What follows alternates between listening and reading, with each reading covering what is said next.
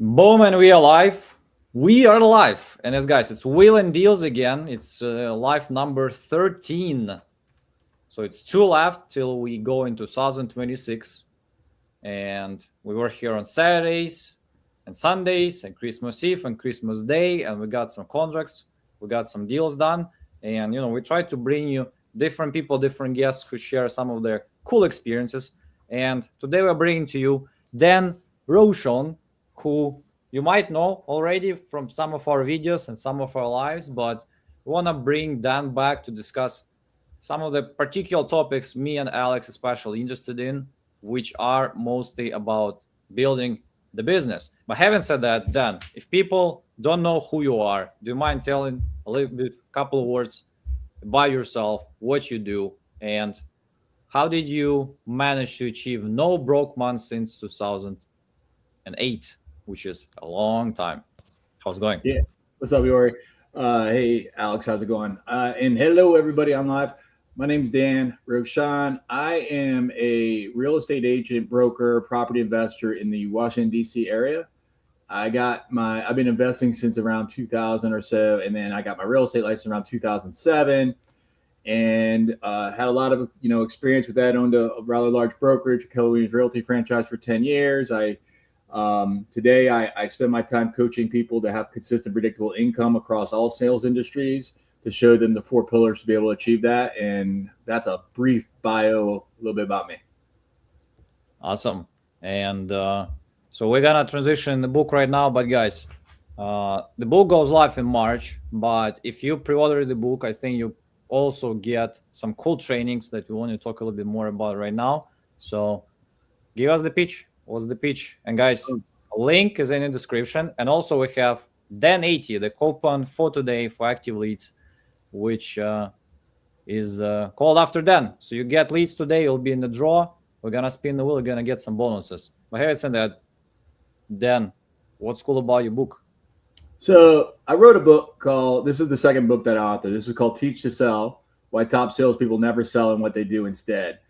And what the book does is it helps people to be able to understand how to ethically influence and how to build a business so that you can have consistent and predictable income.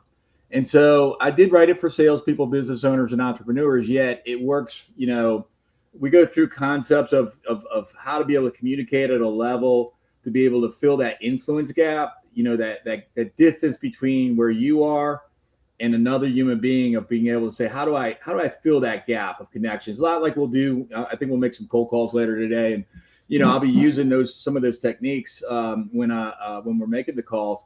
But ultimately, I wrote the book for salespeople. It's something that I had a coach once upon a time that he was saying, Dan, like you're able to, you have a plan to be able to help people to achieve consistent, predictable income. And he had encouraged for me to be able to document in a book in a very, very step-by-step process. So if anybody is struggling, if you've ever had inconsistencies, if you've ever had broke months, if you ever looked in the mirror and says, man, what the hell am I doing? Do I really want to do this? And the book will help you to be able to achieve consistency. Awesome. So let's take as example. So we have Alex. So we're gonna play this game this way. So Alex, I would imagine he doesn't have any issues with being consistent. So he shows up, he does the work.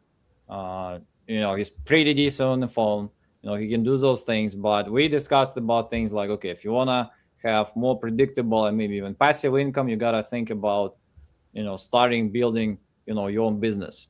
So how do you, first of all, like, what was your thought process maybe when you did your first hire? So what is it shared in the book? How you Sure. need to treat this and how you need to spend, because one of the things that I was talking like to my sales team, because everybody on my sales team, everybody wrote, I want to work less and still earn the same money or more. So, and a lot of them work hard, they stay long hours, to manage to accomplish what they accomplish. But on the other side, I'm trying to tell them, and that was my big message of the week on those, one-on-one calls. I was like, hey, in order for you to build something that will really produce for you passive income, you really need to also allocate extra time to build these processes, or spend time on hiring, or spend time of recruiting, or even organizational things, and spend time managing, maybe telling them how to work, which can be annoying because Alex would probably think, gosh, instead of spending this 1 hour and doing this crap, I could just make more dollars and close the deal. So I know I kind of shared a lot, but what's your full like take on this whole thing? Like maybe what's your experience, or maybe how book suggests, to go from, level where you're grinder, you get leads, you pound them, to, okay, let's start thinking how we're going to build the business. Yeah, you're really talking about, so there's 4 pillars to build a business, right? I'll tell you the 4 pillars, and then we'll talk about the one that you're asking about, which is building an organization, getting leverage and scaling. The 4 pillars to building a business, it starts with, if you can imagine, like if you're building a building, and if you can imagine that underneath the floor, underneath the ground, you have to lay a foundation. The foundation of building a business is belief in yourself. If you don't believe in yourself, you're going to struggle no matter what you do. That's the reality of it. And I go through and teach to sell. I go through exercises to be able to unlock things that will keep us in that cycle of suck, right? Like scientific ways of how to be able to break through that ceiling of achievement that otherwise is holding you back. That's why you get in the same thing over and over again. So that's the ground level, or the foundation is belief. We build on top of that. And remember, this is the step by step. These are the pillars that you need to build a successful business. So on top of that is lead generation, right? So Alex is great at lead generation. I don't like to say great thing. I'm great at doing anything, right? But I'm relatively skilled at it, and I'm I have some success with it, right? So lead generation would be the second part. And then in the book, I break down lead generation into 3 parts: into networking, prospecting, and marketing. Each one of those costs you something. Prospecting costs you time, marketing costs you dollars, and networking costs you both. And the reason why I go through those 3 things of lead generation is because at some point you're going to run, like when you start in business, you have no money. Or well, some people may have money, but most people have no money. And so then that means you have to put the time invested into it, which is why, you're prospecting. But at some point, why would you ever, do advertising or anything like that? Is because at some point you reach a limitation where you're no longer able to scale because you're out of time. All right. So that's the foundation is belief. The first level is lead generation. And then what we'll talk more about here today, and I'll expand on this, is organization. Because I'll expand, I'll just say it briefly. That's being able to leverage and scale. And then the last level of building a business is leadership. The definition of leadership is to teach somebody else how to think so that they can get what they want. All right, so that's the foundation of the book, Teach to Sell. It's also the foundation of building a successful business that's consistent and predictable. So now let's talk about, you asked about the organization structure, right? So in the book, I go through the organization structure, and I talk to you step by step on here's how you can grow, here's how you can scale, and here's how you can do so in a way that's affordable. Before you start to hire, you want to be able to understand that that it's about you first and about your hire second. So what we seldom do is we seldom take a look at ourselves and say, who am I? What are my strengths? What are my weaknesses? How can I supplement this? What do I value? How do I like to be treated? How do I like to treat others, right? So it's really about setting the foundation of who you are first. And that's the biggest step that most people that hire, they never even consider that, right? They really don't even follow a process, okay? But when you understand it's about yourself first, then it's about, leadership that defines hiring. So before you hire, you want to define who you are as a leader, because you're going to attract people who are going to, reflect your leadership style. And then your vision, that's where you're going, and it's going to attract the right talent to you.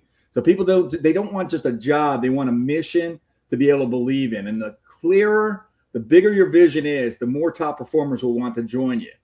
And then culture, I said about wanted to be treated well. Culture is created and discovered. That's the way we treat each other. And you have to start with who you are.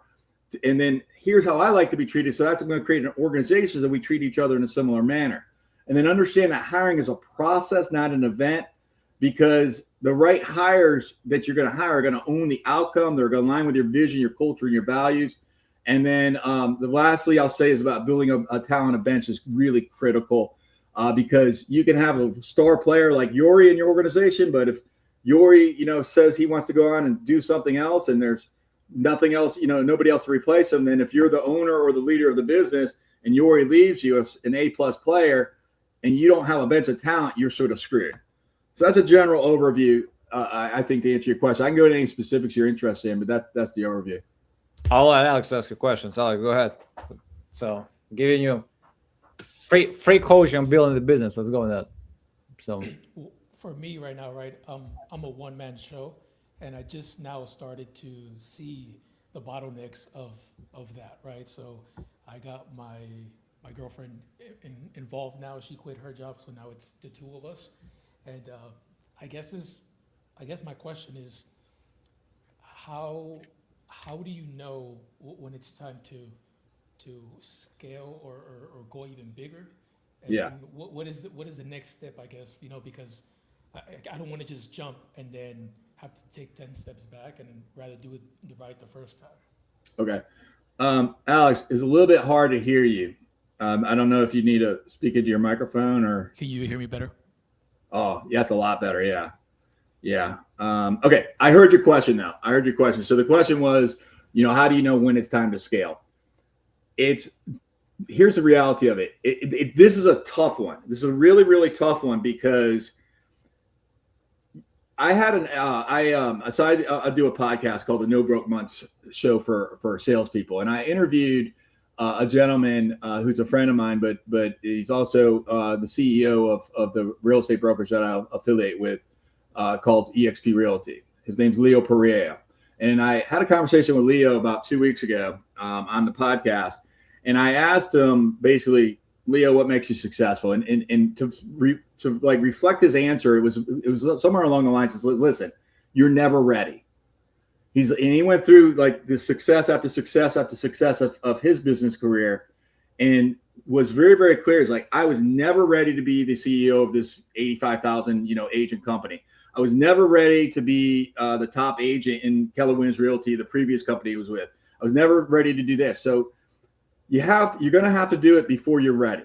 That's the reality of it. Now, on the other side of that, you also have to be able to balance your money and manage your money properly. So the best answer that I have for you is that your first 2 hires that you make in any business, I recommend that you do those virtually. And because if you're based in the United States and you believe that only Americans are talented, that's I think just ignorant, and it's egotistical, right? So if you could, first of all, if you can recognize that there's talented people across this entire planet, and that there's economies that will allow for the American dollar to go much further in other communities.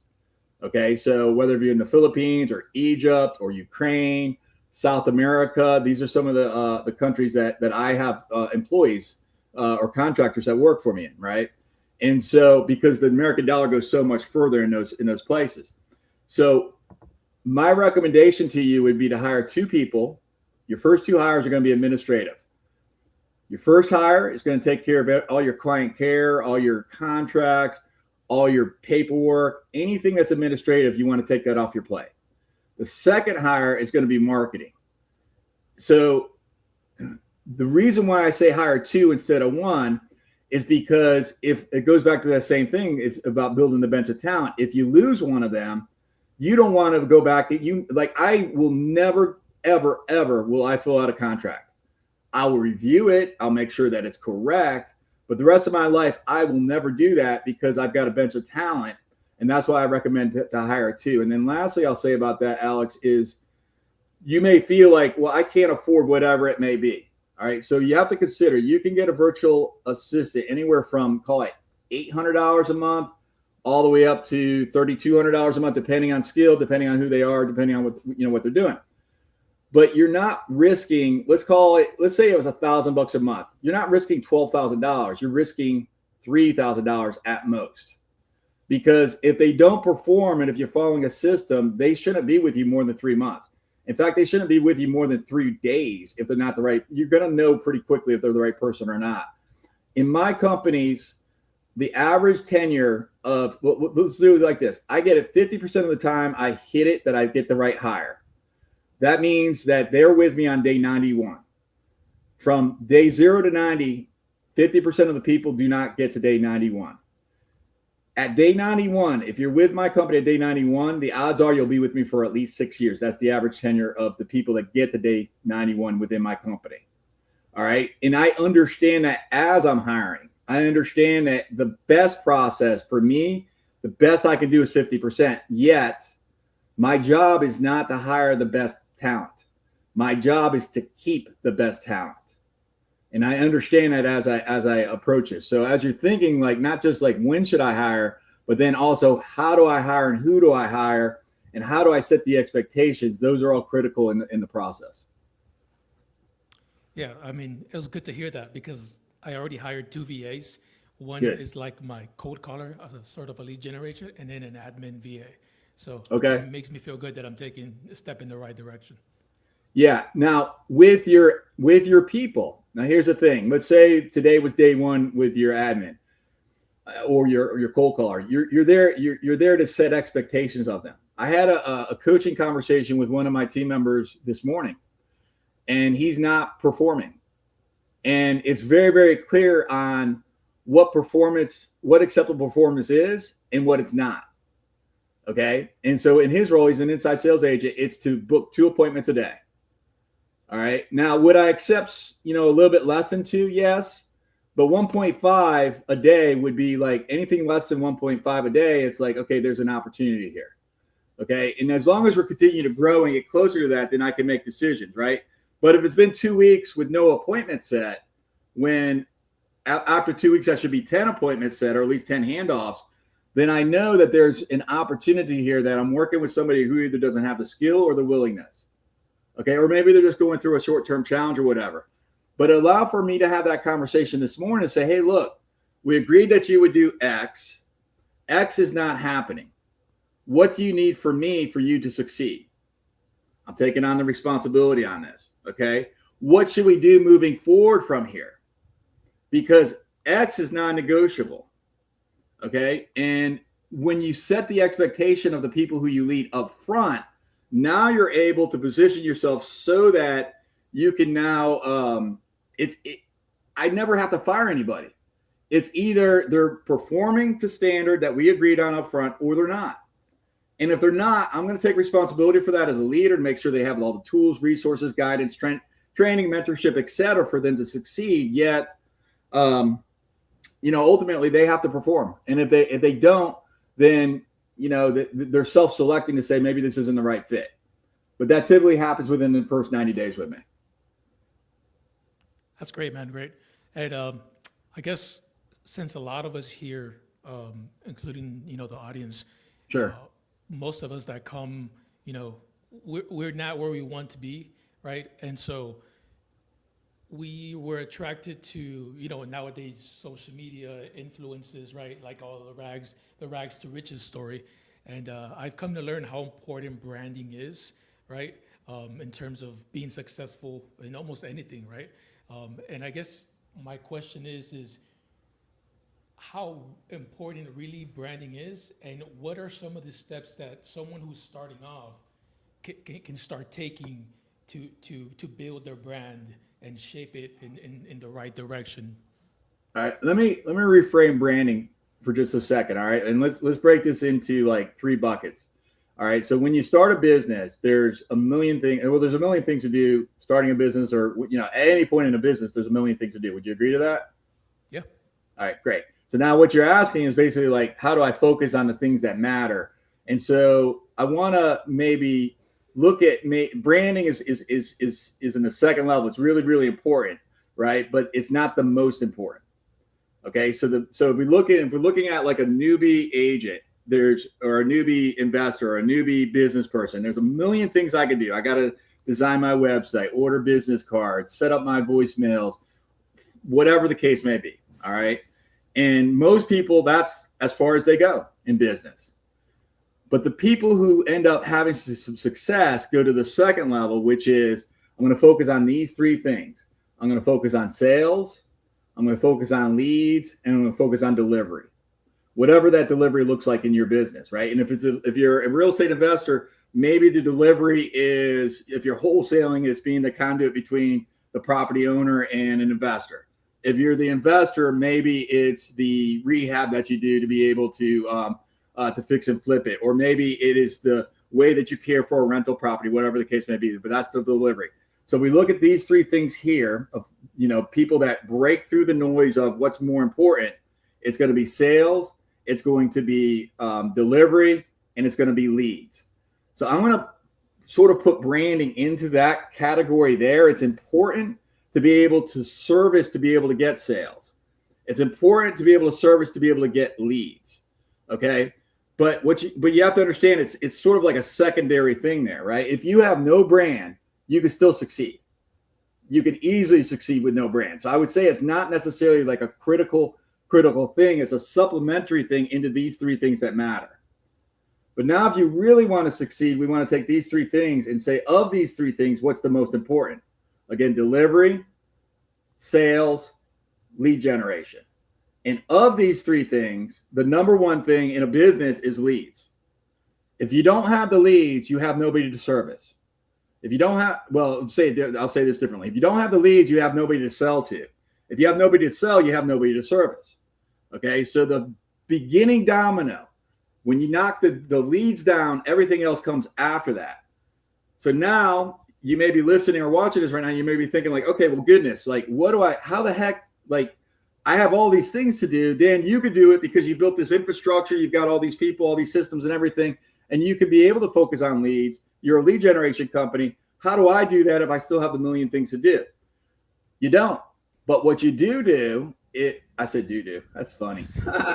What you do, but what you do is that you focus on like your daily activities, and you say today, you just sort of focus on what I did today. Today I built a website. Today I sent some emails. Today I made some phone calls, whatever the case may be. And then you look and say, of these three things, or of the things I did today, which fall into that second box of the priority? Which of them are sales? Which of them are delivery? Which of them are leads? And then notice, and now you've got like a bucket. We go back to that first question that you asked about, okay, well, how do I leverage? Now you got that bucket of everything else that's not those three things that you leverage off to somebody else, or you leverage that off to a system. Okay, with technology today, with artificial intelligence, you could be so much more productive with the tools that we have today than when I started 20 years ago, by far. Okay, so it's just about paying attention to what are you doing day to day. And then as you start becoming aware and you start recognizing, well, man, I'm not putting any time into sales. I'm not putting any time into lead generation. I'm not putting any time into client delivery. Well, goodness, I got to figure out a way to get rid of all this stuff that's taking all my time so that I can then focus on these three things. Then as you're focusing on these three things, you continue to do that. Continue saying, well, how much of my time today did I focus on getting leads versus sales and delivery? And what can I do to scale to leverage sales and delivery? Now you have like a pathway of how to be able to build it, so that in your mind you're always just paying attention to, I'm not worried about where I am. I know where I'm going. I know what the pathway is to get there. So I'm not going to be resentful that I don't have the resources to be there yet, but I'm going to be clear on what I need to do to be able to get there. Does that make sense, Alex? Yeah, absolutely, man. You hit it. Kind of like what you need to hear right when you're at that level, because there's so much. You got to drown out the noise. There's information from everywhere coming at you from all directions, and it's important to know that you got to identify and prioritize. What's better for you at the moment, and then how to get there, and what steps to take next. But let me, before you ask your next question, let me just like summarize that real quick. Here's the reality of it. If the only thing you could do in business is to have 10,000 leads, everything else will work itself out. Right? Like if that's now that's an easy thing to say, but how the heck do you get 10,000 leads? Well, iSpeedToLead's a great company to be able to get more leads, right? Like literally that's the company that, one of the companies that we get a bunch of leads from. And I'm sure you do as well. And it's like, how do I get more leads? How do I get more leads? How do I get more leads? And then it just gets into, managing your money, because, there's a certain amount of money that you have to be able to invest into it. Yeah, perfect. Makes perfect sense. And I guess my main question, right? I look at your cool neon sign back there. Yeah. How do we have no broke months? Consistency. My personal trainer asked me that same question. Well, a similar question. You know, he asked it differently, right? But basically, he's asked the same question. And this was a few months ago. And I looked up at him, and I just said to him, I said, "Look, the answer to that question is it's a simple, easy question. I go to work every day. It's that simple." Okay. Now I know what my job is. I'll tell you what the job description is here in a second. But I go to work every single day, and for 1 to 3 hours a day, I do my job. I hear that. 1 to 3 hours a day, I do my job. And the reason why I say that is because right now I'm working, but I'm not doing my job right now per se. This supports my job, right? It brings awareness to my brand. It brings awareness to people that I can help, but it's not necessarily my job. So what is my job then? There's 5 things in a job description, okay, of a salesperson. Those 5 things are again, goes back to number 1, generate leads. Number 2 is then to convert those leads to meet with you.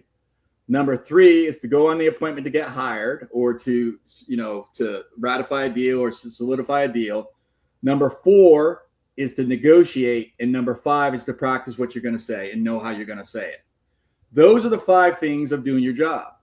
So how have I had no broke months since 2008? I have focused 1 to 3 hours a day, 5 days a week, doing those 5 activities. Now, as a business owner, I have 5 different activities. So what I just described was me as like a technician, as me, being in the business. But if I want to build a business, there's 5 different things. And I go through this in the book, Teach to Sell. Everything that I'm sharing with you, it's all outlined in the book, because I can only have so much time here.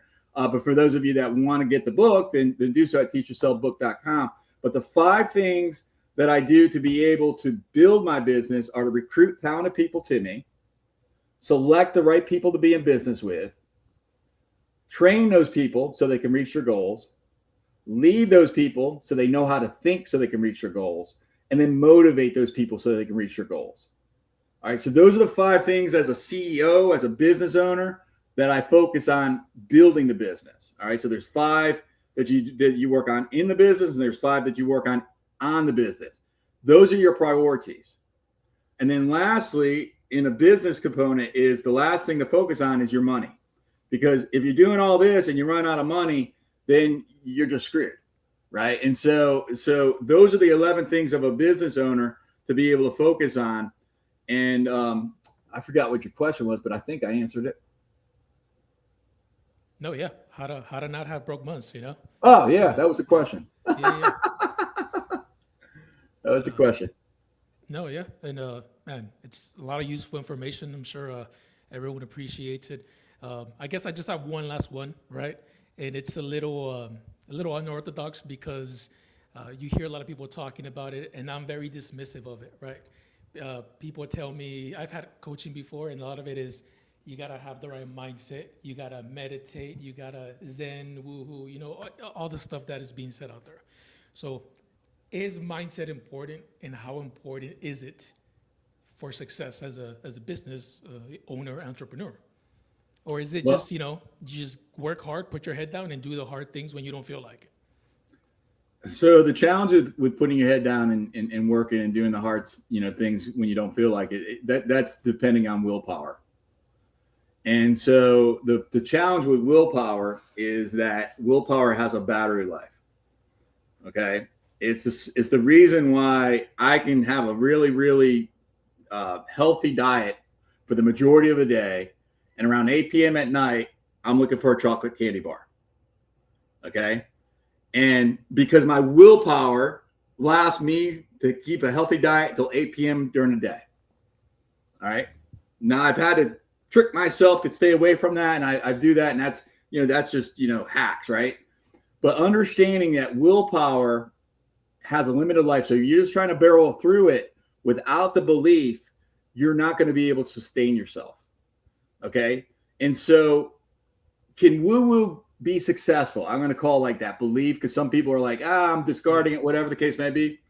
Well, if you don't believe it, then no. Right. But if you believe that you can improve yourself as a human being, if you understand the psychology that we spend the majority of our lives unconscious, in our subconscious, right? You drive to the store, you get there, and like, holy goodness, like I don't even know how I drove here. Were you safe? Probably so, right? But you weren't conscious about what you were doing. We've all had that experience. By the way, I'm a certified in hypnosis. That is a hypnotized state. Being hypnotized is when you're in that subconscious, right? So understand, and this, all plays into your question about, is it important? So if you spend the majority of your time operating from an unconscious level where you don't have an awareness, then the times that you are conscious is your opportunity to program that subconscious state. That's where things like meditation, affirmations, reading, podcasts like my show, the No Broke Months for Salespeople podcast, relationships, exercise, reading. That's where those things are able to be able to help you, because what you're doing, is not woo-woo, it's science. And what you're doing when this happens is you're programming your subconscious. So now we go back to that willpower, because if I'm empowered subconsciously to know that I'm going to probably get 25 rejections for every one yes that I get, now I can be able to manage those rejections in a way that I don't assign meaning to them. Now I'm no longer relying on my battery life, because what I've done is I've changed my state to understand that the process of getting rejected is the process of getting accepted, right? You may get accepted on the first call, right? You may get accepted on the first reach out there, but I'm going to tell you, I don't get accepted 100% of the time. And I've been doing this for a really long time at a really high level and with a really high skill. And even at that, I still know there's going to be way more no's than there's going to be yeses. And for me, the mind work, the body work, the spiritual work, the mental work, that all feeds into me being healthy to be able to get kicked in the teeth and get a setback, get a deal blow up in my face, and still be able to continue with a blessed heart. Tons of value, man. Yeah, really appreciate you. Just to make sure you don't invoice me for any coaching, send it to Yuri. They'll pay the tab. All right, Yuri. Yeah, for sure. That's extremely helpful. I'm pretty sure everybody else is going to appreciate these nuggets, and make sure you guys take notes, and more importantly, apply them, use them. Ready to make some dials? Let's do it. Absolutely. Let's go. Are we both making calls at the same time? How are we doing this? You are the star of the show, so. Oh, okay. So you just dial them by one, and all you right. get leads. All right. I'm going to be dialing. I guess you guys should talk while I'm dialing, because so one of the things with lead generating is it can be boring. And for those that have not done this, you may be like, that's crazy that this can be boring, because it can also be scary. But what I can reassure you is that at the other side of the fear is that's where success comes. All right, so that's what's crazy, right? Like the boring and the scary things make you money and successful. Thank you for calling. Please press 1 to connect your call. Do you want? I can put myself on mute while you guys talk, and then take off when I get somebody. How do you want to do that? We usually just dial till we get someone, and then the other person mutes themselves. But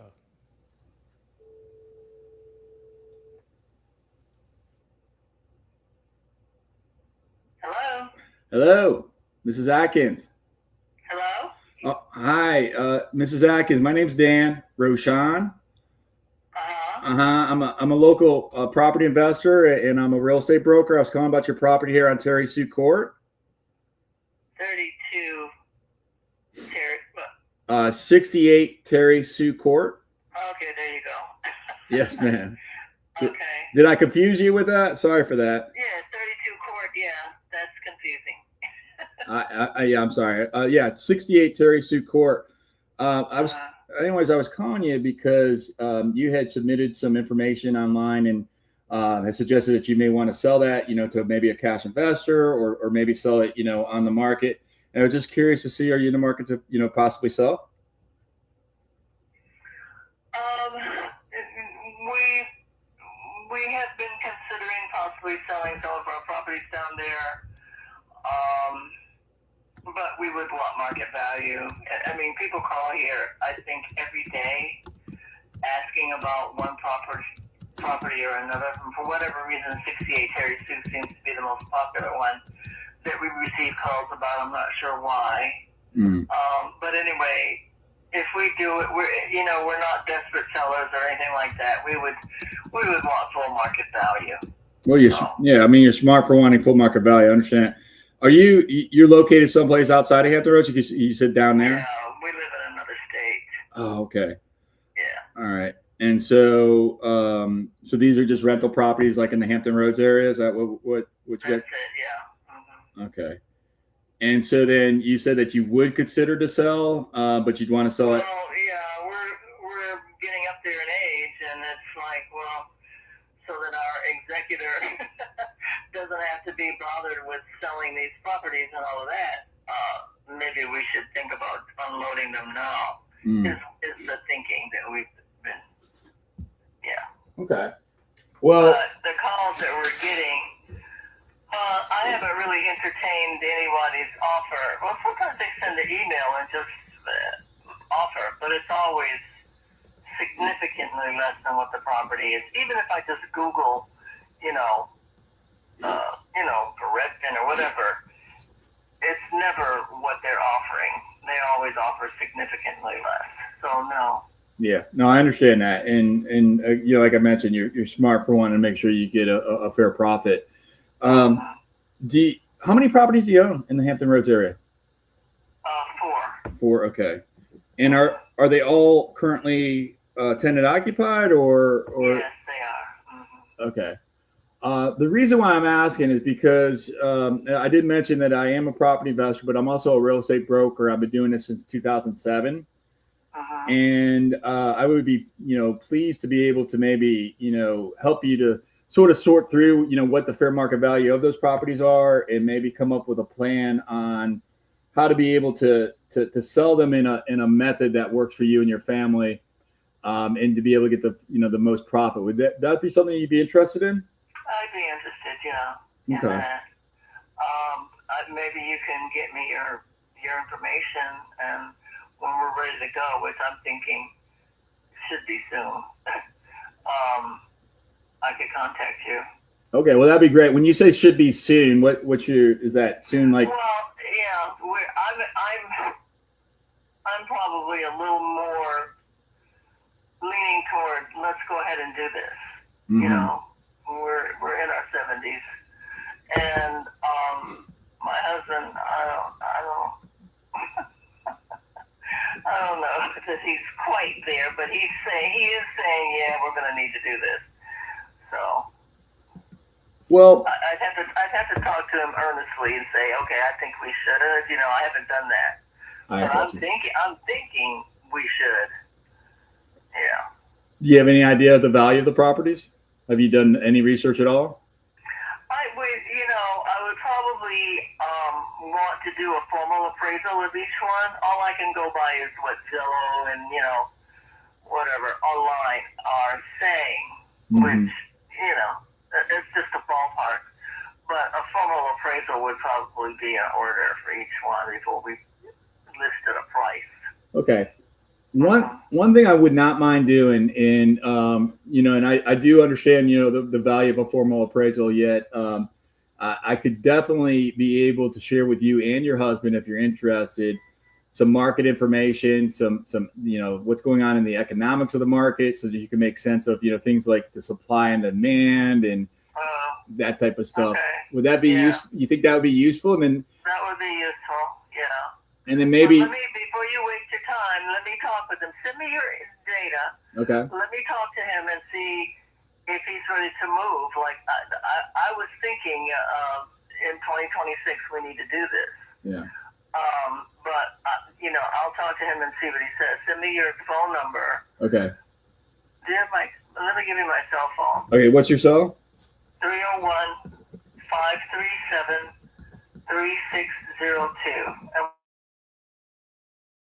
My name is Dan Roshan. May I repeat that back to you, that phone number? Sure. 301-537-3602.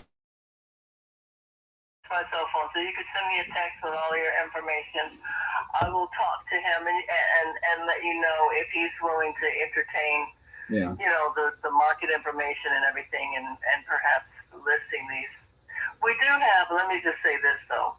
We do have a property management company, which is Allied Belkey. Mm-hmm. I don't know where you are. Where are you? I'm actually in Northern Virginia, but I have a team that spans the entire state of Virginia, and I've got 3 local agents in Hampton Roads. Okay. Well, there's a property management company there called Allied Belkey, and they're the ones that manage our properties. They manage all 4 of them, which means when a tenant moves out, they screen new tenants, go in and do whatever repairs need to be done in order to get it ready for rent. They evict if necessary. They begin the eviction process if we've ever. We haven't had a lot of problem with that, but they manage the property. They collect the rents and then deposit it into the appropriate accounts and so on and so forth. I'm not sure. Do they sell property or not? We may need to. That could be a problem too. Well, I don't know if Allied Belkey sells real estate. Whether they do or they don't, I mean, you don't owe them anything. You don't owe me anything. It's just what you owe is your family to be able to make sure that you're getting the best representation when the time's right. And Yeah. I was just thinking when you were talking, because I sincerely would not mind, because a lot of times I appreciate you're going to talk to your husband, but sometimes we just make decisions that are not necessarily well informed. And so it may be, instead of saying, hey, honey, do you want to sell? Maybe, hey, can we talk to this guy and maybe just sort of get an understanding of what our options are? And then that way you're making an informed choice, whether it's 2026 or later even, at least you make an informed choice about your options. And I wouldn't mind doing that. Okay. Well, send me your information. I will text you. Yep. I'll text you right now. And then if you want, you can text me back even the 4 addresses. And then if he says yes to that, we can maybe next week do, and I don't know if you're comfortable to do a video call or not, a Zoom. If you're not, we can do a telephone call. I can email you. I'm not quite sure what we're getting ready to do. We were actually scheduled to leave on a cruise tomorrow, and we're flying into Taipei, Taiwan. And the cruise ship is leaving out of there, and it cruises all around Asia, blah, blah. But China is shooting off missiles off the water off of Taiwan, and it's like, ooh, we're canceling. We're not going to go. And he's saying maybe we should just go someplace else right quick. We're already packed. Oh, goodness. So How long were you planning to go for? we were going to be gone we were doing 2 days in Taipei before the cruise, and then 2 days afterwards in Singapore. So the cruise is 13 days, and so 13, 14, 15, 16, 17. We'll be gone 17 days. That's not right, because we wouldn't be back until the 20th. So 20 days, let's just say. Would it make sense if maybe we reconnect at the end of January? That would make sense. All right. That would make sense. Are you going to send me your information, though? Yeah, I'm going to text you. I'll text you my information here in just a few minutes, actually. I'm happy to do that. And I'll share with you a quick video about our services, and I'll share with you some information where you can if you got a computer or a phone, you can also Google my name. It's Dan Roshan, and I'll send that to you when I send you the text. Okay, great. But if you want, I could maybe give you a call, like maybe January 20. Oh, let's see. You said maybe January 30th or something like that. 20th. Yeah. All right. Yeah. Okay. I'll give you a call. Do you have a calendar? Because I can send this to you. January 30th. I have Google Calendar on my phone. The number I gave you. Okay, so Okay. I will send you a calendar invitation for January 30th at 11:30. Is that a good time? January 30th. It's a Friday. What day is that? It's a Friday. Yeah, that's fine. Okay. What's your best email address? I'm not sure if that can be texted for that. I don't think that can happen like that. I can email it to you. My email is B as in boy, V as in Victor, BVONNE@AOL.com. BVONNE@AOL.com. Yeah. Okay. I'll email you a calendar invitation to remind you, and I'll give you a call on the 30th at 11:30.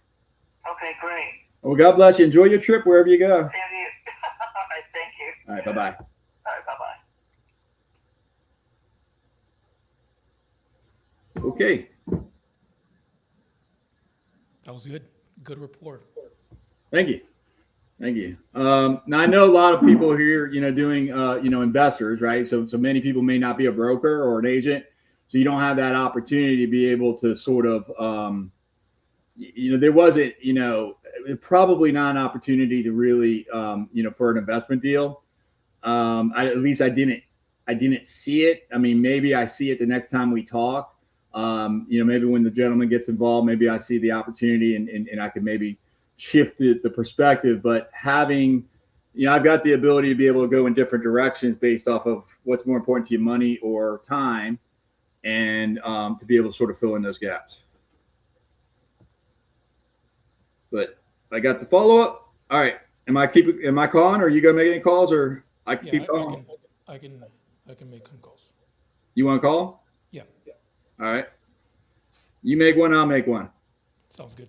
That'll give me a chance to put my notes in on her. Oh, one thing I'm gonna do. Check this out. So I'm gonna while Alex is getting set up, I'm gonna go ahead and record a video for her, and this will start to develop the relationship somewhat. Give me 1 second. Mrs. Atkins. So here's a video I'm going to send her. Mrs. Atkins, hi, it's Dan Roshan. Just want to say hello so you can put a name with a face. It was really a pleasure to speak with you today. And I know you're going to talk to Mr. Atkins. And I know this isn't a priority at the moment yet. In 2026, you may end up wanting to sell. I'd love an opportunity to be able to sort of guide you through the process, give you some choices. No commitment at all. Just be able to serve you. I'll give you a call on January 30th at 11:30. Enjoy your vacation, whether you go to China or someplace else. And Happy New Year. God bless you. All right. So I'm going to go ahead and text that to her. So I did get great, man. the number. That's a cool little trick. Oh, I heard you talk. I thought you had somebody on the line. I got her cell number. I got her email address. If you notice, the way that I did both of those was, I didn't say what's your cell number. I didn't say what's your email address. Instead, I said, I wouldn't mind, texting you some information to be able to that you can understand how I help you. And then she's like, okay, yeah, I'll give you my cell number. So you sell the value and then you ask for the cell number. And then with the email address, I said, okay, I'm going to send you the calendar invitation. And she said yes. I said, okay, great. What's your email address? Because I don't think I could text it to you. Right. So you see how I was able to gather the information relatively seamlessly. And now I've got some, the data that I need to be able to follow up with her.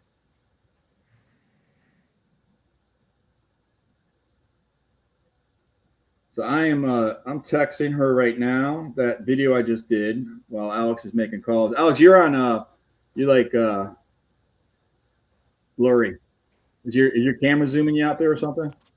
Yeah, give me a second. Let me fix it real quick. No, it's cool. I just want to make sure that I'm here to support you. Mrs. Atkins.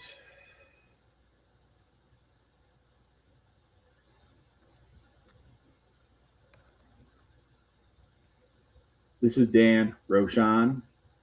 I promised to share with you my contact information, and it was a pleasure to speak with you. I look forward to talking to you at the end of the month on the 30th at 11:30, and for the opportunity to be able to help you.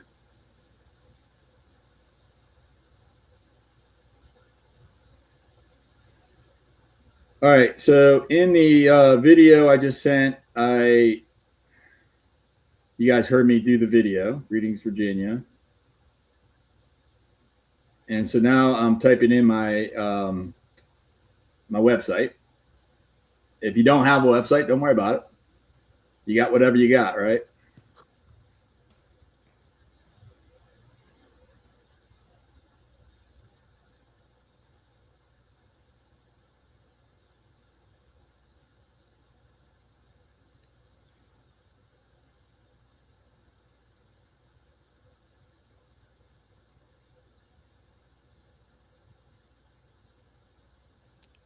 I'm back. Sorry about that. All right, so I'm going to go ahead and I'm sending her this this text, and I'll show you guys the text here in a second. What did I say? January 30th.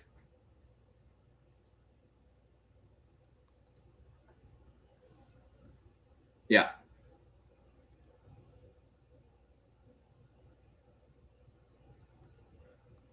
Now, one of the things that I noticed, and she's an older lady in her 70s, is this video text that I'm sending to her right now often has a lot of value for particularly older people.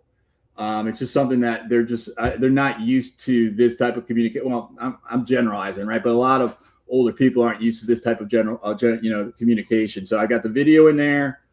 I've got the text I just put in there. I've got my website, and then my website's got a little icon at the bottom of it. And I'm going to send her another video here that's like a video to show her how we can help her. And then I'm going to send her a calendar invitation for the 30th at 11:30. Notice how I did not say, okay, I'll call you at the end of the month. I made sure we booked a call. Now, she seemed to get a little squirrely at the end of that. I would have been able to then say to her, hey, do you have your calendar with you? Can you put this in? She said, she does do Google Calendar, so that's good. So I'm going to send her a Google Calendar right now for the 30th. And in there, I'm saying, Mrs. Atkins, look forward to talking to you about, look forward to helping you about your property here in Hampton. So presumptive language, Mrs. Atkins.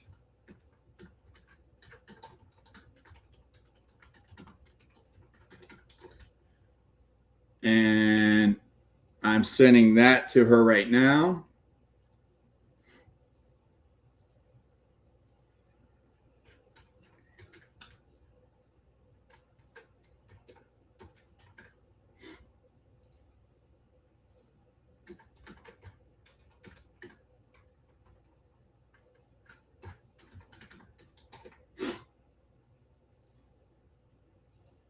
All right, so I just sent her that that message, and then if I was still lead generating, I'd be on to the next. Should we just both, Alex? Should we just both make calls, and then whoever gets someone on the call first, we take off mute? Yeah, pretty much. Like right now, I'm dialing. So as soon as I get Please someone, leave your I'll message unmute for and then- 6123110. All right, so I'll get back on the phones.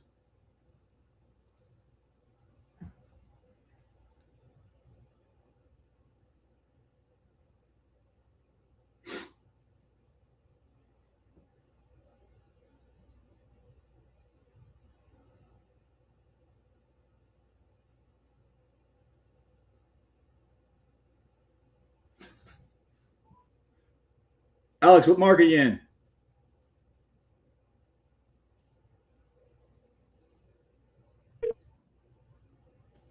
started off. Your here call in, has been forwarded to San voicemail. Antonio.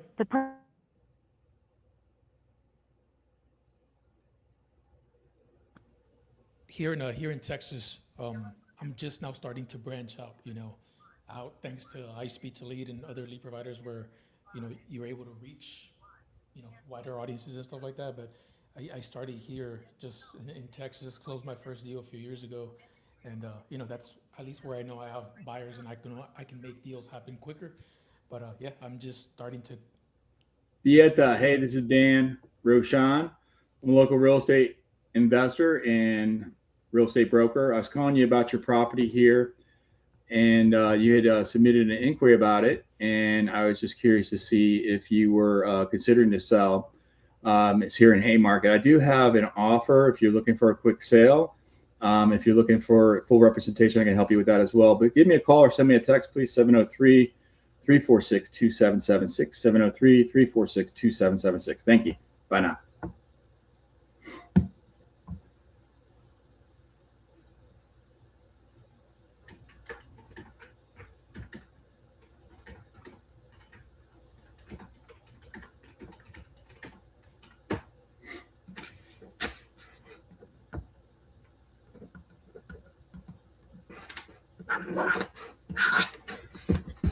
Where did you start, Dan?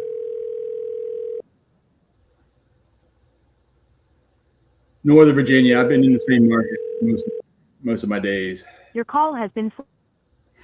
That last call I did was in Hampton Roads, which is outside my marketplace, but I can definitely help her there.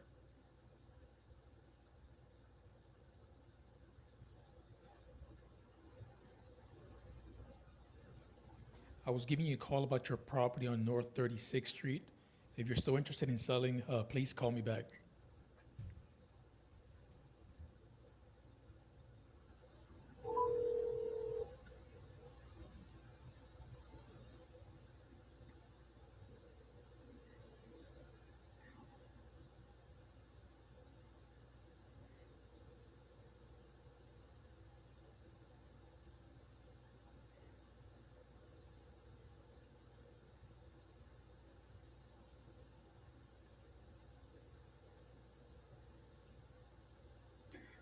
Get a lot of questions about, should I leave a voicemail or not? I typically do. It doesn't hurt to leave a message. So I don't really get a lot of phone calls back, but every once in a while you will. It doesn't hurt, right? Especially doesn't you hurt. know they're motivated if they Brenda, hey, this is Dan Roshan calling, local property investor and real estate broker. I'm sorry that I missed you. I was calling about your property on Red Heart. I've got a quick question for you. I think you may be interested in selling that. I do have a cash buyer, and then also if you're looking for a more profitable opportunity, I can help you with that as well. Send me a call or send me a text or give me a call, please. 703-346-2776, 703-346-2776. Thank you. Bye now.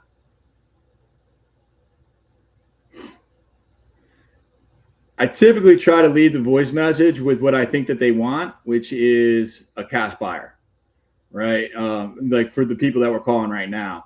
So it depends on, if I'm calling a real estate buyer, then I would say, like as a broker, then I would say something like, hey, I got a home. If you want to talk about, I got a home here in Texas, San Antonio, wherever it is. And if you want to, if you want some details, let me know. So it's like you want to leave, you basically like whatever you think that they're looking for is the way that you're approaching them. So you're not approaching them with, I can help you, like with my services, you're approaching them with, I can help you solve your pain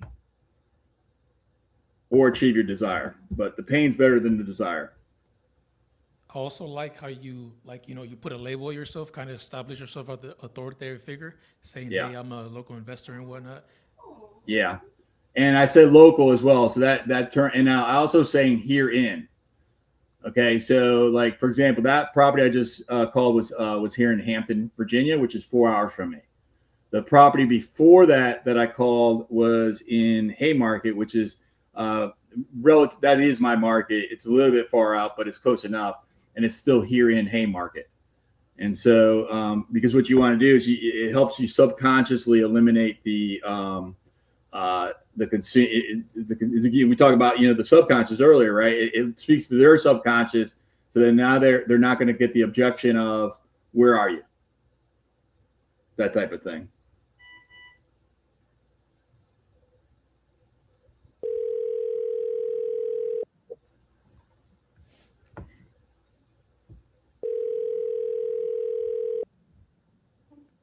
Hello.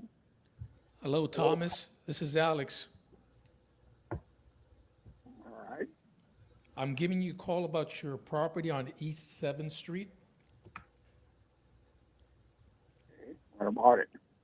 Your information came across from a referral partner, and they thought we might be a good fit to make you a fair offer on this property. Is this something that you're still interested in selling? No, you know what? I'm not. Don't matter to me. If I sell, if I get the price I want to sell, I want $250,000. I'd not take less. So. Okay. And if you're not willing to come up with $250,000, you're wasting my time and yours. Well, sir, I'm not in the business of wasting people's time. If we're not a good fit, I'll tell you. I'll be a straight shooter with you.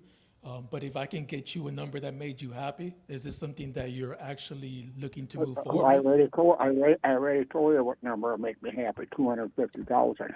So if I can get you 250,000, is this something that we're Yeah. actually moving forward with? Then I'll be willing to sell it. Other than that, I'll just collect rent on it. Okay. Well, let me. In what time frame would you be comfortable closing in?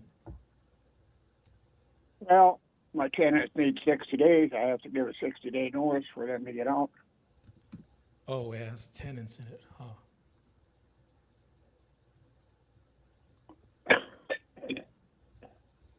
And are you the only owner of this property? Yeah. Perfect. All righty. Then it's free and clear. Okay, Thomas. Well, let me ask you a few questions about the property, right? Once I have all the information I need, I mean, I'll make you an offer on this call, and if it's something that it's not close to your number, like I said, I won't waste your time. And if the numbers make sense, I'll send you a simple 2-page agreement, and if everything's good on the agreement, we'll both sign it, and then we'll send it over to the title company, right?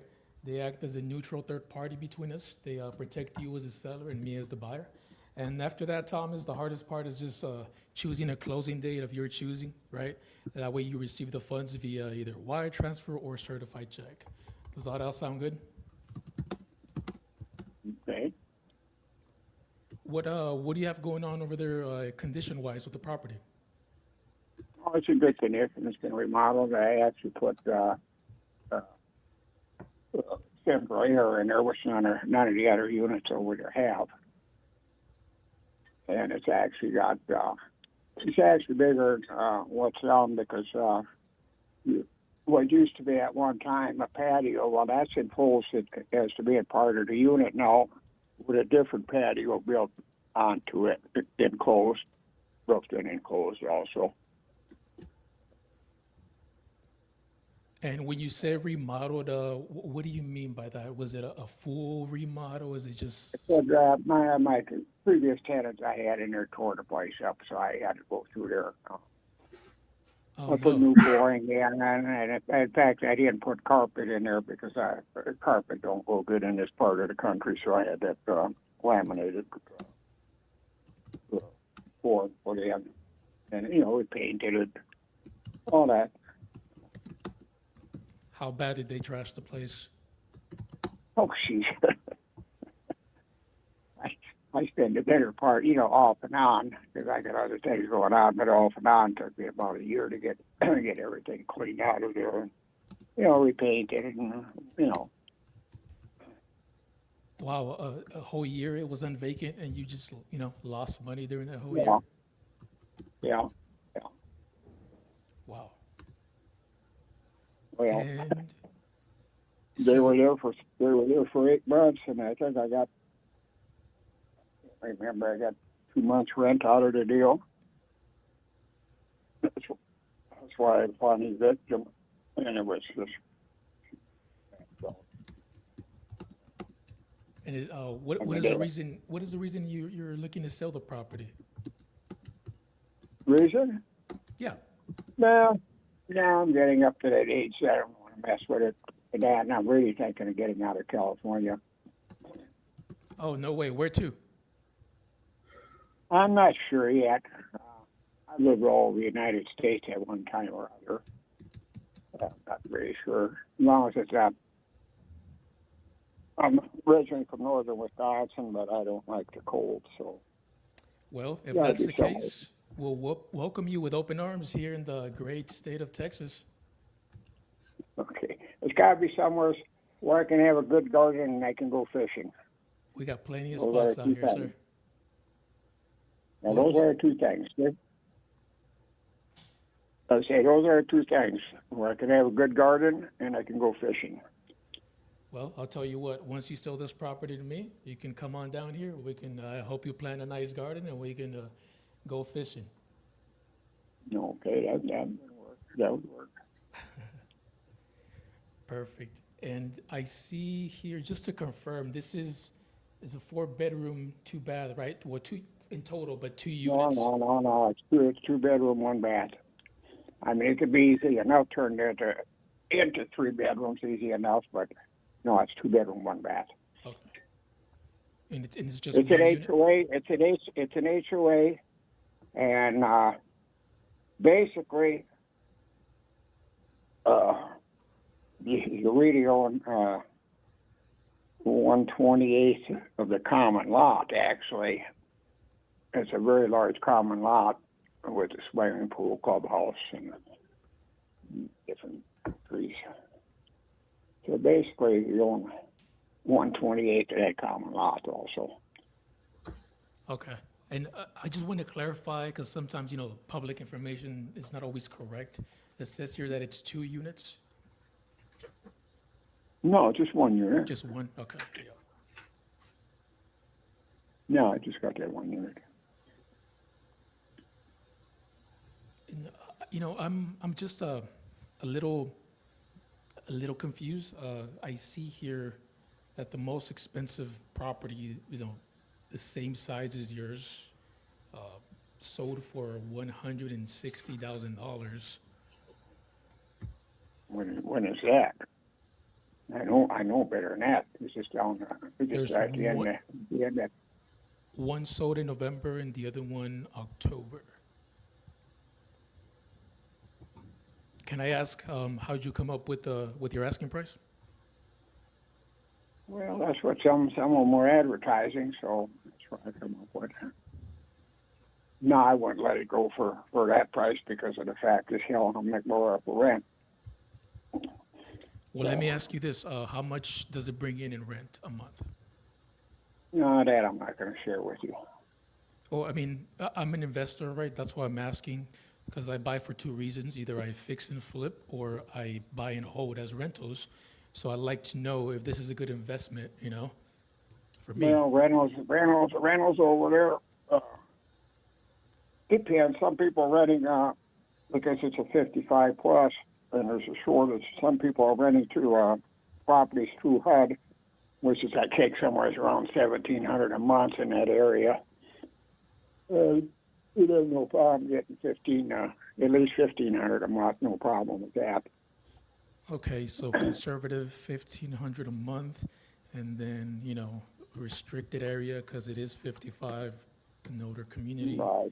Like if you want, like I say, there's a shortage for HUD housing for, especially for adult, 55 people. And, that's a state program, or however that works. Yeah. Okay. And so I'm just trying to. There you're guaranteed your money, because the state's paying the majority of it. Yeah. I guess, can you give me anything to justify why, paying $250,000 makes sense and I'm only getting $1,500 in return every month? Because, last time I checked, I think I can do better in the stock market with those returns. Well, that's why I want to sell it. I'll reinvest the money one way or the other. And what are you looking to invest with the money from the proceeds? That's still up. That's all up in the air. Got it. Well, I'm trying to think of my options here because I'm definitely looking to buy a property in this area, and I'd rather get it done sooner than later. And I mean, I love to buy your property. I'm just trying to figure out how we can make this a win-win situation for the both of us. Well, like you say, that's what I want for it. You can find cheaper property over there in that area. That's fine. Which I don't think you are. And I guess my main concern here is would it be hard to keep this tenant occupied? I know you said it was vacant for a while because of the repairs and stuff. Yeah, the tenants I've had in there, I've had very good tenants in there. No, they pay the rent on time. They don't complain. There's minor repairs, they'll do it themselves and just deduct it from the rent. If it's major, then that's no problem. So anyway, I've got good tenants in there. And I'm not going to give them a notice to leave unless I know it's sold. Got it. Okay, Thomas, there is a way I can get you your asking price, but it's definitely not going to be a cash offer. And I guess my question to you is, would you be open to, giving me some time if I'm able to give you your price? Yeah. But when you talk about not a cash offer, what are you talking? Well, I can give you your asking price. It's just going to take me a few years, right? So, in a sense, are you open to being my bank and, just receiving mailbox money without having to deal with the headache of, being a landlord anymore and having to deal with a whole year of vacancies after expensive repairs and whatnot? And we can have you here in Texas fishing and doing some gardening. That's possible. That's a possibility. Yep. Because I'm seeing very difficult to get the price just with the figures, right, as it stands. But I can definitely get your asking price if you can give me my terms. Depends what the terms are. I'd have to see them. Yeah. Well, typically I do. We set up an amortization of 30 years, but it's only up to 5 years, and on the 6th year, I pay you the remaining of the balance, right? How long for the remaining balance? After the 5th year, so on the 6th year, I know a lot of people may call you and try to offer long terms, but I've done this plenty of times, and it's become good practice for me to set up a 5-year balloon, right? So meaning at the end of the 5 year, at the 5th year, I just cash you out.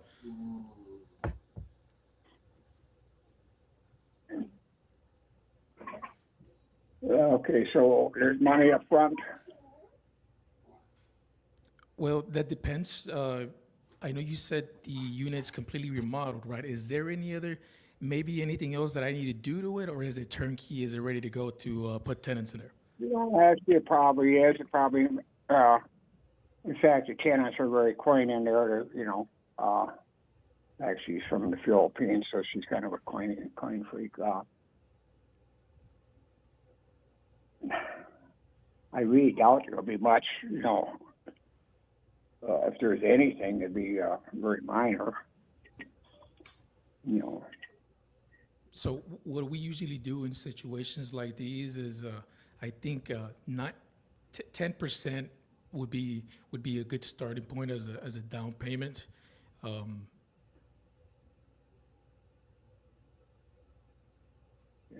that's only down.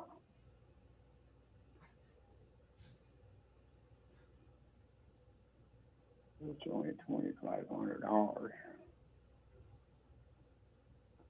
No, that's $25,000. $25,000.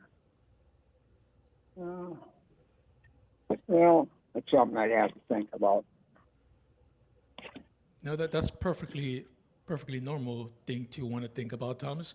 What is it that you might need to think about? Just because a lot of people think they need time, but I feel like they need information, right, to be able to think about it. And right now, if we're working on a deal, I'm your source of information. So is there anything else that I can give you that might help you make a decision?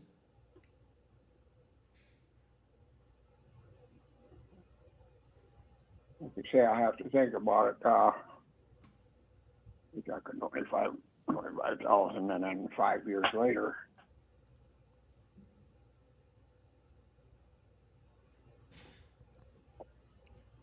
So is it the time? The time is the time being an issue? Well, okay, I got to think about that. Really.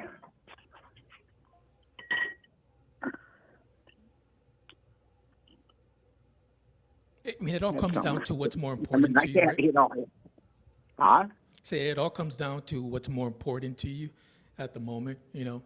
Because, I mean, if speed and you know, convenience No, is, speed is not important because like I said, I got hell. I'll just sit there and collect the rent off of it. No matter to me Yeah. one way or the other. yeah, you know, and at the That's beginning of what the I say. call, I don't have. I'm in a position I don't have to sell it. You know, it's just if I get what I ask for, that's fine. If I don't, so be it. I can worry about it. I'm in a good position there. yeah, absolutely. You know, you know, when you own assets, you're definitely in a great position.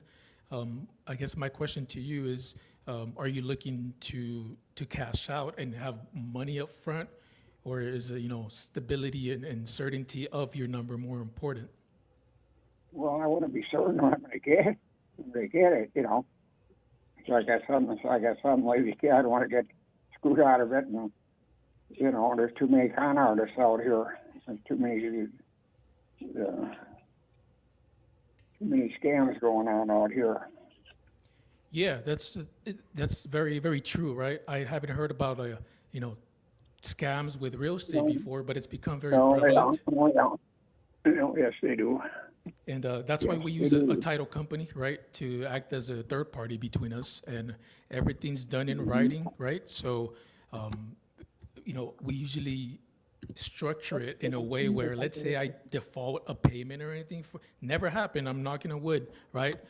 Knocking on wood, I'm never in that situation. But if for some reason we default on a payment, then you get your property back, right? The deed get transferred back to you, and you take everything that I've given you up until that point, and you know the equity it's built on the way. So, and you know, title company makes sure I'm legit. They make sure that you're legit as well, that you have the right to sell the property, right?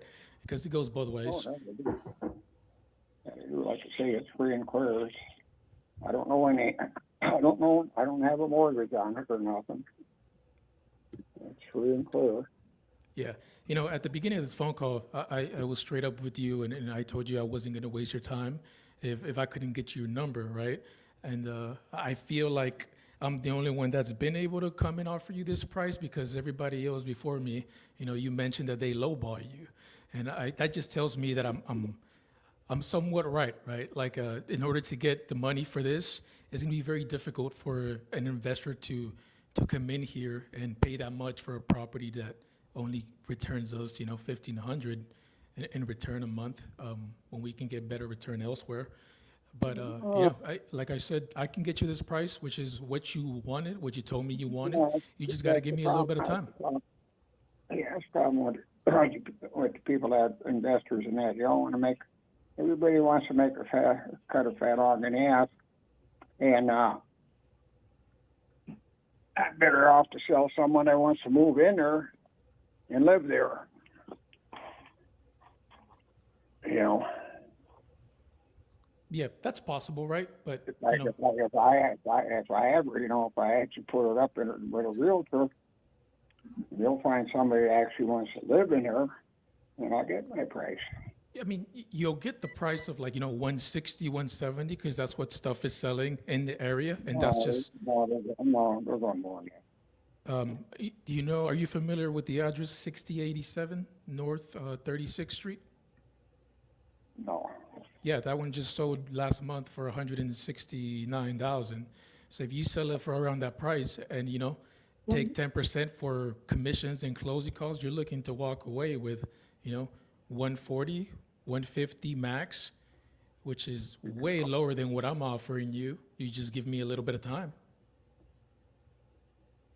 Well, either way, I got to think about it. I can't sit here on the phone. I mean, you know, you're going to give me an offer, so I'm going to make a decision here in 5 or 10 minutes.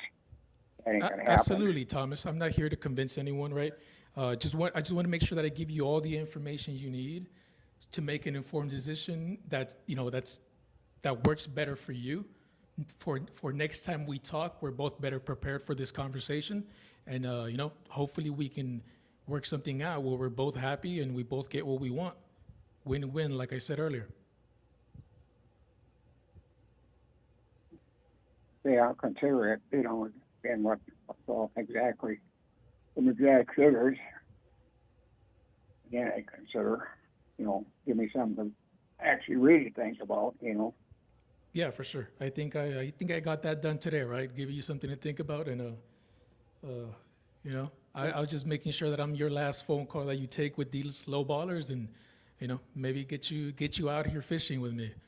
But I totally understand. If there's any more information you need from me, I'll be more than glad to provide it for you. And when's a good time to we can set something up to talk again? Yeah, I'm not sure.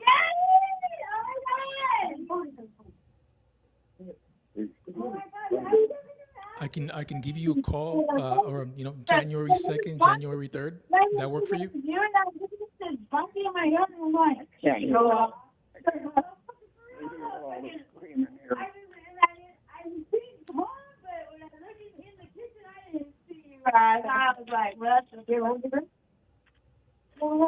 Mr. Thomas? yeah, I think we better talk another time, okay? Okay, yeah. I'll give you a call. You have a good day, okay? All righty, Thomas. I'll give you a call right after the first a few days. Does morning work better or afternoon? All right, you have a good day, okay? Hey, Thomas, one last question. Yeah? When's the best time to call you so I make myself available? Daytime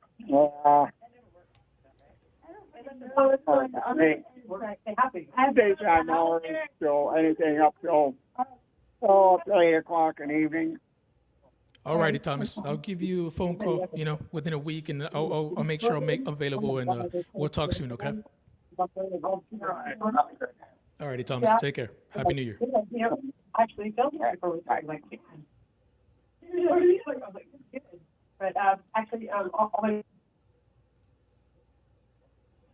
Good job, man. It's a good call. Thank you. Perfect call. A plus. Let's go. You guys hear that? You got an A plus. You're really calm, and you controlled the conversation, and you that was a tough one, right? Like, so I could see you figuring it out as you went, like, okay, we're how to make this deal work. And when you went with the financing one, I'm like, yep, that's a good way. But yeah, those numbers will never work. Yeah, I piqued his interest though, right? Like, I can get your number, just give me some time. And yeah, because if you think of the retail price of it is 160, and he wants 90 grand more than that, and it's probably not in great repair, then Yeah. And kind of anchored him like, hey, if you list it, you still got to pay commissions, closing costs. You're walking out with 140, 150. Those damn real estate agents. 100K less than what I'm offering you in just a little bit of time. So I love it, man. Good job. Yuri, you with us still? Did Yuri leave us? Yuri is always there. But let's see you making it down. What we wanna maybe talk about one more chapter from the book. One more chapter from the book, or any? I mean, maybe Alex, do you have any more questions? So sure. Anything you want to tackle?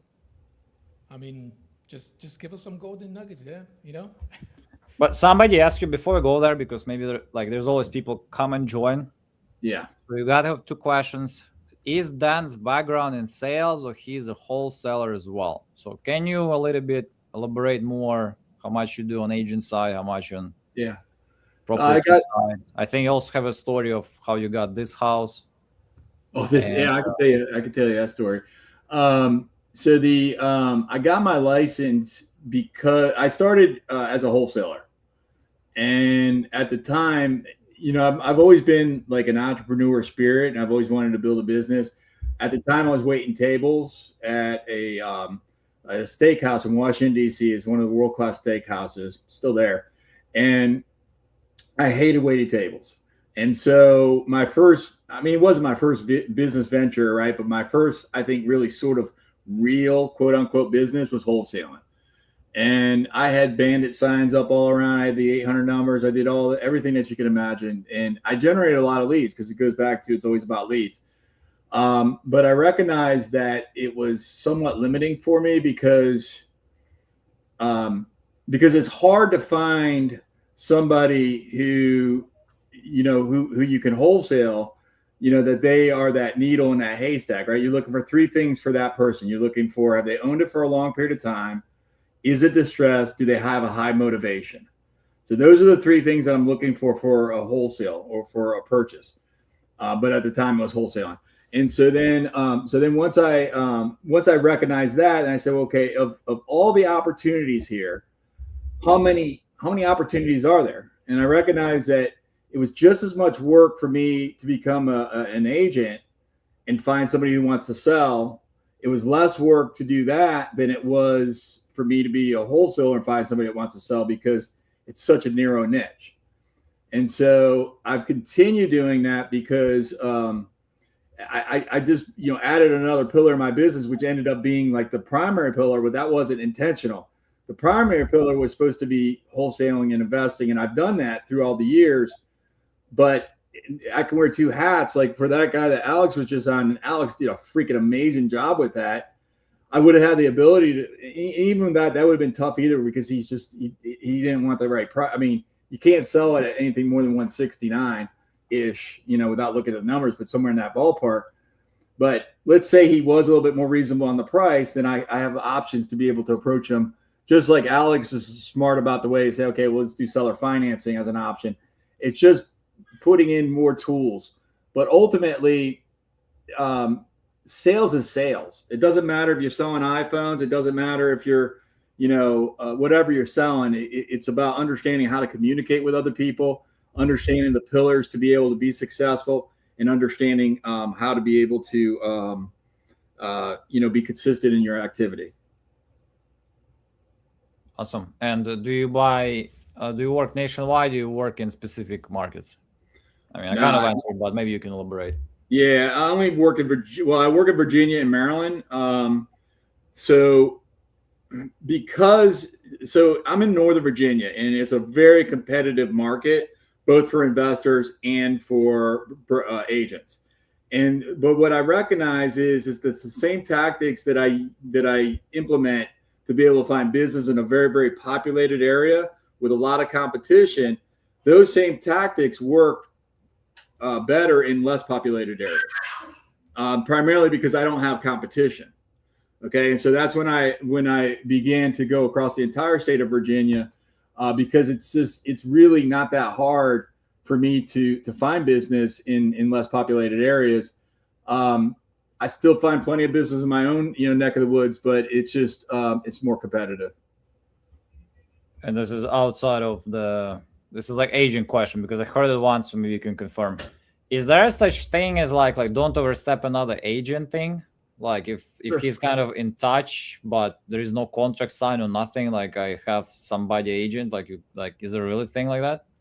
Yeah, well, two things. First of all, talk to your broker. Secondly, it goes state by state. But in my state, that's if you're a realtor, if you belong to National Association of Realtors, then it's a part of the code of ethics, which it means that you cannot contact somebody else's listing as an agent.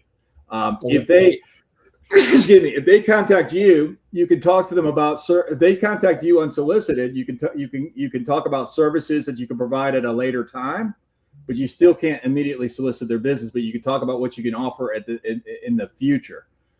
So if you're a realtor, then you're confined to those. You may or may not have state confinements that I'm not aware of, because I don't know every state. And then your brokerage may or may not have some rules, and that's why I would say talk to your broker and make sure you know your state rules. But I'm not asking about when there is already active listing. What if there is no listing, but they I kind of have the agent who helped me with previous house, blah, blah, blah. That's free game. That's free game. Oh, okay. Yeah. So it's only protected. It's only protected if they've actually hired somebody. Okay. Yeah. It's interesting because I come across that from time to time, and you annoy another agent because you call somebody and you're like, that's my client. I'm like, no, that's not your client. That was your client 8 years ago. And I recognize and I respect that you've maintained a relationship and they'll most likely hire you in the future, but I'm not doing anything inappropriate to not enough relationships if I got the next listing. So that's Yeah. no, I'm telling you, like that's what even I notice amongst wholesalers. I feel like even though wholesaling is like way more, I know this word predatory way of doing things, but somehow wholesalers not going after each other that much when on the calls. Like, you know what? Which I personally, I'm all about winning. So unless it's something illegal, I'm all about winning. So that's been my thing. So I guys, find that I'm not in a position very often that, well, let's put it this way. So like if I have my real estate agent hat on, I sincerely, the only thing I really care about, well, first of all, I want to get the listing, but secondly, what I want for that client, like I will only get annoyed if they went in and they hired an agent that's not going to do a good job. I genuinely will compete for that listing all the way up until the moment that I get hired or I don't. And if somebody else gets hired rather than me, and if they're well qualified, and because it's a small community, and I know that they're going to take care of that client at a high level, I'm good. Because I can be proud. It's the only thing I can control is my activity. I can control my beliefs. I can control my thoughts. The things that I can control. That's all you can control. The outcome is the outcome. So if you do the work and you don't get the outcome that you desire, then you reflect on, well, did I say it to the right person? Did I say it often enough? Did I say the right thing? Right? Because if you're not reaching your goals in sales, whether that's wholesaling, real estate sales, investing, peanut butter and jelly sandwich sales, whatever it is, it's going to be because you're not doing one of those three things. You're either not asking often enough, you're not asking the right people, or you're not saying the right thing. Alex is one of the most skilled callers I've heard in a long, long time. Right. And so, when you hear Alex's skill, I could tell you with certainty, it's not going to be a skill set with Alex, unless if he's got COVID one day and it's like completely off base. Right. But it's not going to be his skill. Right. And so then it's like, who's he calling? And we know he's going to say the right thing to them. And then how often is he calling? If he makes one call a day, he won't be very successful. None of us will.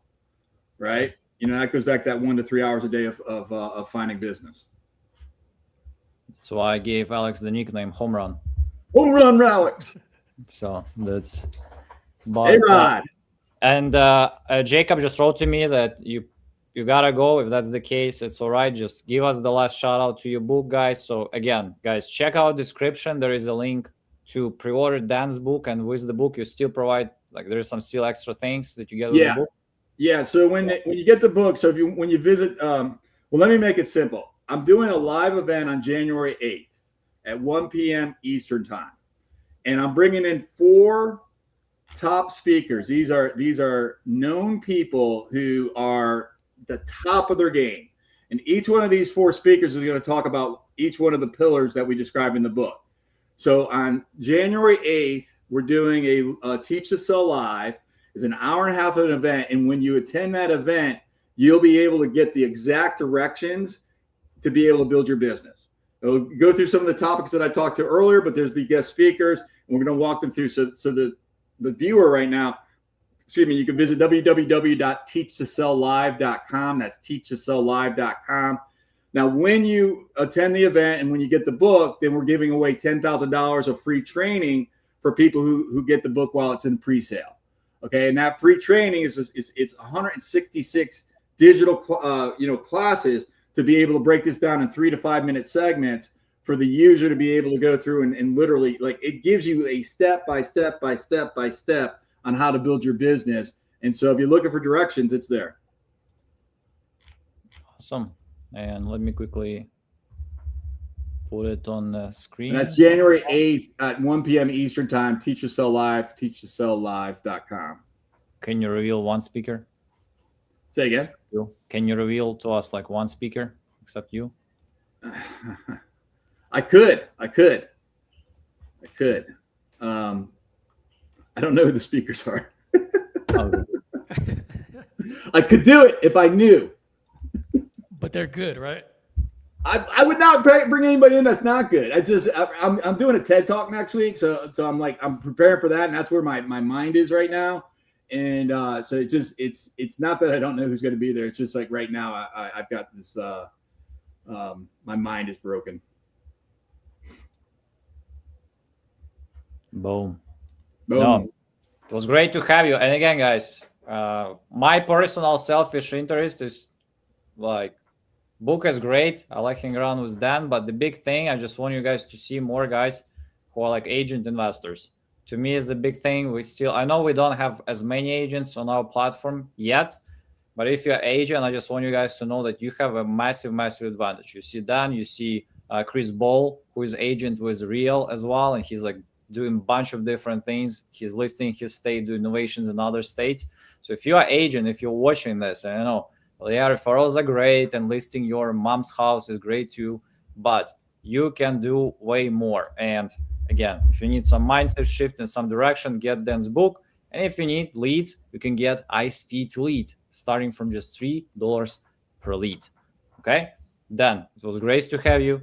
Looking forward to seeing you again. Appreciate it, man. Guys, Teach to Sell book, Teach to Sell Live. Links are in the comments. It's also in the description. I'm going to stay there. And then we'll see you soon. I'll see you guys. God bless you. Thank you. Take it Take easy. care. Andy. Great stuff, man. Great stuff. Headphones on. No How more about echo. now? Holy moly! Look at this pilot. He fixed Seems his fair. microphone. So let's go, guys. But I Bunch of wanted leads, to so I'm say, ready to go. yeah, I wanted to say, Sorry. I'll just say a quick thing about business side, because, and everybody probably heard me saying like real estate is where people undervalue and undepreciate the time the most. Like nobody, like there's no hourly wage. Like it's just 50s. Like in real estate, it's 50s. So it's like pre-Kennedy times. So, but if you are trying to build a business, that's where your advantage. Even though Dan was sharing about like, hey, building the business, let's say in like in different industries, because he's trying to target different industries. But in real estate specifically, you guys have a huge advantage because you can do GV with people and you can be still effective. So if you put the right agreements, you got a package, you can GV with somebody. Like we had just in our school community, somebody wrote, hey, about a big elite pack, and somebody help me out to call. And obviously I write a comment, it's a good idea, but you want to treat it seriously as a business. You don't want to just send a bunch of leads to somebody before you even put some agreement in place. So it will and hold the person accountable, right? But in this industry, at least you can really keep people accountable for those things and like even make them commit to some certain time, at least for execution, because it's kind of like in any other industry, it's very hard to require some execution if you don't pay any base salary. You cannot just say, oh, you gotta sit like from 9 to 6 and you don't get paid nothing. So that's kind of a little bit on the harder side. But in real estate, is probably the only industry in the whole United States that is actually kind of possible, especially if you have like people with the same mindset who want to be in real estate, but they maybe have some skills, they've been in sales, but they don't have, or actually just don't want to spend leads. I mean, honestly, like everybody can come up with $1,000, I think. But okay, they don't want to come up with the money. They are rather, to GV with somebody, and that's where you have massive, massive advantage to build some business, even without hiring, paying hourly wage, and dealing with some of the other things that you can encounter. Having said that, of course, you need to be strict, tough, treat it as a business, still put some boundaries, some agreements to make things work, because otherwise it will be just big kumbaya hobby show that is not going anywhere. So that's and you want to make sure that you avoid that. And I just wanted everybody to know, like, this is the biggest, probably cool thing about like real estate overall. And that's why I think most of you are probably already behind on trying to scale your business. Most of you. And I know like sometimes they say, oh, you gotta get more experience. Like, and this is where actually I like this. I didn't think in this term before I started thinking more about my own brand and like brand of other people. I think a lot of you guys, and this is where like this Dan's thing about belief, he talks about like belief, he even started with belief. And I was like why again he's talking about this belief thing? I mean, just let's talk about business. But most of you, especially some of you, I'm just a year in the business. It doesn't matter if you're a year, it doesn't matter if you closed one deal. Maybe you didn't close any deals. You should have enough level of self-esteem. I can build a business, I can be successful. And sometimes some people might write to you, oh, hey, you're doing close shit, you suck. I was like, yeah, but you can, I mean, mostly you ignore haters gonna hate anyway. But if you need to, punch back, you say, yeah, I'm like, I'm chilling, getting my 20%. Somebody else is working. How about that? What about you? You still on this live stream for 9 hours? Okay, good for you. So that's, but again, everything starts with like belief that Dan is talking about, and overall like self-esteem. Doesn't matter where you are. Of course, you need to learn. You can learn, and again, in the world of AI, in the last 2 years, it's just got so much easier to make things happen. GPT, Gemini, Claude, Grok, you guys name it, anything you want to ask, it's already there. How to build a business, how to start. Of course, you need to go back and forth. AI can, make it some mistake, but it gets better, and it will give you good advice. Okay.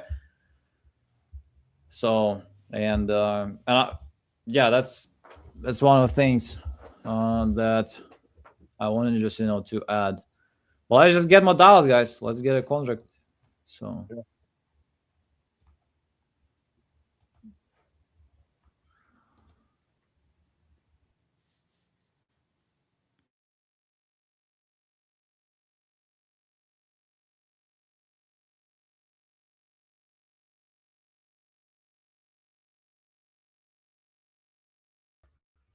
Thank you for inspiration. One has to keep up and do. Yeah, that I'm more maybe even telling it's not from inspiration, but I'm telling you more like, don't let just gurus exploit you, exploit other people. So this is like when they tell you grind and do stuff, yeah, use it. I mean, they like real estate industry somehow, some way, created this way, and it's kind of always been this way. Like with agents, commissions, all that type of stuff.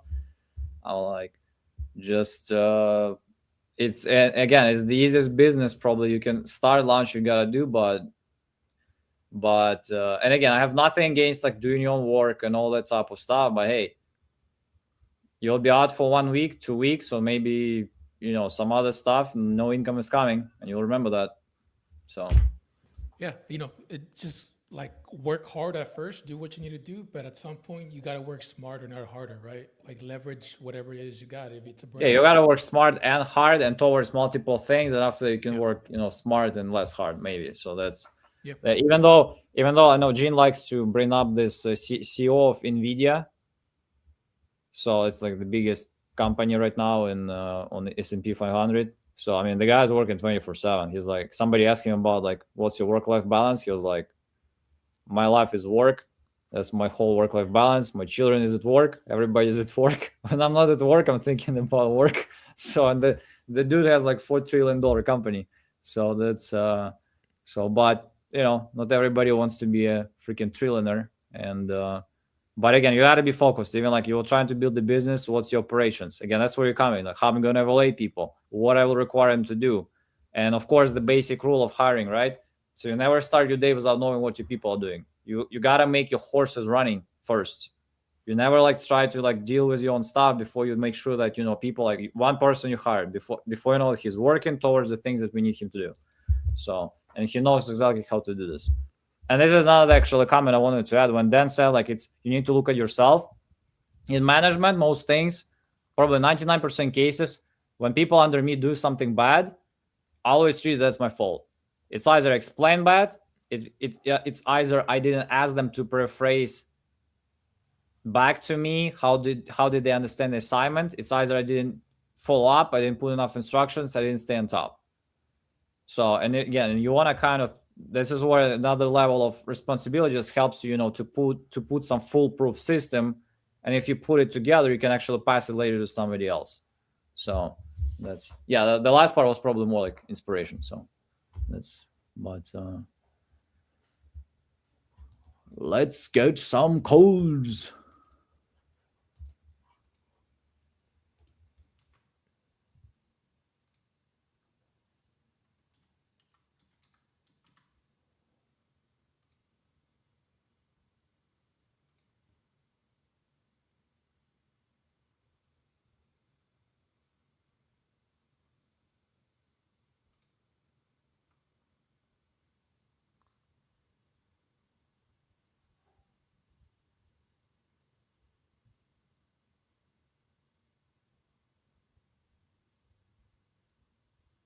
Hello, is this Mary?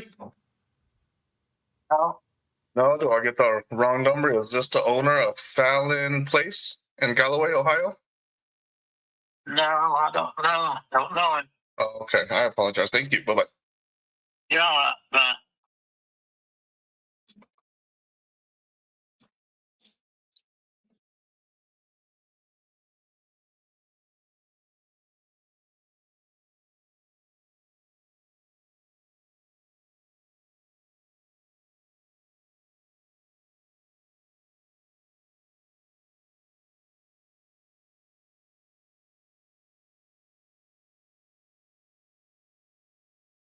How you doing today, Alex?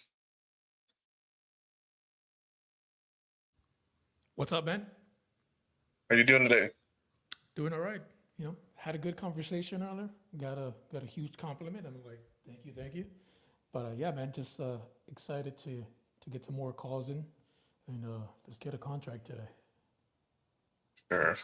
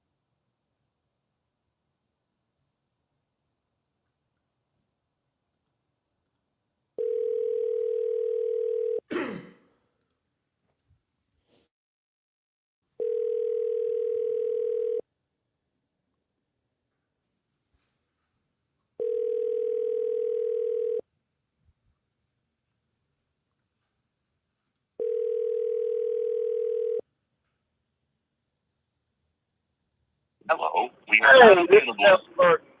I'll call you back when I have a chance. I'm busy right now and can't get.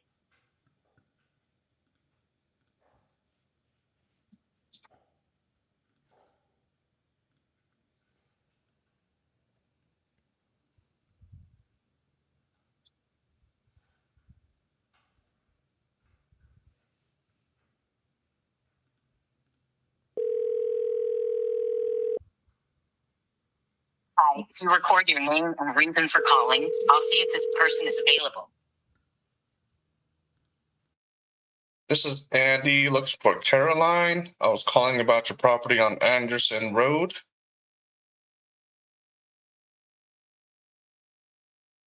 Thanks. Please stay on the line.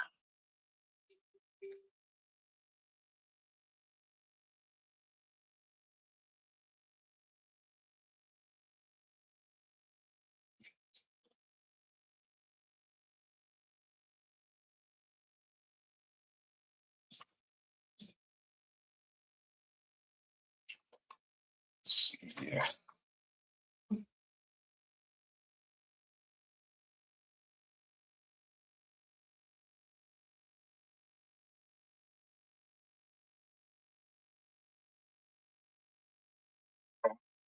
Hello, is this I'm sorry. Is it Barry?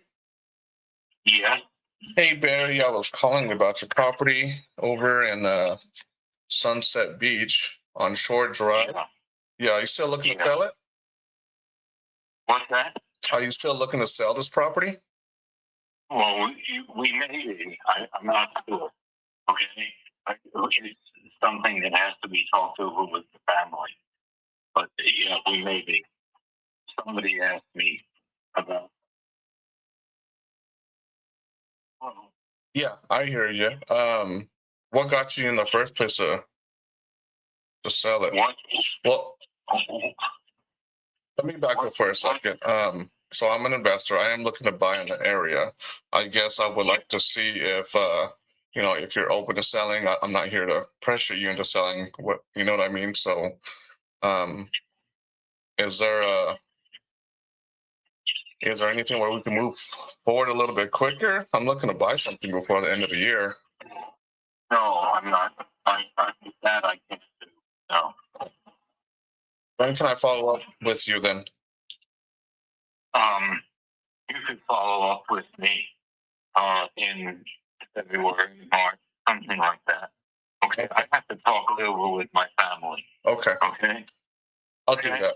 Let me call you around then. I'll probably text you once in a while. You don't have to respond, but just so you can at least have my number and know that I'm thinking about you, and I'll call you around then. Okay, bye. Appreciate it. Thank you. Bye. Bye. Hey, yo. What's that? I said, hey, yo. He said, just so you know, I'm thinking about you.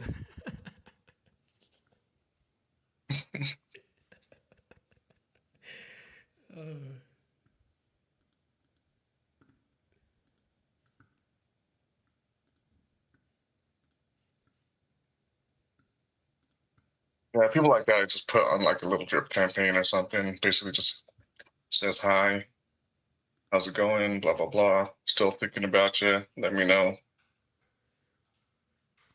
Stuff like that.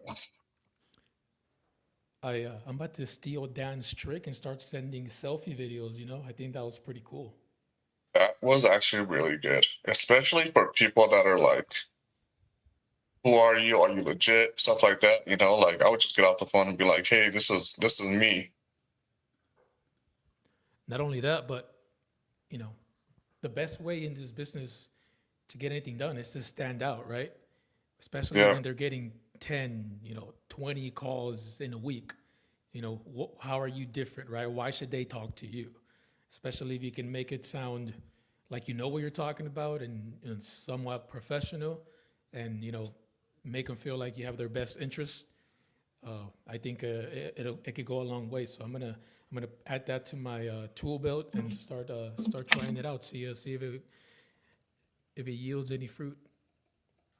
yeah, it's worth a shot for sure. Especially if they haven't been answering you. You know what I mean? Just send them a quick message with a video and be like, "Hey, my name is Andy. I'm looking to purchase a property over here on Main Street, and wondering if you're looking to sell. And if you're not, just let me know so I can at least take you off my list with a video call or Yeah. a video photo." Yeah, people are definitely not doing that.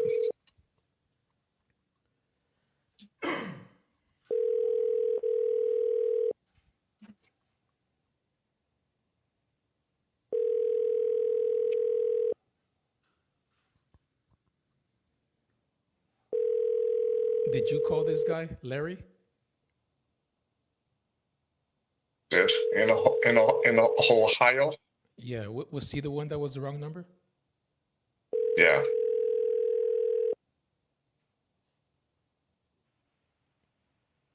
Hello, we are not available now.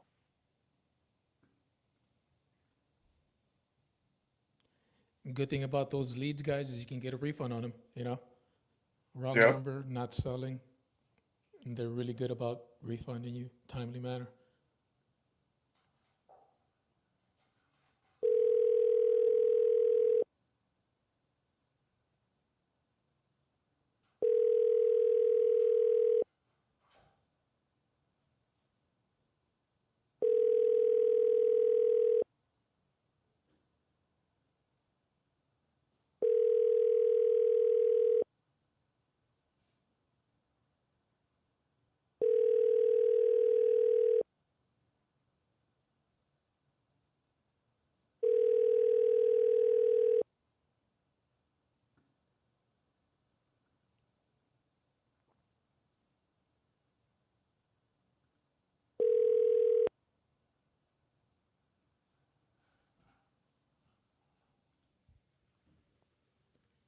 Hey, Larry, this is Alex. I was calling you about Phalen Place. If you're still interested in selling, call me back, please. I'd like to make you a fair offer.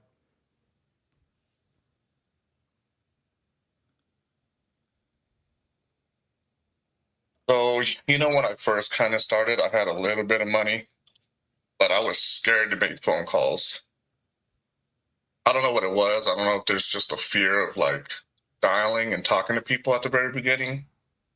And, you know, like I said, I had a little bit of money, but I think another thing that I was having issues with was comping and maybe closing the deal. Even though I've done sales, stuff like that in the past, and I've sold cars and I've done solar and knocked on doors. So I don't know what it was, but I was just scared. I didn't want to call anybody. But I got to the point where I met somebody, and they kind of helped me out a little bit, where they said, look, why don't you just spend a little bit of money, get some leads, and call them, try to get at least something from them as far as like, yes, they're trying to sell, and this is how much I want, a little bit of the motivation of why they're selling, and then just basically letting them know, well, you know, let me get with my partner and kind of see if this is something that can be, you know, part of our portfolio or something. So I guess what I'm trying to say is that I know that there's people out there that have money, you know what I mean? And I know that there's not a whole lot of people that are doing this, but if there's people out there that, you know, have a little bit of money, I'd get with Yuri, get a package. You can do like a real quick screening of, you're gonna have to make the phone calls, you know what I mean? But if you need somebody to comp, or if you need somebody to close the deal, that's where I can come in and help you guys. This is, you know, here at the end of the day, I want to make sure that you guys make money too, because there's a lot of money out here that can be made with wholesaling. If you guys want, you guys can go to my website, which is solutionsrei.com, and scroll down to the bottom, put your name, your number, and we'll figure it out. I'll get with Yuri. We'll try and get a package together for you guys. And at the end of the day, you can finance this stuff. That's exactly what I did at the very beginning of my journey, is I financed with a company, and I got some leads, and I started dialing and couldn't close, and I was just too scared, but I was able to do the little bare minimum, you know what I mean? And I did it to where it's like I spent a few hours a day just doing it. Right after work, 4 or 5 o'clock, I was just getting on the phones, and that made me a little bit more comfortable to do. So I made the phone calls. I got my first deal. I was so excited, and I didn't close it. I had somebody else close it, and I JV'd with them, you know, 50-50. I'll JV with you if we need to come up with an agreement or whatever. That's fine too. I just want to be able to help some people get their first deal, because I think that once you get that first one, it's like it's very doable. Mr. Frank, this is Alex. Yeah. I'm giving you a call about Shot Road. About what? Said I'm giving you a call about your property on Shot Road. Yeah. What about? Are you looking to sell it? Yeah. Perfect. How much you want for it? 250,000. 250,000. If I can get you 250,000, is this something that you're willing to move forward with today? Yeah. Today. Yeah. And what time frame are you looking at getting this done? Well, as soon as possible. Perfect. And are you the only one on the deed, or anybody else that might need to be part of this conversation? No, just me. Perfect. Well, Mr. Frank, you know, I won't waste too much of your time. I'm going to ask you some details about the property. Once I get all that information, then, you know, I'll make you an offer on this call. And, you know, if the numbers make sense, then I'll send you a quick 2-page agreement. As long as we're both good with everything on the agreement, then we'll put our John Hancocks on them, and I'll get it over to title company, right? They make sure you're legit, I'm legit, protect you and me. And after that, sir, the hardest part is choosing a closing date so that you may receive the proceeds either via wire transfer or certified check. How does that sound? No. All right, sounds good. What do you want to know? Well, what you got going on over there with the condition property, the condition of the property? No, the condition property is pretty decent. I just put a new roof on it last year. And we've had the same tenants for 13, 14 years.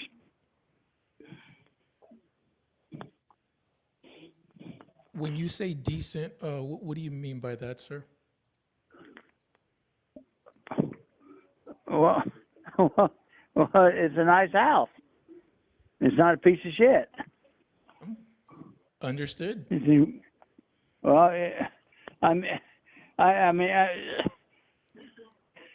you talk English? Yeah, I'm speaking to you right now in English. Well, it's a decent house. It's in pretty good shape. You can walk right in. It's clean. Tenants are nice. They keep the place pretty nice. And like I said, they lived there a long time. And the reason I'm asking, right, is because I'm an investor, so I want to get a good picture of what I'm, looking to buy, and make sure that I can get you a fair offer, right? Because I would hate to lowball you like all these other guys. So it's a 5-bedroom, 2-bathroom, and we've got central air, central heat and air.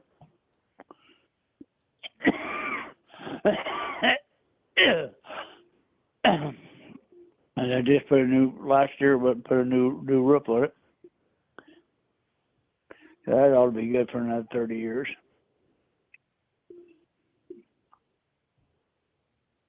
What else would you like to know? I guess the things that concern me the most are like, the not so obvious things, right? So is there any issues with the foundation or any signs of, humidity leaking or anything of that? No, look pretty good. I don't see no problems with it at all. Perfect. And what about the wiring? Is it all original to the build, or has there been updates electrical wise? Well, I remodeled a couple of rooms and then an electrician rewire it. The new stuff that I put in. Okay. How long ago was that, you said? That been about 10 years ago. Okay. And when I walk into the property, right, what do I see? Is it open, or is it sectioned off? Well, you walk into the living room. But is it open floor? Is it more like a traditional style home? Traditional style home, I would say yes. Okay.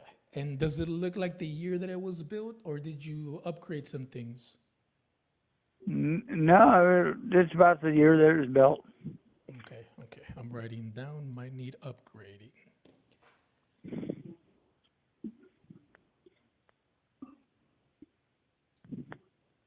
And we usually close within 30 days or less. Would that work for you?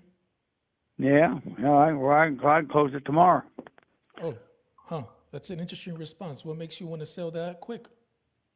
Well, if we want to sell it, quit fucking around and do it. Get the job done. Let's go, sir. I like your style. And why are you looking to sell this, if you don't mind me asking? It seems like a good I want to move to Florida. The Sunshine State? Yep. You do any fishing or anything like that? No, I stay warm. Well, we can always welcome you here in the great state of Texas, where we got plenty of warmth over here. Yeah, well, I just like Florida better. I understood, sir. What's there in Florida for you?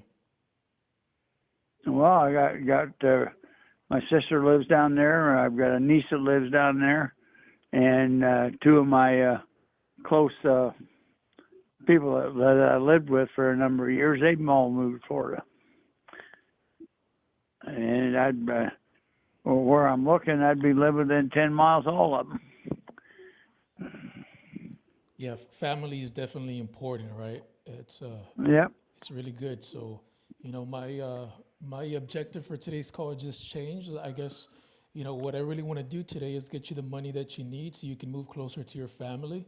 Um, you said you wanted 250 for this property? Yes.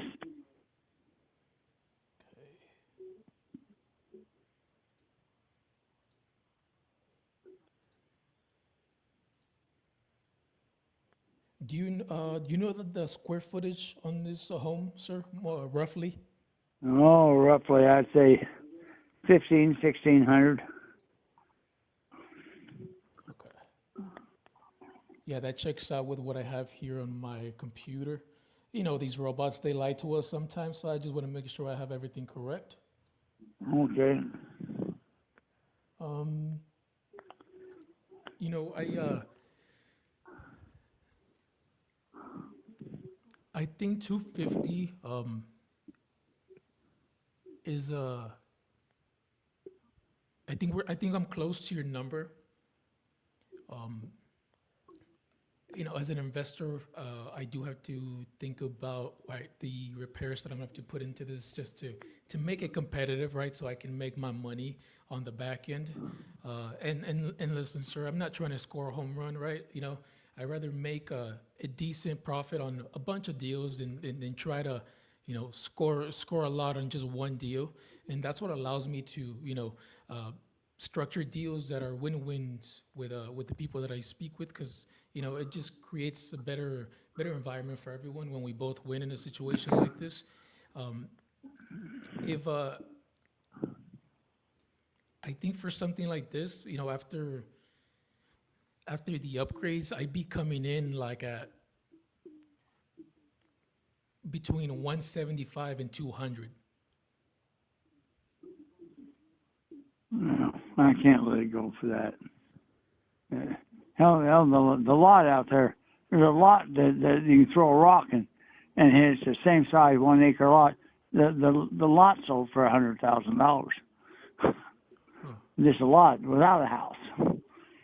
So, I mean, you're not in a cheap neighborhood by any means.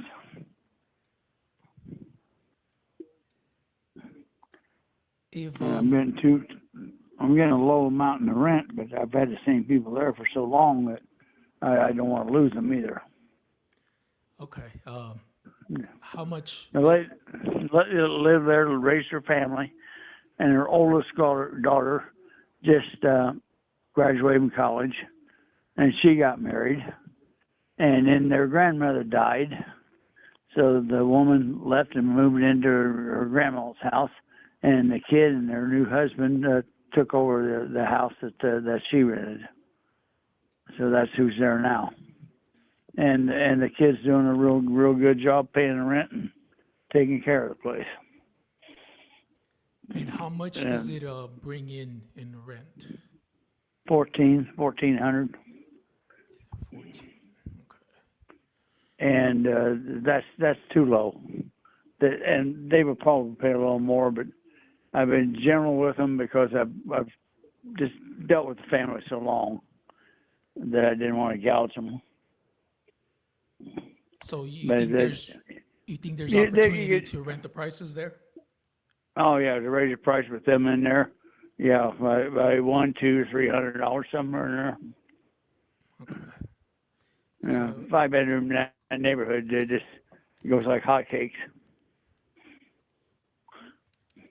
Okay, so if I pay you, let's say even let's just say for the sake of this, I pay you 250, and I'm only getting $1,700 in return. It take me a long time to make my money back. You're going to live a long time. And that's it. And as you go on, the rent goes up all the time. So it ain't gonna take that long when it bunches up to $2,000, $2,500, and it'll get there real quick. Hell, 20 years ago, that house was only rented for $500 a month. Really? Really? That was 20 years ago. A lot's happened in 20 years. And a lot's going to happen in the next 20 too. Yeah, for sure. And it is a 5-bedroom, you said? Yes. Okay. Yeah, everything online is telling me it's a 3-bedroom, so I just wanted to. It was a 3-bedroom tri-level. On the lower level, when I bought it, I kicked it out and made it two more bedrooms. Okay. And it looks good. And if what how closer can you get to my offer? I don't know. I hadn't even thought about it. Just shoot me a number. I'll see whether I like it or not. I mean, I just don't know. Yeah, I mean, well, I shot you a number, right? And clearly you don't like it. So I'm wondering, where do I need to be at to make a deal with you today? How about 235? 235. And if I can get you that number, can we get this moving forward today? Yeah. Okay. Let me. Okay, I'm just gonna put these numbers in here.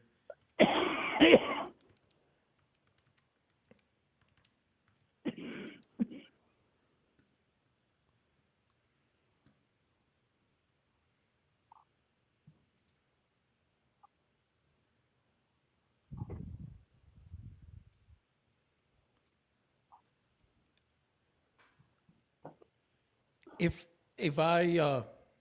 I cover all closing costs and you don't have to, you don't have to pay any commissions, what's the absolute best you could do for me? No, 235 ain't bad. Jesus, that's about as low as I can go.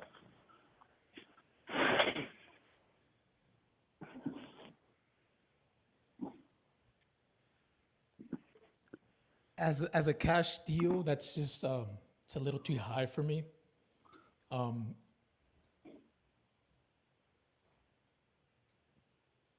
You did say you would sell right pretty quick, but if you were to give me, let's say like an extra 60 days, and I can get you this number,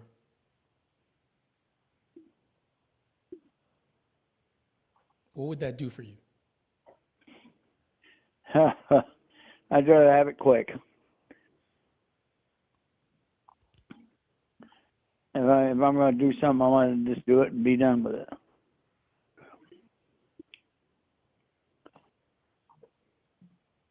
And why haven't you sold it, sir? Has anybody come close to your number? Just curious. Yeah. Yeah?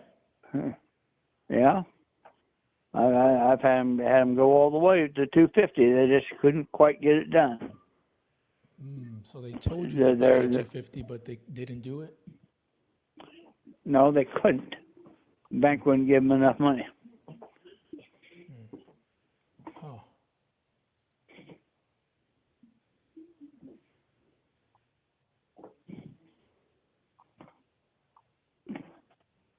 Yeah, if I'm looking to buy this cash, I'd have to be, at 200. Otherwise, I'd lose money. But the way I can get you your number is if you just give me a little bit of time. Let me think about that. I mean, I'm right now. I'm waiting on people to show up, trying to get dinner ready, and my mind's 400 miles away.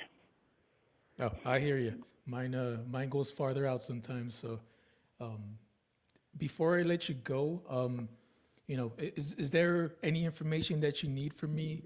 So you can think about whatever you want to think about, because I know time won't help you there, but information would. And right now, since we're working out a deal, I'm your source of information. So, is there anything you need from me so we can better be prepared for the next conversation? I'd like to know your name and phone number. Yeah, I mean, That's too easy. I can. My name is Alex, right? And I can shoot you a text. Is this a cell phone that you're speaking on? No, I don't take text on this phone. All right. Let me know when you have something to write with. And I've got something to write with right now. All right. Well, What's your last name? My name is Rodriguez, like the baseball player. The baseball player. Okay. My phone number is 210. Okay. 426.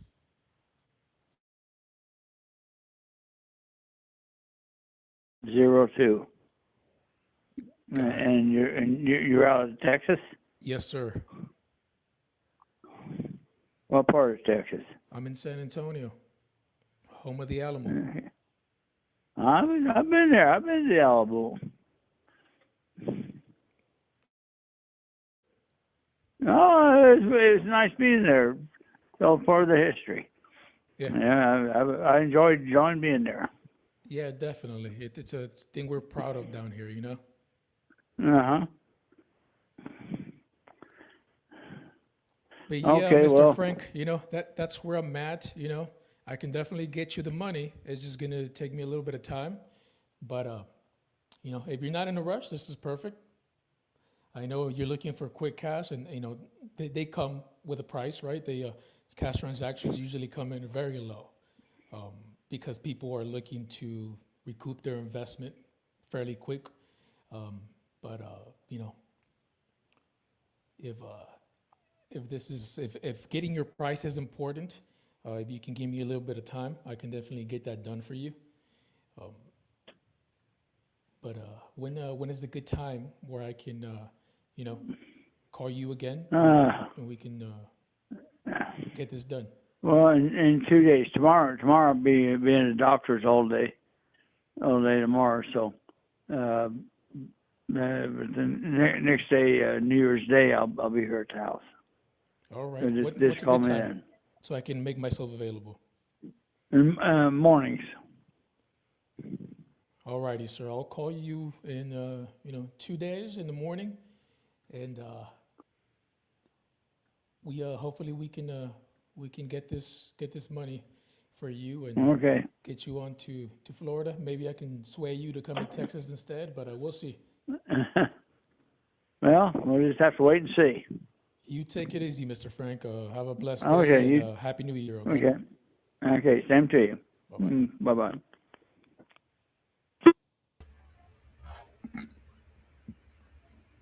Quick feedback. Ready? Go shoot it. I'm just saying because I noticed it twice, and I think I told you this before during accelerator calls. Even though you have like a very, calm and most people would say slow tempo, you still, when you ask him about if you can meet me in the middle or something, when it's getting a little bit more pressured situation, and he's like, call me later or something, you respond a little bit too fast. So you can sense when you're like, okay, you're jumping back and you're faster than regular Alex. So, and you kind of can produce this pressure on the seller. So that's why I gotta be a little bit, just keep being Alex. So that's the stuff. But no, other than that, and I hope whoever is watching, by the way, you guys saw how Alex still stayed. Alex still stayed with the guy when he told me, when the guy definitely got already kind of nervous and stressed. I think there was some people running on the background, like whatever was happening. He was like, just call me back later. And Alex said, when should I call you? Like, I want to make myself available. And the guy was like, call me back later. He was about to hang up. And Alex is like, can I ask you one question? And he still asks the same goddamn question. Why I should call you back? So, but that's what we talk about. Like, this is what the same case, whose case was that when we actually discussed, when the seller was just going like all over? Do you remember whose call was that? When the seller was just all over everything and we just asked him questions, it was just all over. We just didn't make enough in statements. the accelerator or one of the lives? No, it was like one of recent lives. Who had this issue? It was Andy. He had this guy who was all over the place.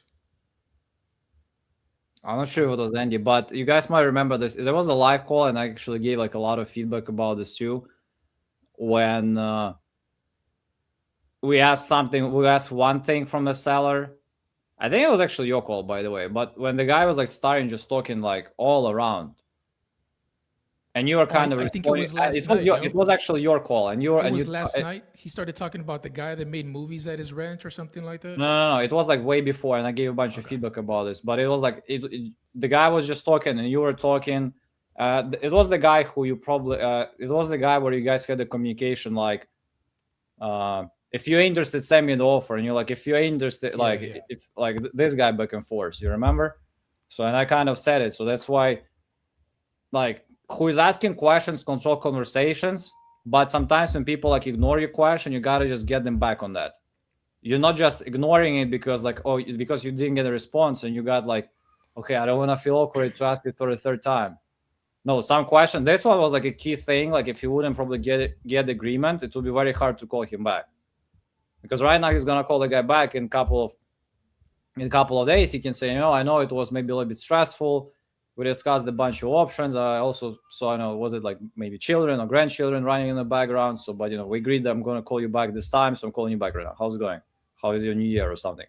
So he has a right and he has a compelling reason to call him back and make some statements and be back just on conversation where they just, finished. So that's why it's important. Like you're going back to the questions and you're staying. You maybe rephrase it. You ask it differently because Alex was like, "When can I call you back? When can I call you back?" It's like later or like never or something. Can I ask you a question? When should I follow up with you? He got the answer, and that's how it rolled. Okay. Let's. Also, Alex called some raw leads yesterday, so. Yeah, they're good leads, man. Only one didn't want to sell, and 5 did, right? So it's like $3 leads. They're still motivated sellers. They still got something to sell, and you're looking to buy. So now it's up to you to do the work and close them, right? Sure. No, but thanks for the feedback, guys. $3 leads available, raw. You can take a free trial. You can get some $3 leads. Still practice. Talk to some sellers who are not, closed yet.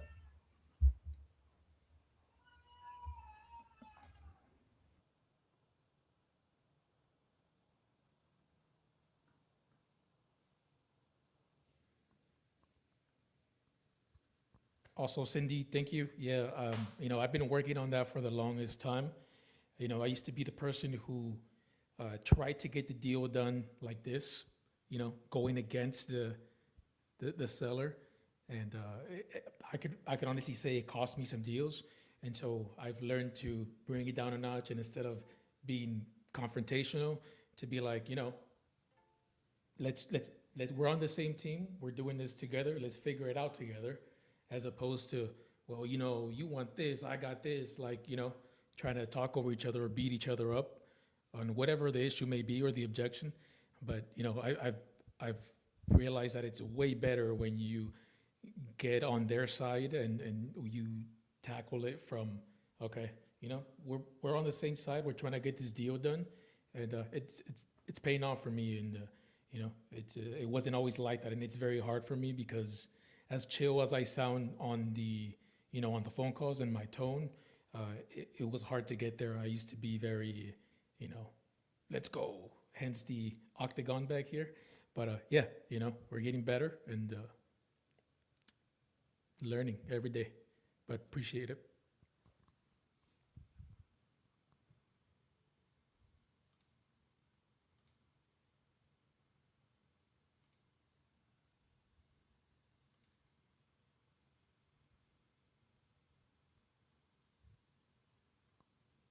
Find some leads.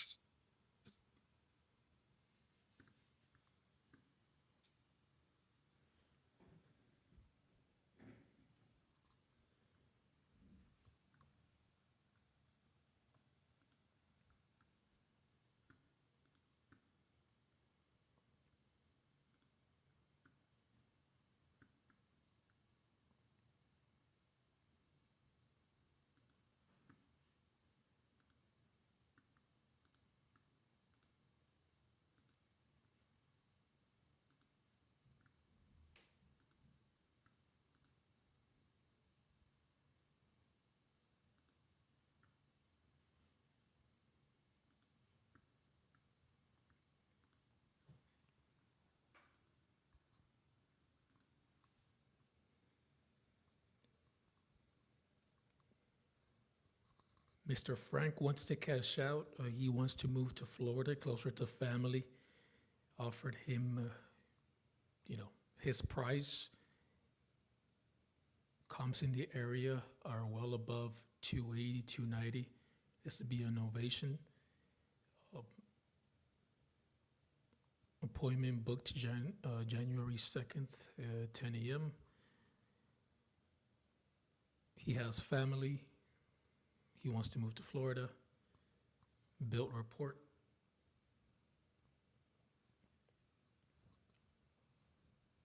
That's just me taking notes. Be better prepared for next time.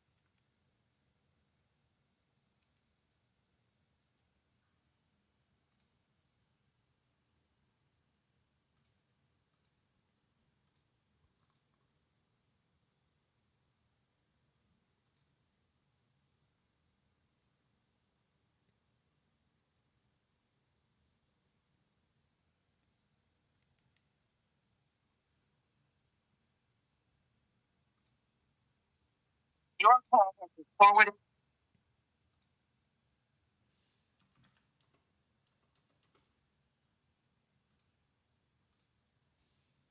Hey, is this Daniel? Yes. Hey, Daniel, I was calling about 35th Avenue in Homestead. Are you still looking to sell it? Have I spoken to you? No, I don't believe so. No, this will be our first time. No, I'm not interested. Thank you. Okay.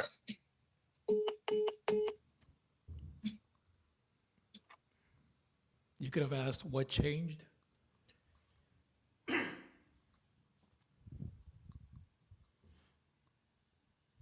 Yeah.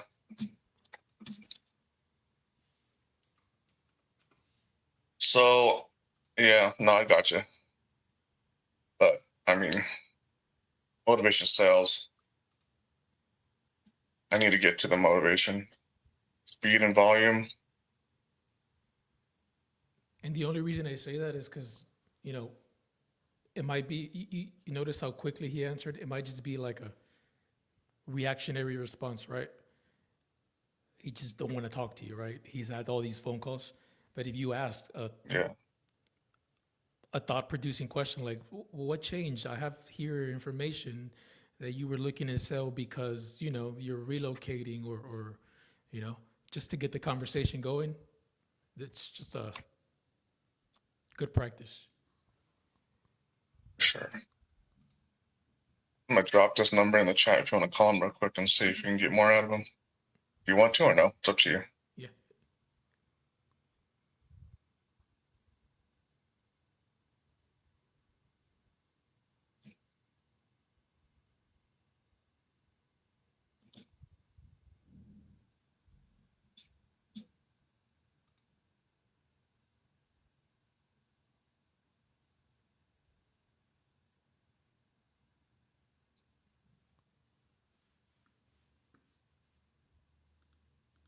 His name is Daniel. Why is he selling? Let's see. So it says retirement elsewhere, All right. relocating. He's owned it for 6 to 9 years. Not listed.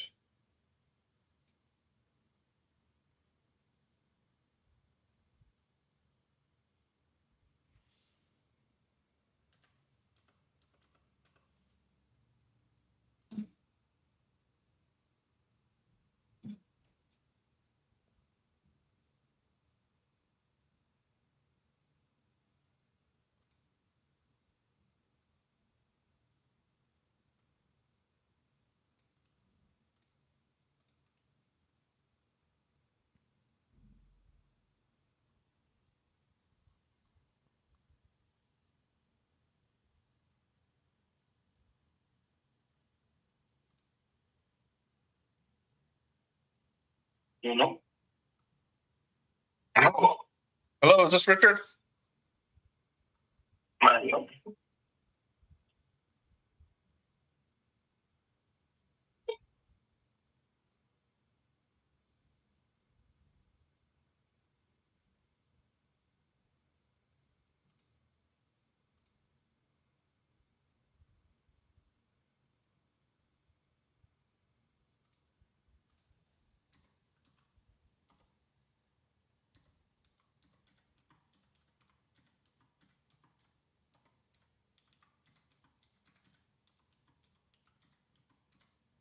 Whatever you were trying to do did not.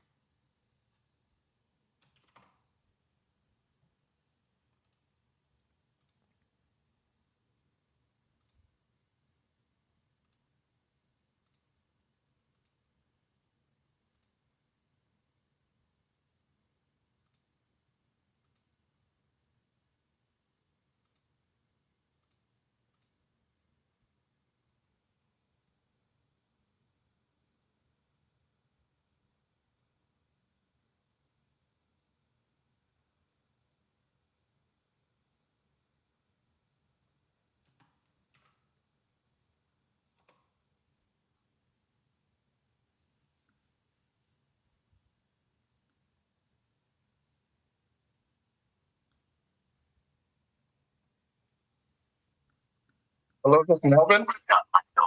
That's correct. Hey, Melvin, this is Andy. I was calling you about your property on Harlem Road. Are you still looking to sell that property? Yeah, I'll look one offer him. I know. Okay. Is there a number that you have in mind? Yeah, just tell me. Okay, I got you. Well, if you don't mind, let me ask you a little bit of questions about the property just to make sure that I can at least give you an accurate number once we get to that point. Let me see here. Is there a? Can you tell me a little bit about what you got going on there with it? Listen, if you don't know, you need to do more research before you talk. Okay?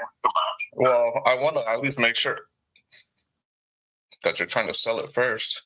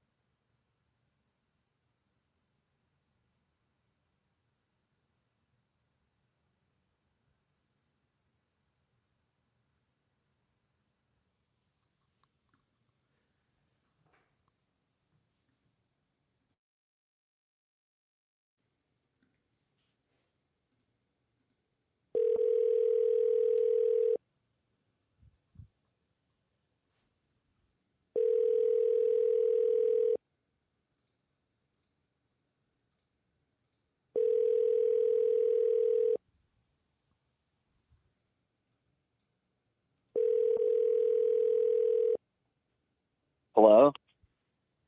Mr. Aaron, Hello? this is Alex. Alex from who? I was giving you a call about your property on Greenbrier Avenue.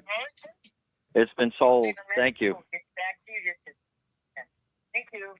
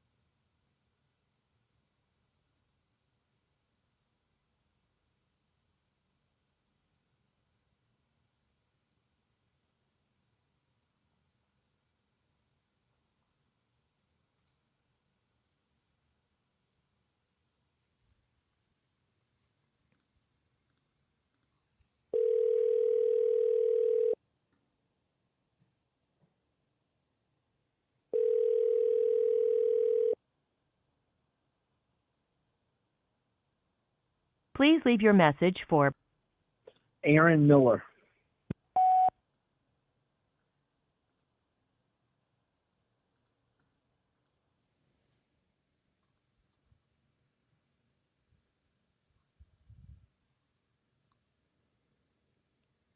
Hey, Mr. Aaron, we just spoke briefly. You said the property's been sold. I saw that you were still the owner. So I was wondering if you just told me that to get me off the phone, but if you really want to sell, I think we should have a conversation and see if I can get you your asking price.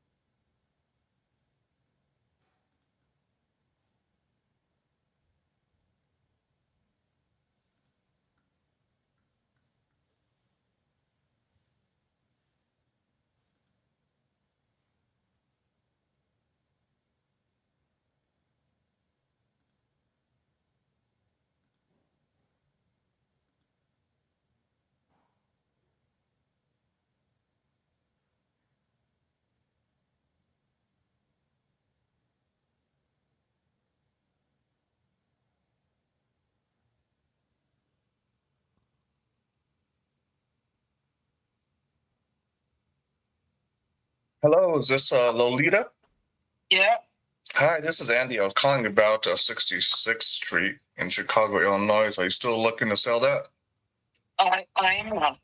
Say again, I'm sorry. Yes. Okay. How much are you looking to get for it? $50. 50,000. Can you tell me a little bit about what you got going on there? How you get my information that I may want to sell it first? Let's go there first. Okay, so it looks like you have filled out a form about selling it. With who? I have not filled out for No, maybe you spoke with somebody on my team about selling it? Well, yeah, so that's what I'm saying. That y'all always call me with the same question, so I'm kind of tired. But I'm interested in selling it as a total gun rehab, and I want $50,000 for it. But Okay, that's negotiable. I got you. How soon are you looking to sell it? I can sell it tomorrow if you got the money. 50,000. Let me look into it a little bit. But as far as the gut job, you're saying, is anything salvageable? You think, or is it just complete gut? It's a total gut rehab. You probably could just I would redo it. It's a total gut. Okay, let me look into it a little bit. What happened with it though? Was somebody living in it before? And well, I hadn't had nobody in that 5 years. I originally bought that house for my dad to move in there. yeah, And then my dad's health just never got better, so he just lived with me. And so it's in Paris, so I loved what it was bought for. And so then we had a tenant to move in there, but I hadn't had nobody in there probably for almost 6 years. gotcha. I just want to make sure we're looking at the right house. Is it a 5-bedroom? Yeah, it's 5 bedrooms. I ain't looking at in a while, but yeah. Okay, 1.5 baths. Yeah. Let me see. And I don't know if you know this or not, but I'm just wondering, do you know how much it might be to kind of bring it up to date, at least to get it rentable? At one time I was gonna do some work. I was like at 140, but that was 3-4 years ago. And so what I did, I took the money, which was $130,000. I just put down on a new place. So that's where I'm at now. Okay, so you were gonna. Oh, okay. I was gonna fix it up. I was gonna fix it up twice, and then I just because of the better deal came through. I decided to go with the better deal, and then put the money to another place that I'm at. Okay. You said a bunch of people was calling you on this property. Are there any offers? Yeah, it's the same thing. Everybody, people do call back, and then they lowball me to 35,000. I said lowest I go is 43,000, but I'm just not gonna say 35,000 because that's not what I want for it. Okay. And so I get calls 5 calls a day, and so sometimes I take it, sometimes I don't, depending on what I'm doing. Huh. So you were gonna put about a little over 100,000 into it. Do you think it needs that much work? I'm sure even like roof and window, that's probably would have been the bulk of that money right there.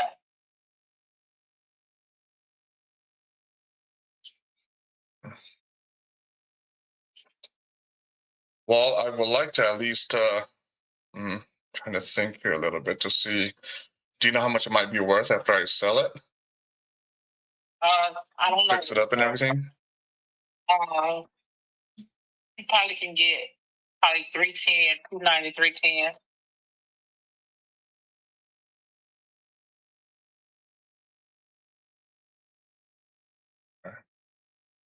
So here's what I'd like to do. So I'm kind of looking at it right now. And I mean, I am serious about it. The cash, 40. I mean, so you said no to 35, right? I don't know. I'm not going to sell it for 35, so. Okay. You said you like 43. So if I gave you 43, you'd say yes? My offer is 50,000, man, so we can work from 53. So my range from 43 to 50,000. So I start at 50,000, and you come in, and we meet in the middle somewhere. But the lowest I'll take is 43.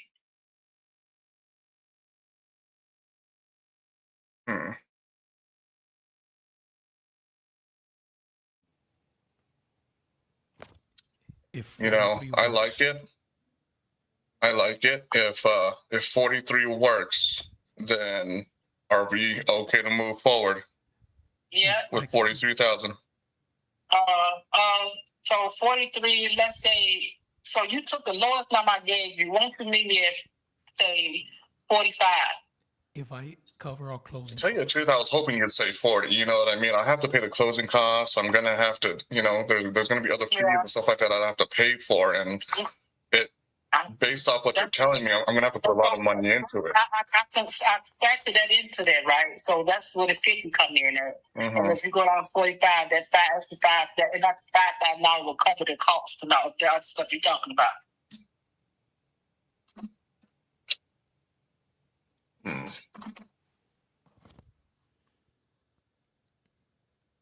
If I cover our closing costs, you don't have to pay commissions, and I can take this off your hands. You can. Let's think about it. Let me know. Let's get this done today. I gotcha. Let me ask you then, okay, if I were to come in, I know you said 43, I get it. Now we're coming to 45. I know it's just a couple $1,000s, but I mean, I'm going to have to pay the closing costs and stuff like that. There's a lot of money I'm going to have to put into it. So at 43, if you're good with that, I'll send you over an agreement right now, and we can get this done in the next 30 days. You can send an agreement in at 45 too. So, but that's what I want for. Either the 43 is the lowest I'll go, but you didn't even negotiate that with me. You know, with the bottom number you took. So let's meet the middle of 45. So come from 50 to 43, meet the middle of 45, and then it's a deal. If I send you an agreement for 45,000, you're ready to move forward today? Yeah. Okay, let's do it. What is your email address? It's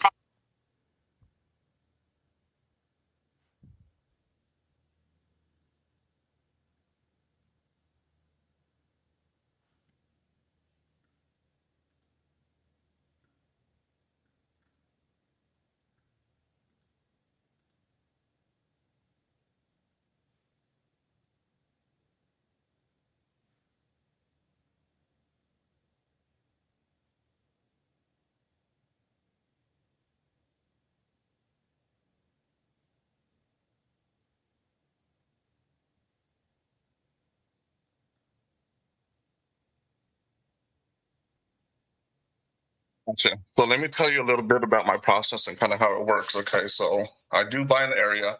What I'm gonna do is I'm gonna send you this agreement for 45,000.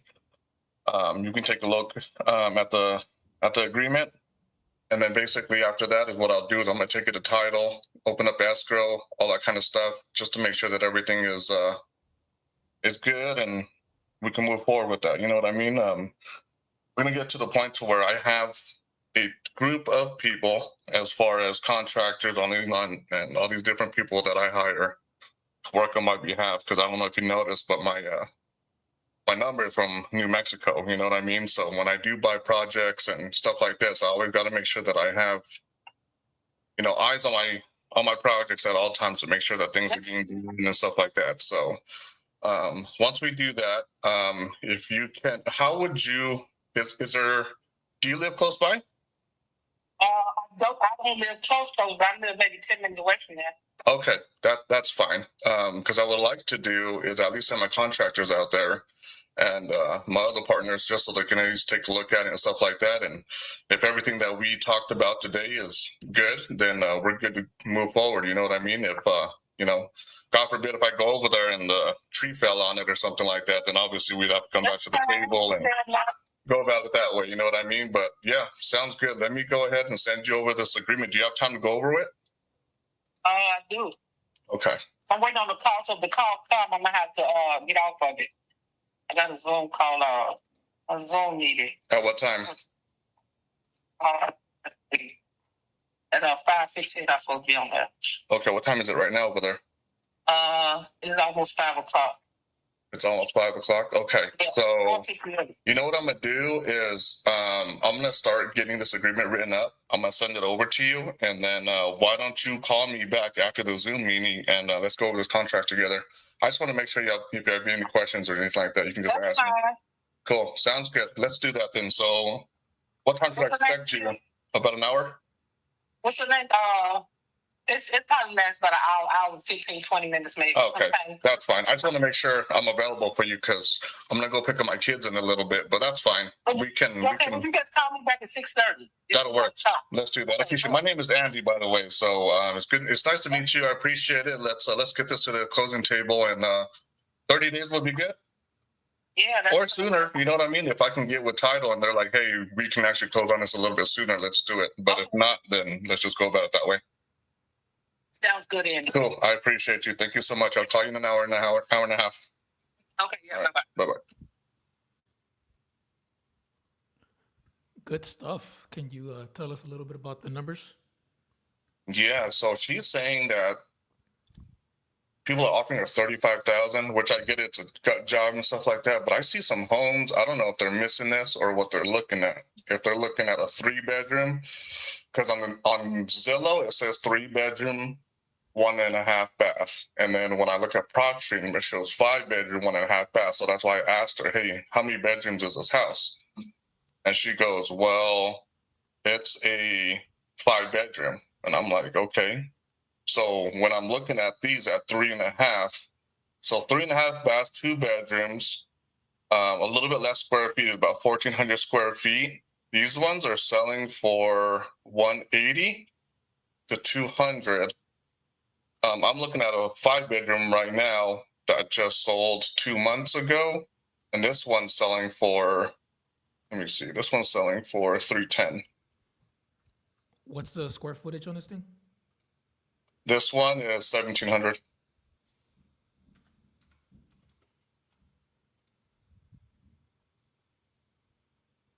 So if we're at 310, let's just say, let me see. 7,200 square feet. No, 1,700. So full rehab, full cosmetics.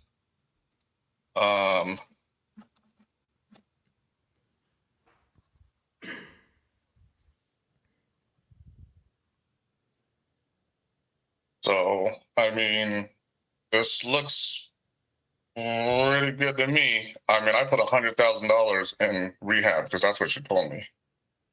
Yeah, that's what I was gonna say. For something like that, if it's a full gut, it's be safe with 100, just ballpark. Yeah. Well, since I mean, my calculator is telling me 105. I put 100,000, but let's just see. Let's just say full rehab. With the gut job at that 310, 100,000, 45,000 wholesale fee of $15K. I mean, there's a $112,000 gap. Nice. If your numbers check out, dude, this is a banger. Yeah, for sure.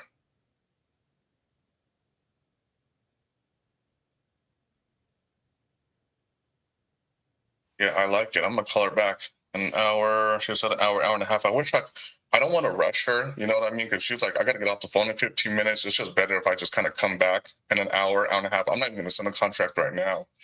Yeah, I'll give it to about like 15 minutes before I call her, and I'll send her the contract, and then I'll call her right away.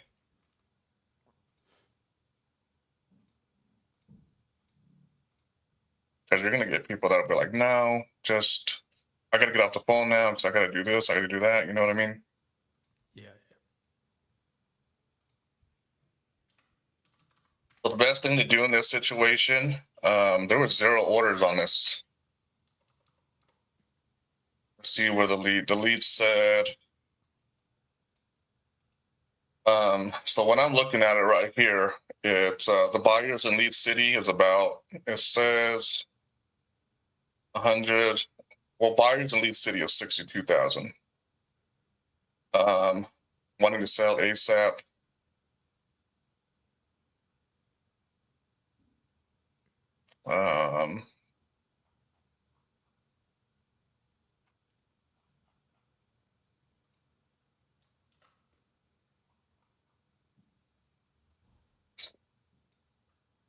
Yeah, sounds pretty good to me. Let's see if we can at least get it signed and So for the people that are asking, right, because there's times where like, oh, you know, I mean, this one right here, I do believe I have a good gut feeling that it's good. I mean, this house right here looks so similar. Your build is the same. Actually, it's 5 years apart. Let's see, where's that right here? So this lot's smaller, our lot's a little bit bigger. This one's built in 1895, ours is 1883. So yeah, 100 grand on rehab sounds about right, especially for a house that's built before the 1900s. It's very old. So let's just say if somebody really even came in here and if they can fix it up as nice as this one, let's just say even, I mean, 1,700 square feet, full gut. I'm going to be a little bit more conservative and just put this ARV at 290.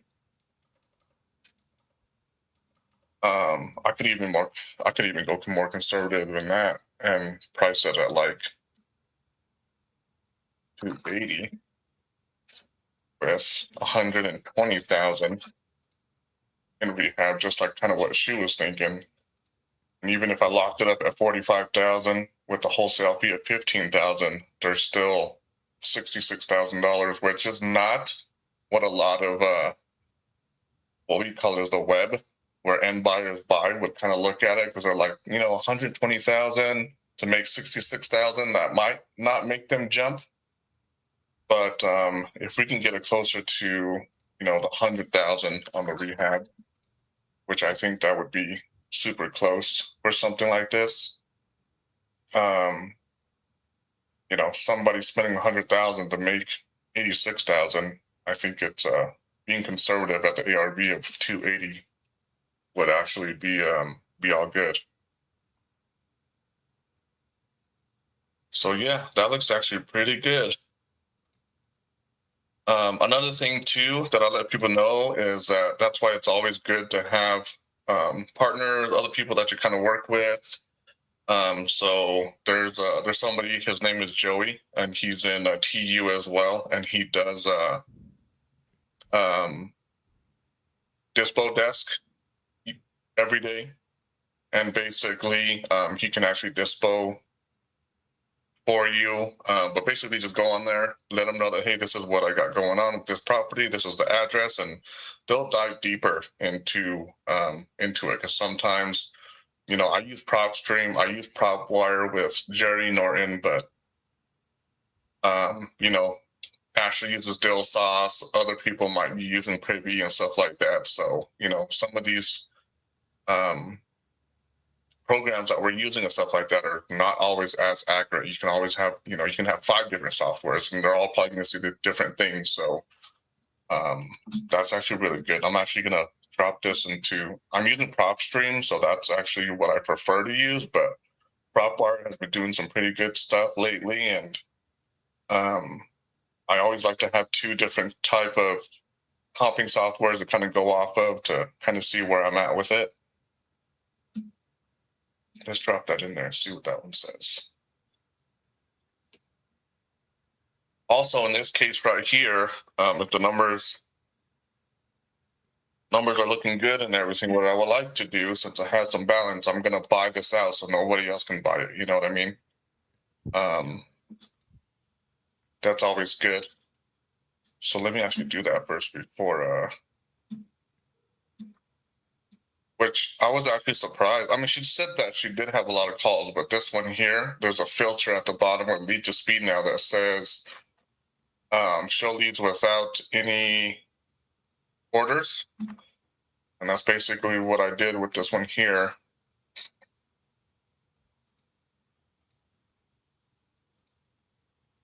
And it had 0 orders on it, but I'm going to buy it out anyway.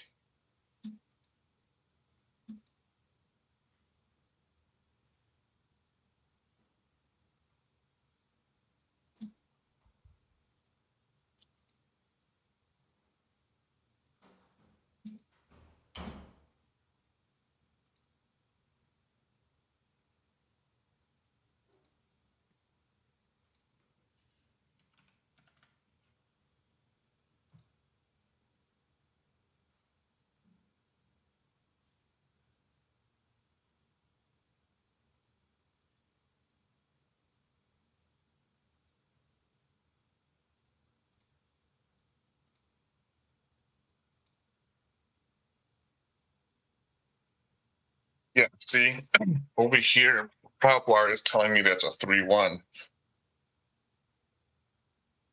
So I had to confirm with her. You know, she said that it was a 5-1.5. Which, let me look at Redfin real quick, or let's go to realtor.com.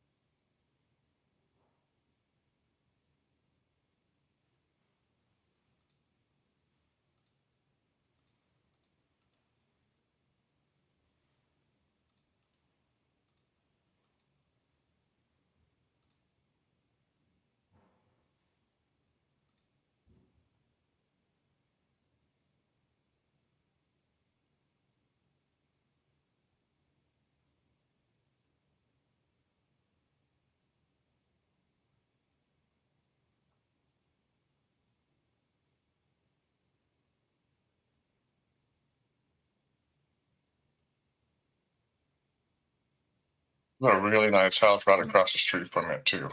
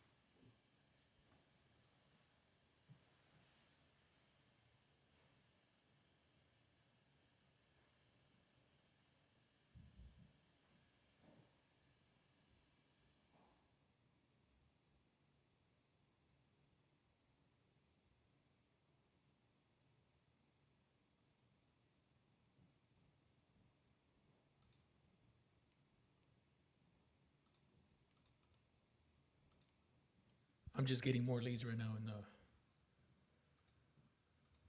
Okay. Let me get some more leads here in a second. Just diving a little bit deeper.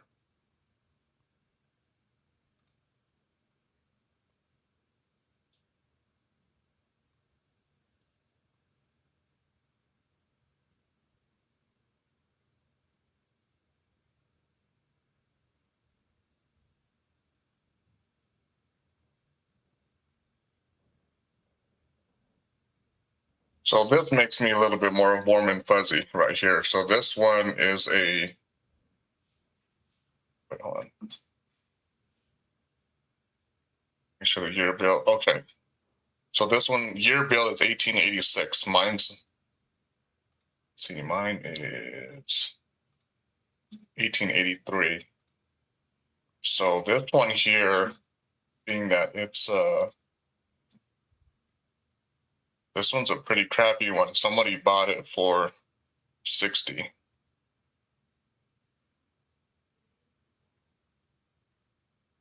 $60,600 cash. Somebody bought this 06/27/2025.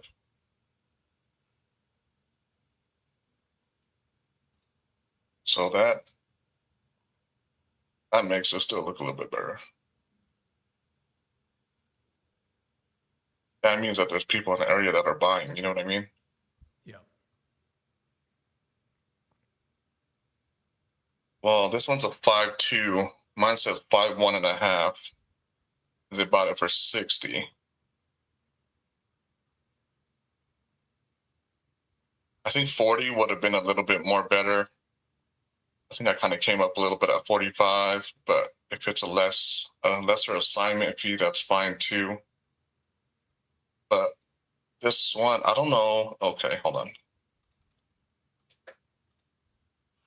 Yeah, so this one looks good to me. This one for sure looks good. Just because this house that sold for 310, I mean, they put a lot of money into it for sure. I would say about 100 grand or even a little bit more. And it sold for 310. So that's a pretty hard number right there. Dude, that was kind of a laydown, honestly. Maybe, man, for these past few days, even on these lives, I've been getting some really tough calls. And I don't know, it happens sometimes. You go through all these, and then all of a sudden, you're just banging these calls and trying to get people to sell you their house at the right with motivation and the right price. And it's very far in between, you know what I mean? And if you keep banging them out, you're going to get one that's motivated or they don't want to deal with it no more. Numbers close, numbers right there, and boom, you send a contract. That's basically what you did, huh, Alex? I mean, that's really what it is in this business.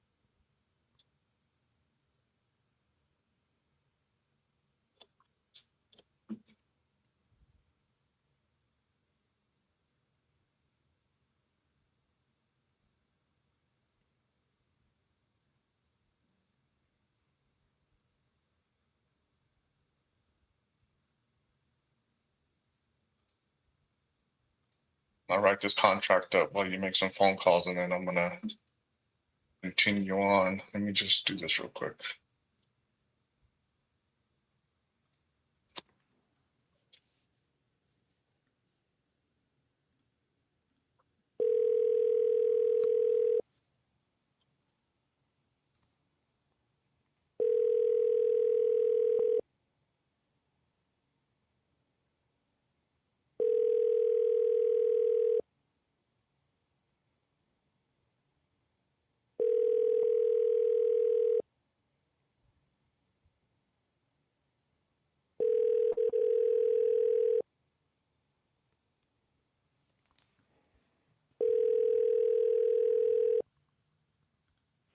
Isaac.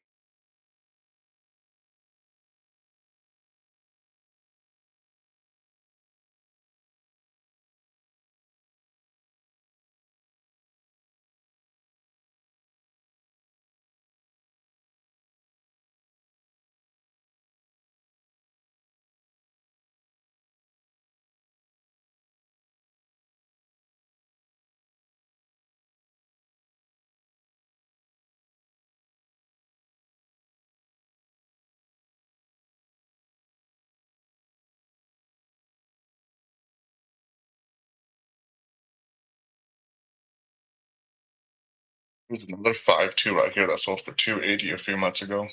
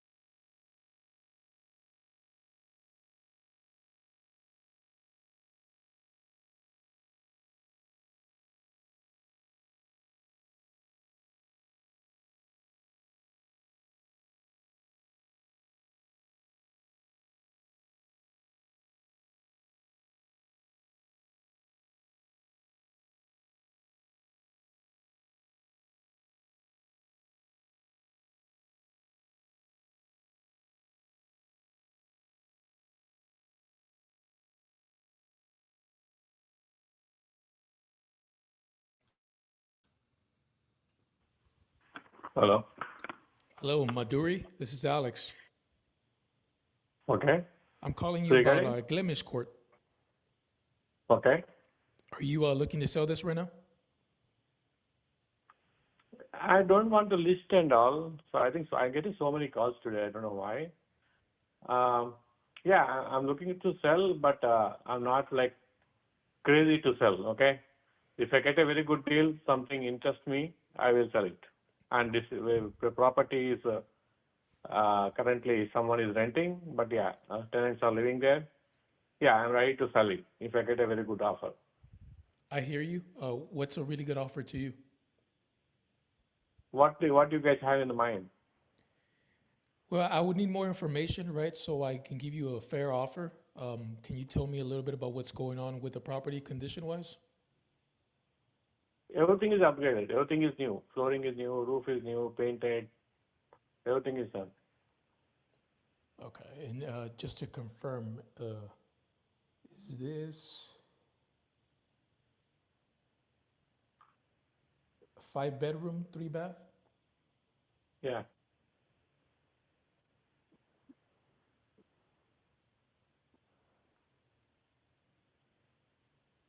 And can I ask you how much it's renting for? It is between 3 and 3,500. Is that how much your current tenant is paying? Yeah, between 3 and 3.5. So, is there a tenant in there or no? Yes. So you don't know exactly how much they're paying you? I mean, it doesn't. I don't know how it matters, but yeah, if you have any numbers, let me know. We can discuss more. Yeah, I mean, I'm about to give you a number here. I just want to know exactly how much, this would make me Yeah. as So a if you minority. give me the number, I'll tell you the exact number. Okay. So you don't really want to sell then? I mean, I don't want to waste your time or mine. I'm selling. I'm telling you. If I like the offer, definitely I'll sell it to you.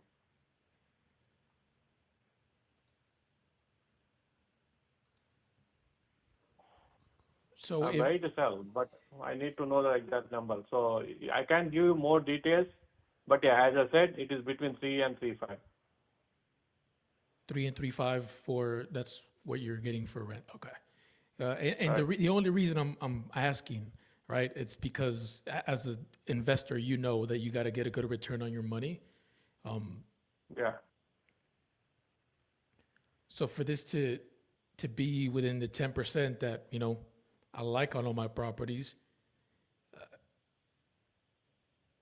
I'd have to Oh, get understood. this. Okay. I'd have to get Yeah, this okay. at like between 32. Of course, you'll get 32 for sure. No, I'm saying I would have to buy this for 320,000 for that rent to make sense, right? Okay. Is that how much you're willing to sell it for? How much? 320? Yeah. Oh, no way. So then you I'm do have a looking number. something How around it. much would you take for it? I'm planning to sell it for 800,000. 800,000. Yeah.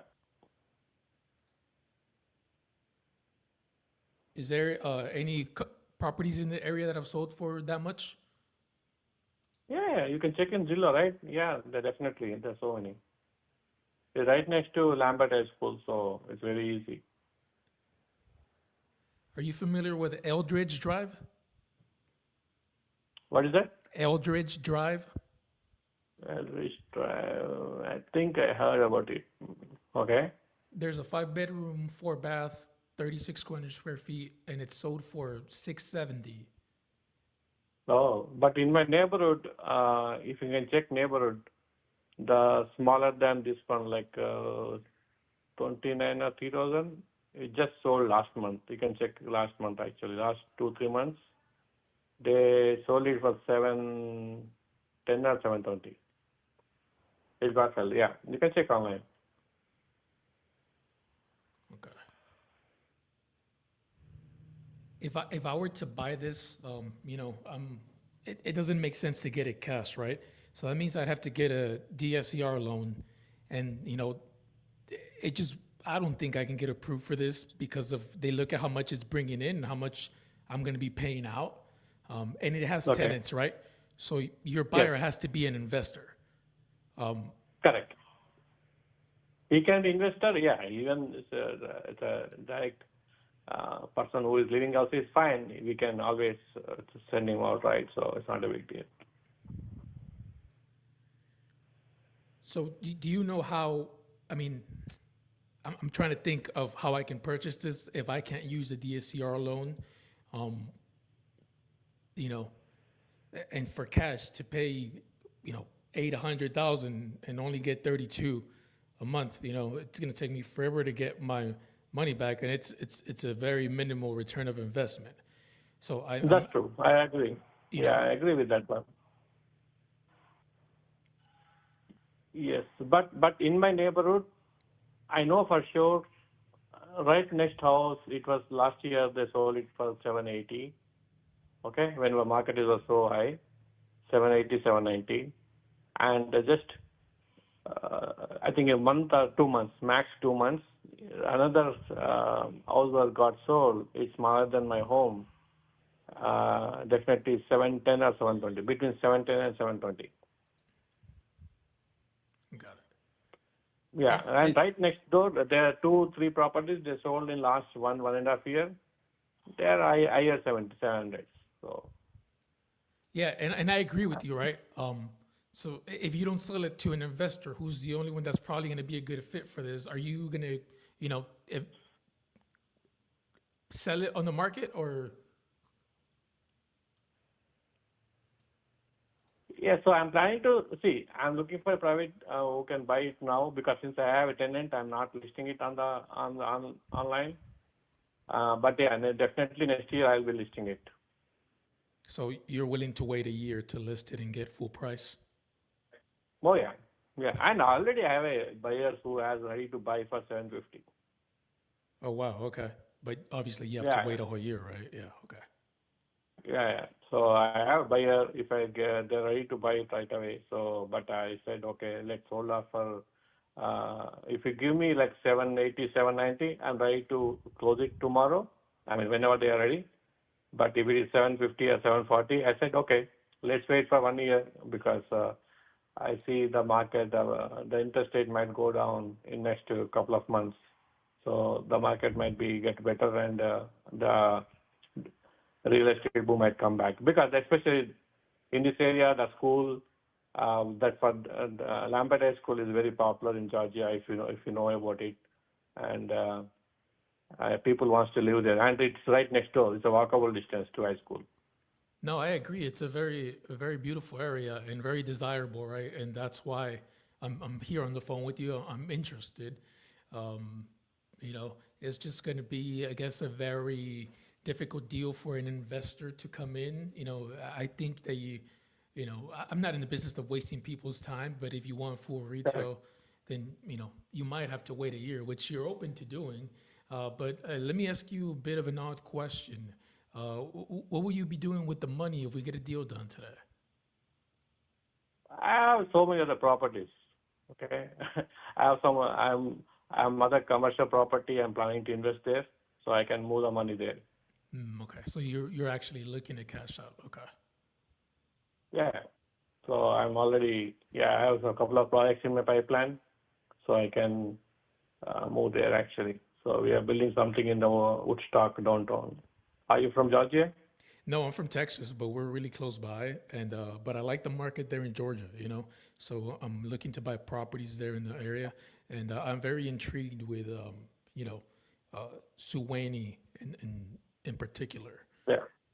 Okay. And the only reason I asked what you wanted to do with the money was because if you're not looking to cash out immediately, then I'd be willing to give you your price if you're willing to give me some time, and maybe get you monthly payments. And that's the only way it'll make sense for any investor, not just me, if I'm being honest with you. So is this something that you're open to? So how it works out? I didn't understand that part. So monthly. So seller finance, right? So I'll give you your price. I can even actually give you a little more than what you're asking for, if you can give me, 6 years, and at the end of the 5th year, I can balloon you out with pay you the remainder. I do just need to make sure that we get to a monthly number that makes sense for me to cash flow. And again, I'm not looking to score a home run here, but any reasonable amount of cash flow, and you just hold the note for 5 years. At the end of the 5th year, I can give you the remaining balance. Once as an investor, you understand it'll appreciate, and I can cash out, get you your money, and Okay. So how much would be the monthly payment? Well, how much are your taxes? Taxes, I think 4,000 property tax. Okay. Yeah, it is 0.75%. So.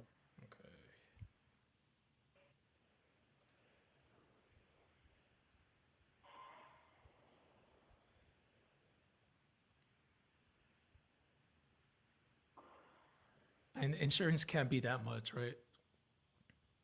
Insurance, yeah, it's like maybe 1,500 or 2,000, less than 2,000. Yeah.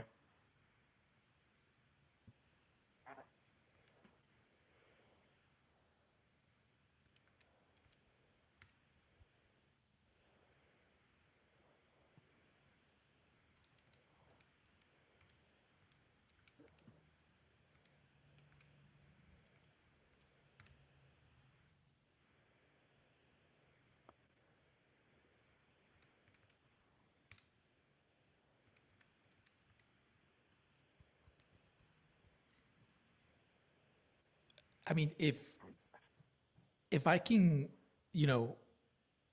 if you can assure me that I can get $3,500 in rent on this thing, I can pay you $3,000 a month for this. $28,000 per a month for 5 years. That's what you're saying? Say that again. How much? 28,000? 28,000 a month. Okay, 28,000 a month for 5 years. No. It's 2,800 a month. No, sorry. yeah, 2,800 a month. Yeah. So times 60 months, right? So this will be a interest free, right? So after that, you're saying that, okay, so after 5 years, how much you will be paying then? What is the balance? I mean,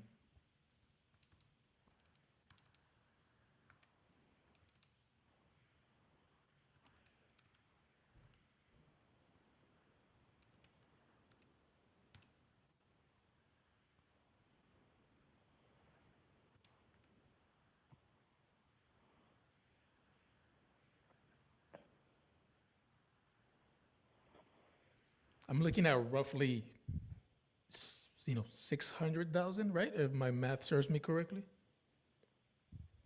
So, okay. So for 5 years, you're saying that it will be interest free, correct? Yeah. So, okay, for 5 years, it will be interest free. So after 5 years, you'll be paying the balance like 6.3 maybe, correct? Yeah. Just 630, around there. 630. Yeah, 630.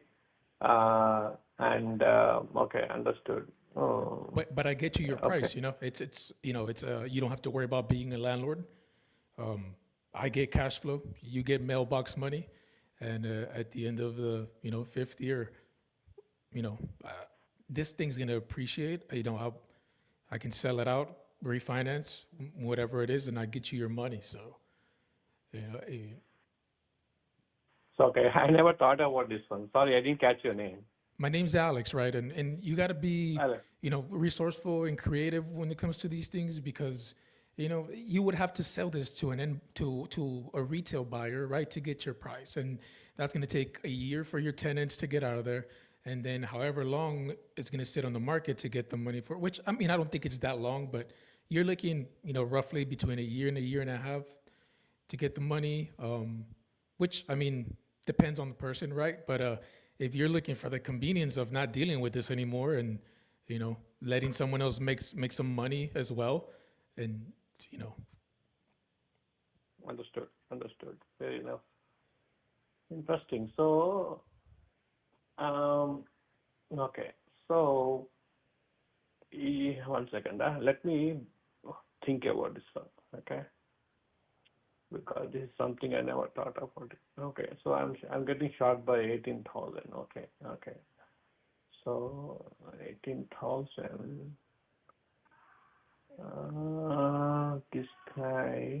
If I put this guy into let's make it 4%.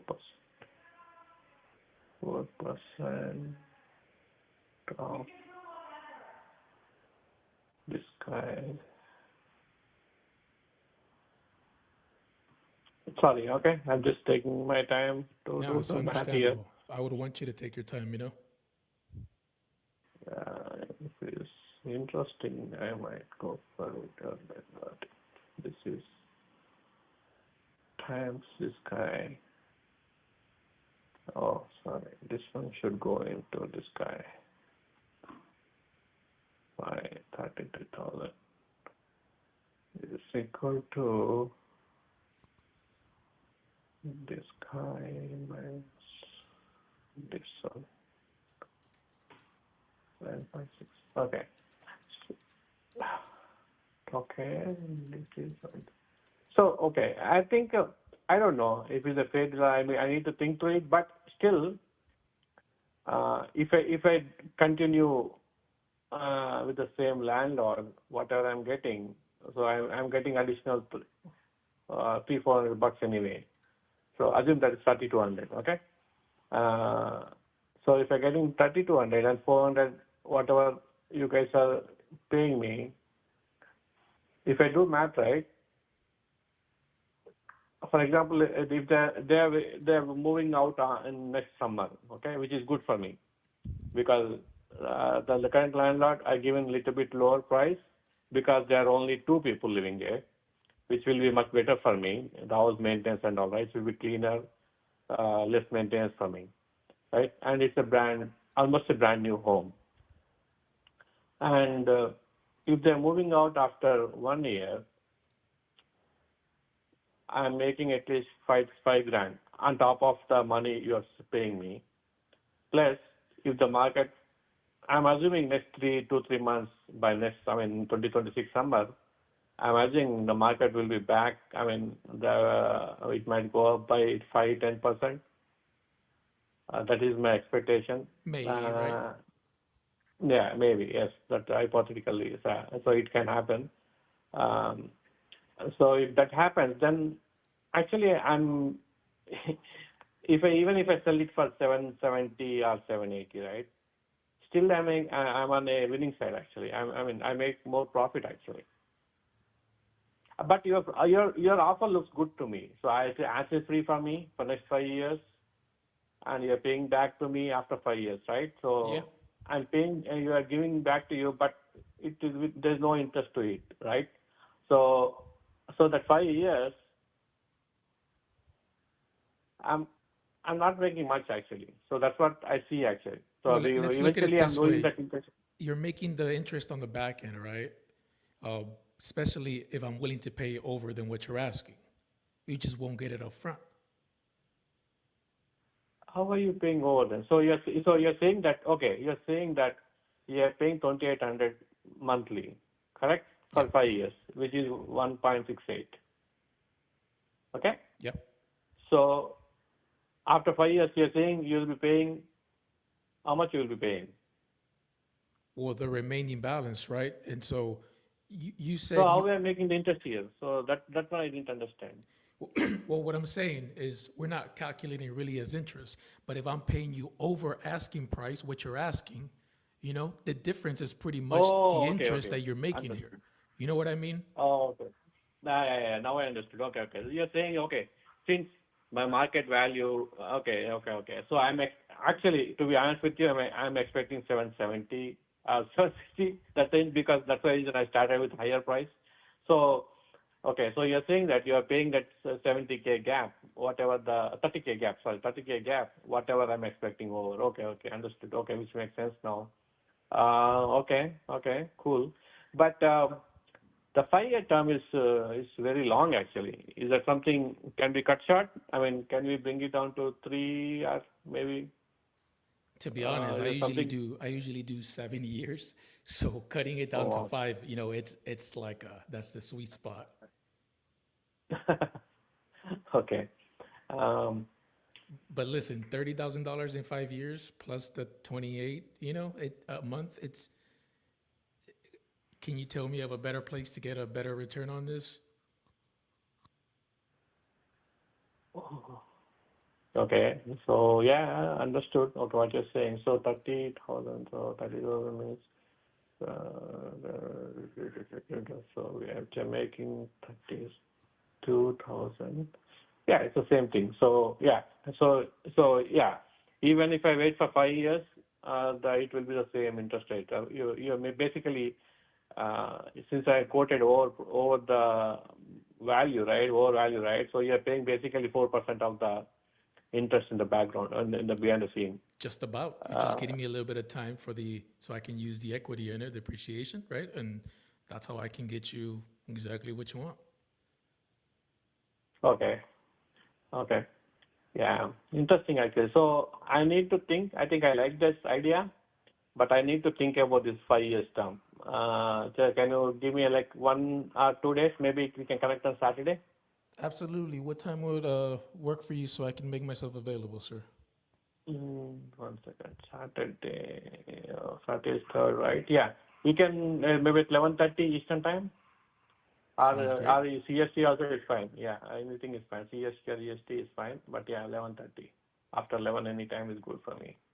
Absolutely. Well, I know, time doesn't really help us think things through.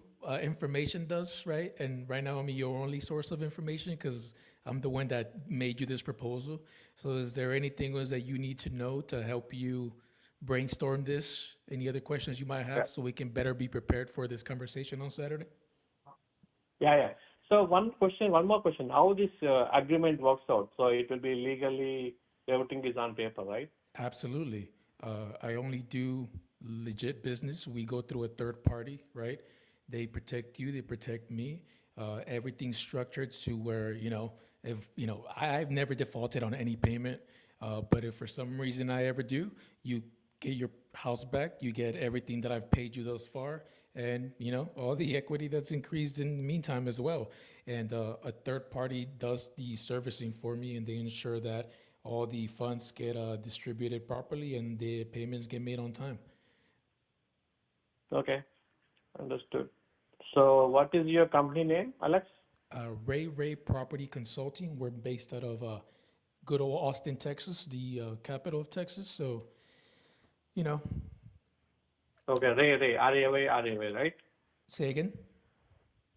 Ray, right? You said R-A-Y? Yeah, REI Property Consulting. I'll make it easy, and I will shoot you a text with my name of my company, and Okay. third-party title companies, attorneys, they all verify our legitimacy, LLC, good standing with the government. So, like I said, I like to be transparent about everything, and I'll get you what you need.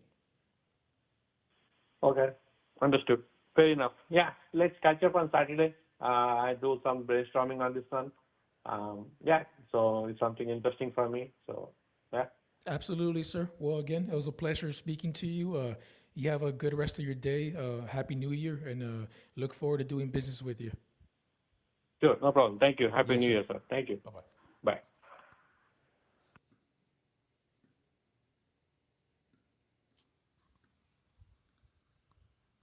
Hey, Paul.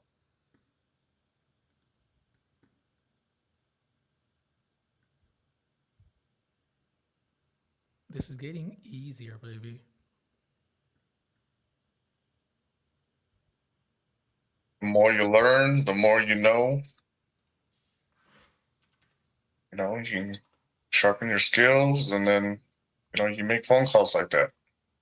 Mm-hmm.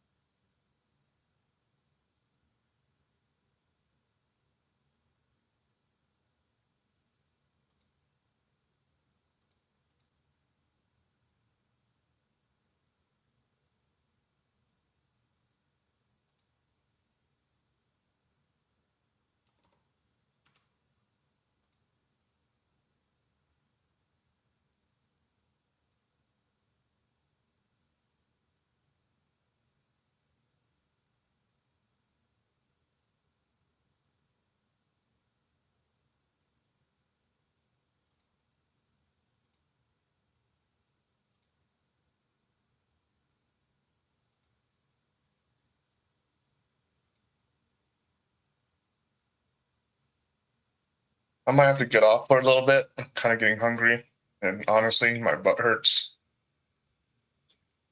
Don't worry, bro. So I'm gonna get some food.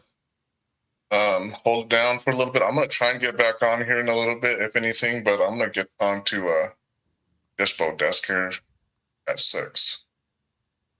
Sounds good, man. I will be here.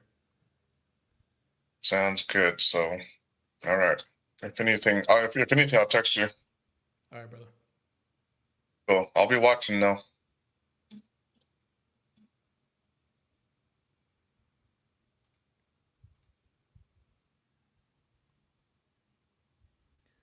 And then there was one.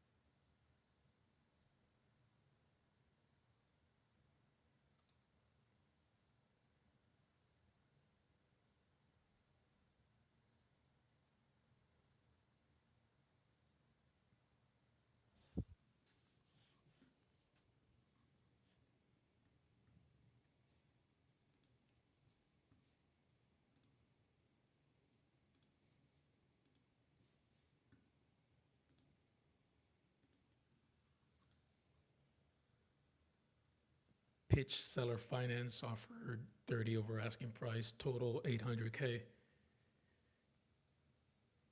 There's 700 in cash flow. Appointment Saturday.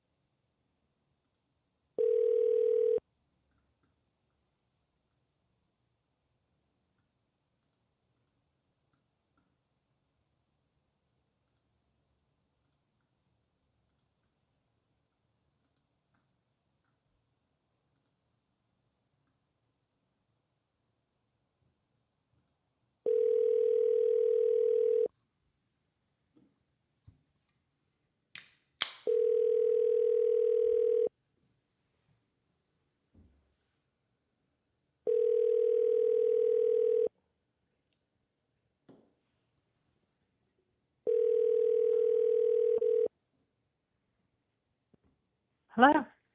Hello, Amy. This is Alex. Hi. Hi, I was giving you a call about Feed Mill Road. Okay. Are you looking to sell this right now? Not right now. We're actually we're working with a company right now. Got it. So you already signed the contract? We're working with a company right now. All right. Sounds good. Are they giving you a fair offer? Yes. Yes, they are. All righty. And sounds good. Well, if anything changes, I'll be here. I can send you a text with my name. But yeah. Yes, that'd be great. Your name and the name of your company would be wonderful. Yes, Amy, will do. Thank you. Thank you. Bye-bye. Bye. Keep your phone with you.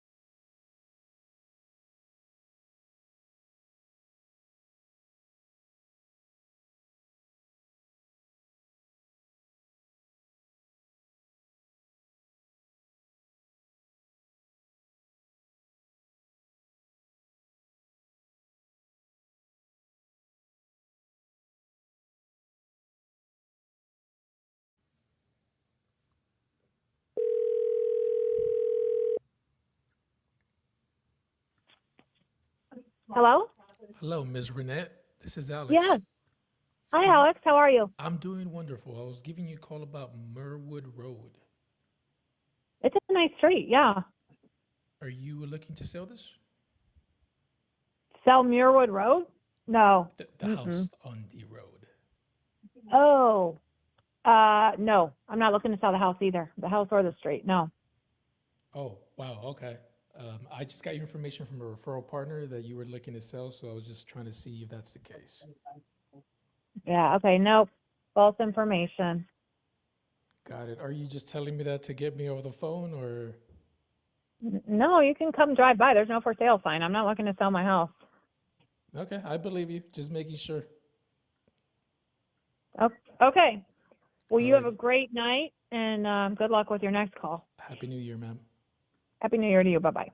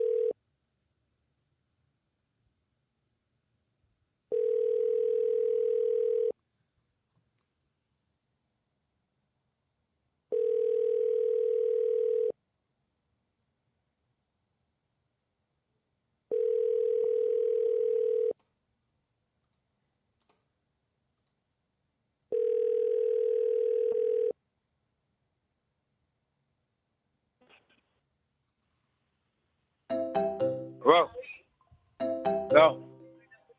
Hello, Tawana or Derek? Hey, how you doing? This is Alex, sir. I was giving you a call about Sage Flower Court. Are you still interested in selling that property on there? Yeah, everybody calling me, man. I say first 300, get it, man. If I put it, man, up for sale tomorrow, what I did to that house, it'll be gone tomorrow. All I need to do is finish the next place I'm going by next weekend. I'll be finished, and I'm putting it on the market for 300. So whoever bring me 300 first, they can have it. But you crime molding in every house. You have, man, new AC unit. You got new roof. You got bamboo floors upstairs, downstairs. You got a fireplace that was bricked off. You got a new kitchen in there. You got new granite countertops. I'm 300 for sure. So this baby's everybody ready to keep go, huh? calling, but I mean, like I say, the first, if I put it for 300 on the market, somebody coming to grab, because I'm leaving enough room for somebody to do that 350. I mean, you got 350, you got one down the street, same exact house, same square footage. I don't believe it has more than what I have going on, but they asked for almost 390,000. I'm asking for 300. So you can only imagine what I'm leaving on the market. So I'm just, if it's a personal investor, he probably gonna want it ASAP. Yeah. So everything ready to go. I hear you. Everybody calling me. Like I say, when I throw that number out there, they only got due time. You know what I'm saying? Everybody that called me only had due time. I'm ready to sell right now. Y'all give me 2 weekends and I'll be out of there. Matter of fact, you can give me less than 2 weekends. You give me 1 week, not even 1 week. Somebody paid me tomorrow. I have everything moved out of there, man, before the weekend. So that's how I want to sell right now. So y'all can come bring me 300. However y'all need to work out, whatever. Man, it's what it is, man. I'm not gonna I'm not gonna lowball myself when I know I got 300. If I put it on the market for 300, I'm just doing that because y'all calling me. You know, I don't know how that goes on the platform, but everybody's calling me right now about it. But the first 300, they can have it. So it's either with a company like your company, or when I put it on the market, 300, it's gone that instant, that day. I'm not even being greedy at it. So I never did believe in being greedy. So that's how I count my blessings. That's how I know. If I put it on the market to sell by owner at 300,000, it's gone that day. So you can't find that for 300 nowhere. Not what I did to the house. New roof. If you say new roof, new AC, and new kitchen, that's a done deal. And bamboo floors all the way downstairs, living room, all the way through the stairs, all the way upstairs, through everything upstairs except for them rooms. Man, we talking about 3,600 square feet for 300,000 right now. I don't know, man. Y'all wasting your time if you don't come get it. If you was a personal person, I'm telling you to come buy that house right now. If you in the market, forget your company.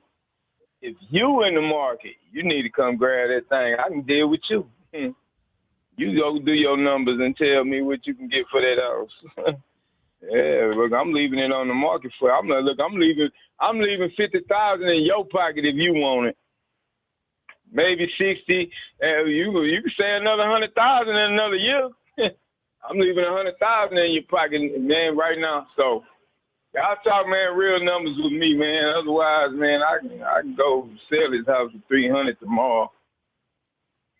No, I hear you, Dirk. I'm not in the business of wasting people's time, right? Only thing is, I got enough properties for myself, so I'm looking to make money on this thing, right? So, how much does it rent for? Do you know? No, you ready?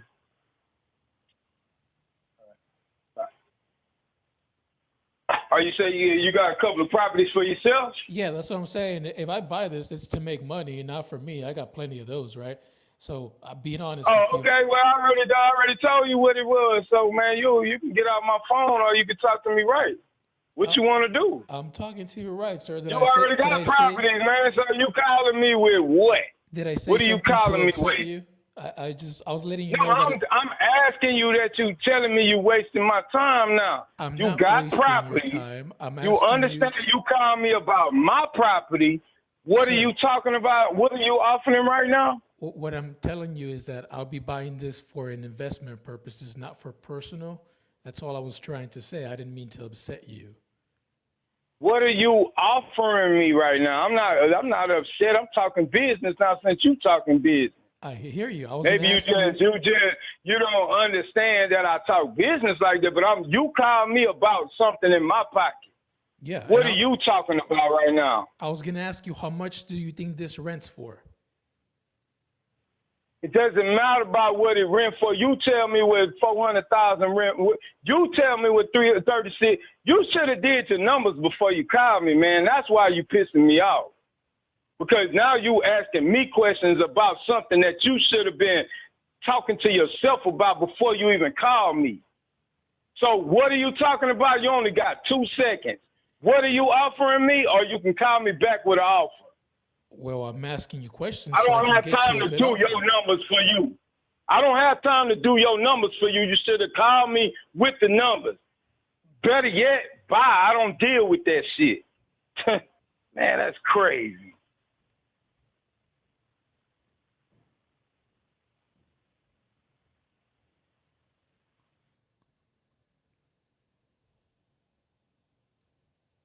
Happy New Year, guys.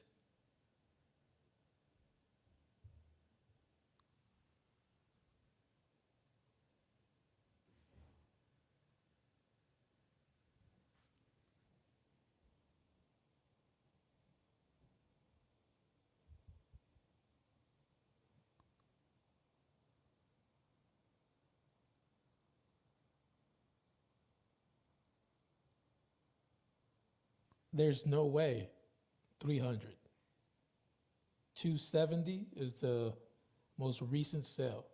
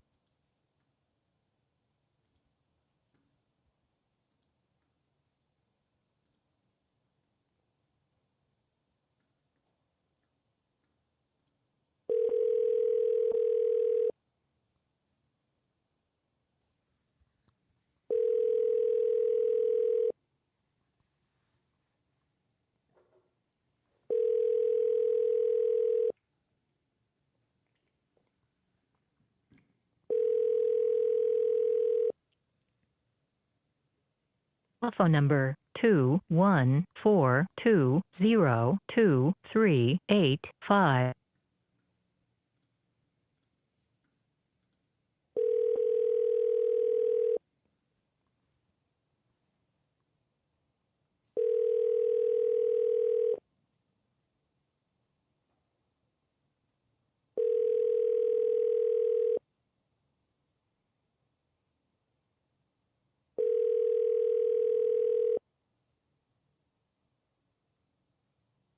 Number 21.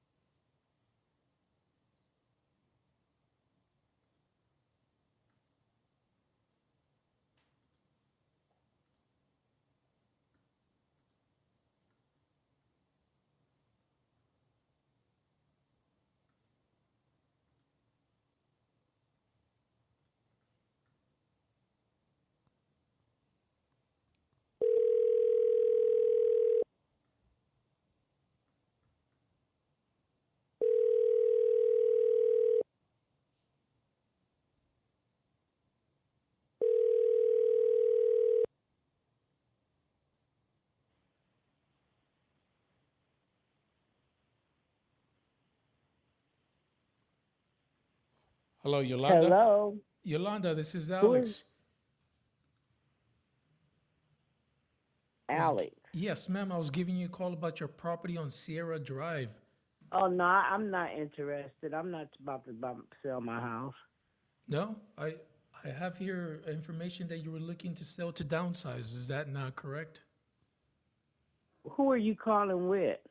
My name is Alex. I'm with Ray Property Consulting, a referral company. Thought we might be a good fit to buy your property, and that's the only reason I'm calling you today. Well, I'm already working with a realtor, and they're gonna take care of that for me. I mean, once it go on the market, I mean, if you want to call back, I'll give their information. But I'm setting it up right as we speak. Okay. Would you be open to sell it and saving you some commission costs? Well, I don't know. Well, let me ask you I this: How tell much are you, you trying to get for it? I want top dollar. What is top dollar for you? Well, I don't know you, and I don't want to give too much of my information. If you want to text this number and send me your card or whatever, or email, just text it to me, and I can verify yourself. But other than that, I really can't talk. Well, I just want to ask you how much you want for it to see if this is even, something that we Well, should you continue can talking just about. well, what I'm saying is you can just about look on the listing and see how much is worth. Um, you know, whatever the listeners say. Whatever my listeners say, What whatever condition my is it in? listeners say, it's in perfect condition. Okay. Well, look, I don't want to waste your time. So if you have a number in mind that you're willing to sell for, and I can save you commissions, I'll let you Well, know if I can pay that or not. I'm not here to convince you or try to waste your time. Well, I'm just saying I don't know. I mean, just a spam number with your name came up, and I wish not to share anything unless you can prove yourself to me. So you can text me. Yeah, text me your information, and then I'll call you back. All right. Sounds good. When can I expect a call from you? I'll send you a text right now with my information. And I will text you a message. Okay, ma'am. Sounds good. If you want to sell before you list and save you some commissions so you can walk away with more in your pocket, I'll be glad to keep talking to you. Perfect. Thank you, Yolanda. Okay. Have a good day. A happy New Year's. Same to you. Bye.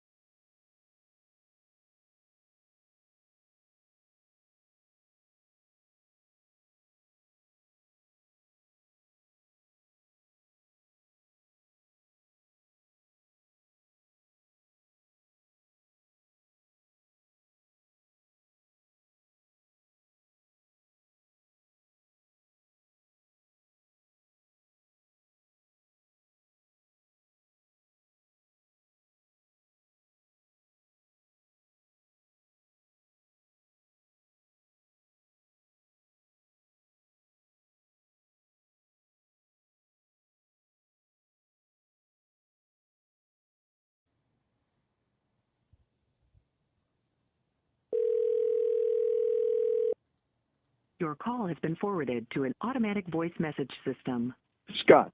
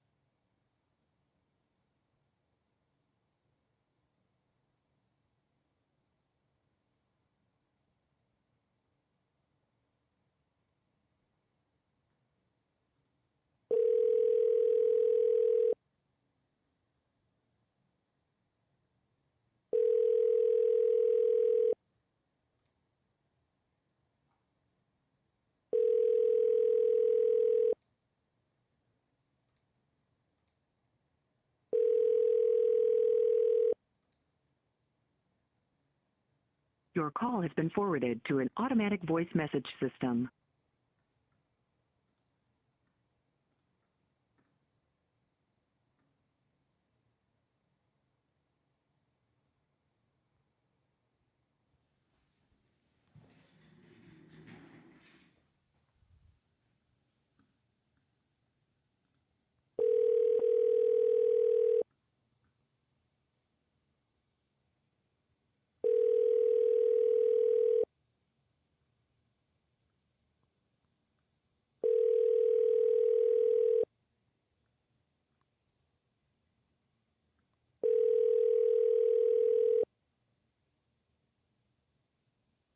Your call has been forwarded to an automatic voice message system.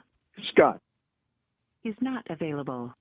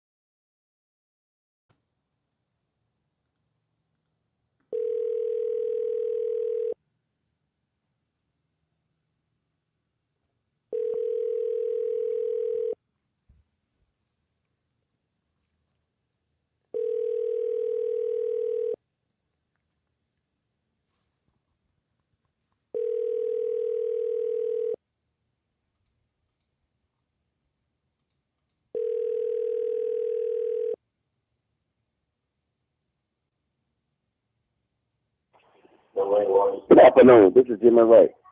I'm sorry I missed your call.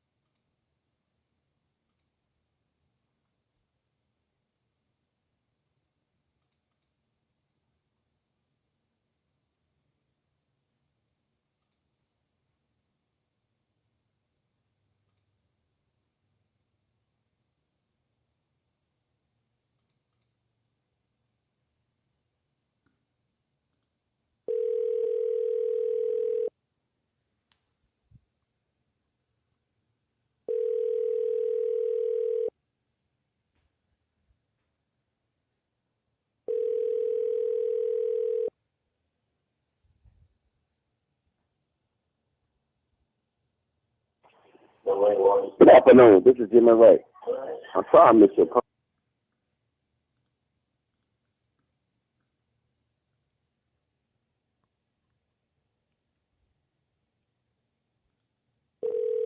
Triple tap, guys.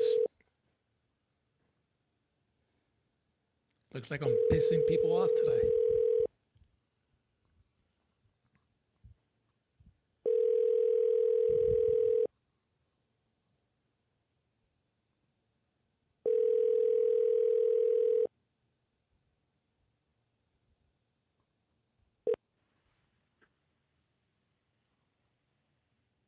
Hello.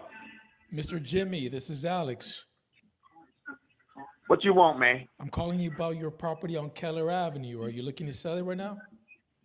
Man, y'all niggas ain't got no money, man. I ain't trying to hear this mess. Everybody be calling me, ain't got no damn money, asking me a bunch of questions. Even you got the money, you don't. Well, how am I supposed to know what I'm buying? I just want to know how much I'm willing to pay for it. Are you looking I to ain't sell even this? worrying about all that. I don't even need your money. Don't call me no more. All right, Mr. Jimmy, have a good day. Mm-hmm.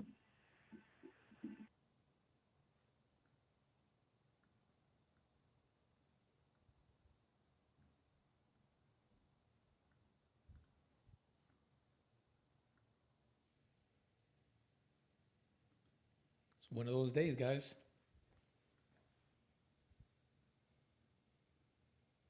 Those days are going to happen when you just feel like you're getting beat up and you just want to quit and walk away. That's when you got to keep going. You got to feed off this shit.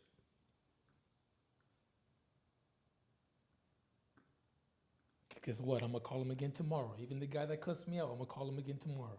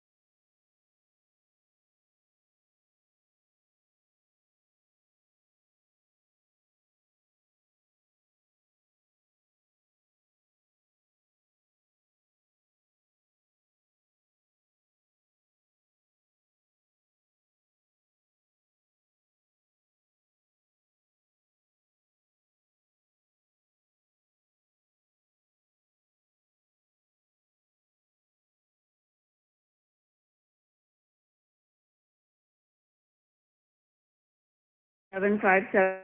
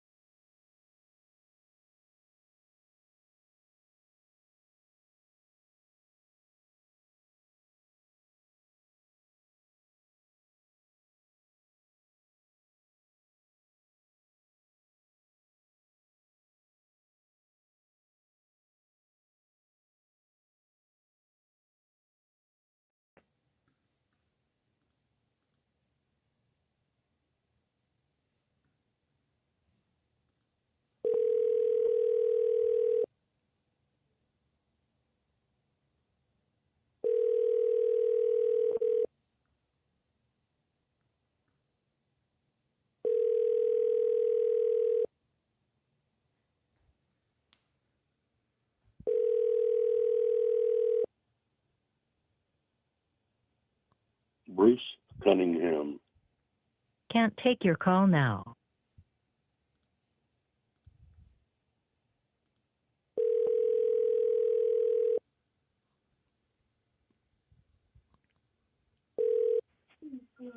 Hello. Bruce, this is Alex. Yeah, so who's Alex? I was giving you a call about Manchester Road. Are you looking to sell the property? No. Got it. So I have incorrect information. It says here in my notes that you're looking to sell to downsize. No, I can't do it. I can't afford it. Thank you.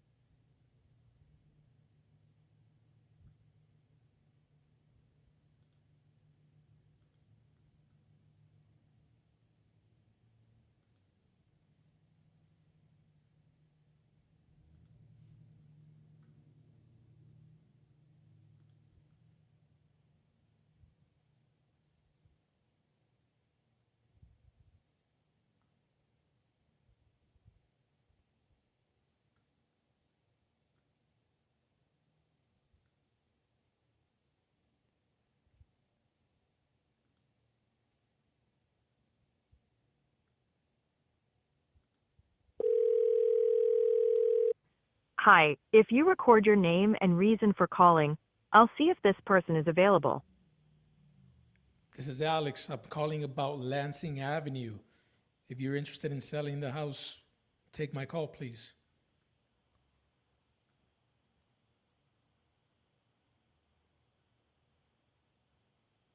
Thanks, Alex. Please stay on the line.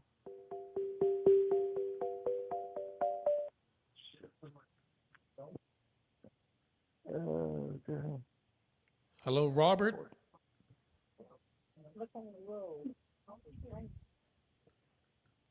Hello, Robert? Mr. Perry?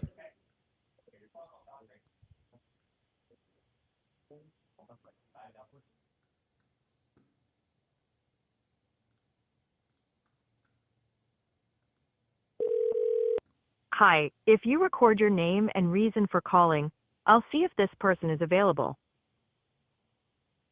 This is Alex calling you about Lansing Avenue. I want to buy your house. If you're interested in selling, take my call.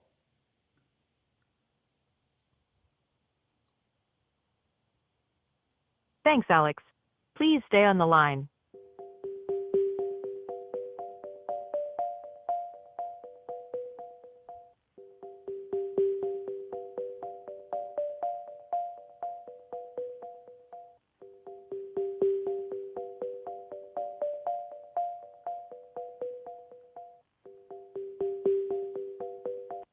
I'm sorry, this person is not available. If you would like to leave an additional message, please Hey, Robert, this is Alex giving you a call about your property on Lansing Avenue. If you're interested in selling, call me back.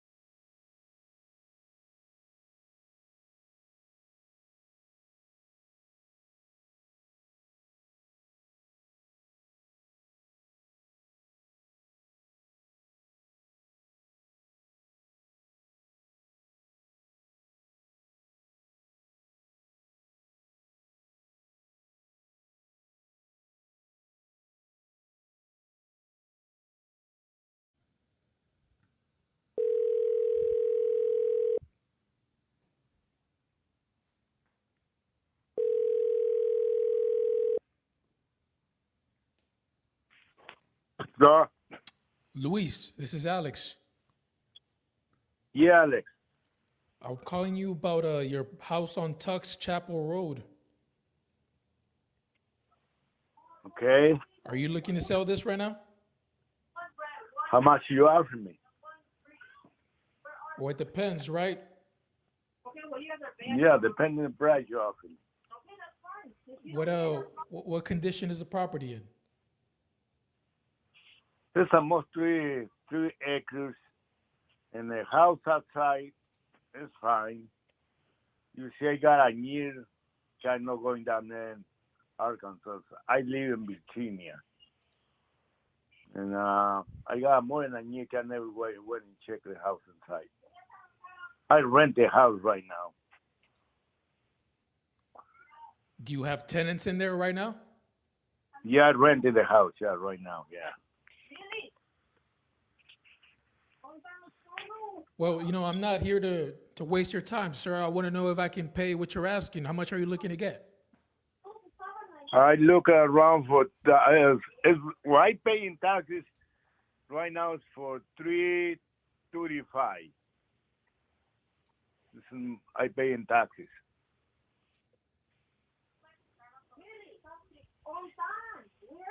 So you're looking to get $335? Something like that, yeah. And how much does it rent out for? $1,400 a month. Oof, so if I pay $335 and only get $1,400 a month, that's gonna take me a long time to get my money back. Yeah. Yeah. Yeah, but como I said, it's 3 acres, My plan said sold my house I got in Virginia and moved on there. You see, my son make a company, roof company, and now he don't want to move. No, that's not my problem. The house paid for and everything, And how soon are you looking to sell this?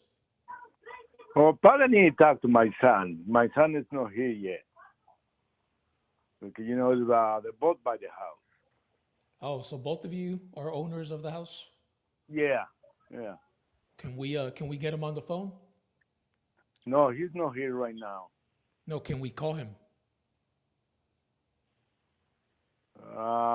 Probably you can call him. What's his number? I'll call him so we can all have a conversation together. I don't know his number really.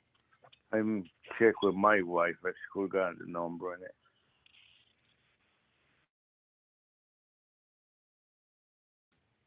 Like that, I'll talk to him.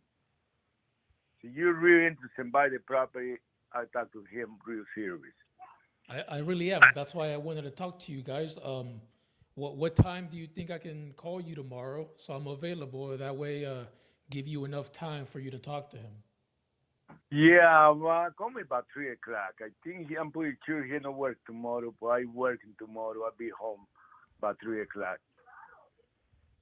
All right, Luis, Right. Mr. Carranza, Yeah. I will give you a call tomorrow at 3 o'clock. Okay.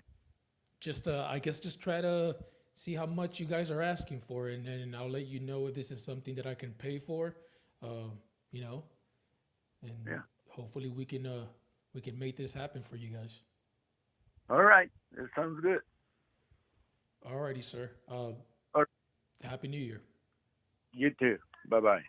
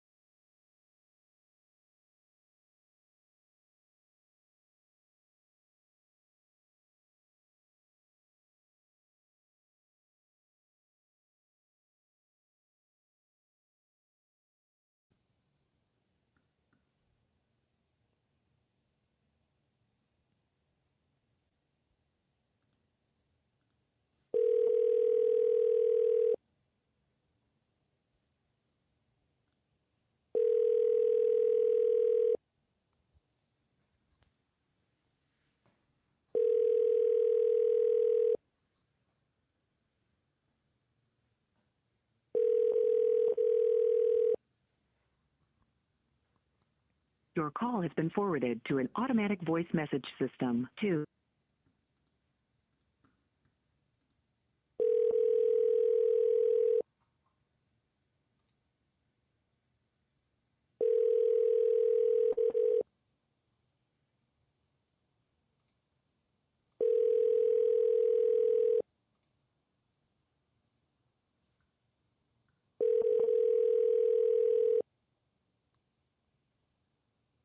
Your call has been forwarded.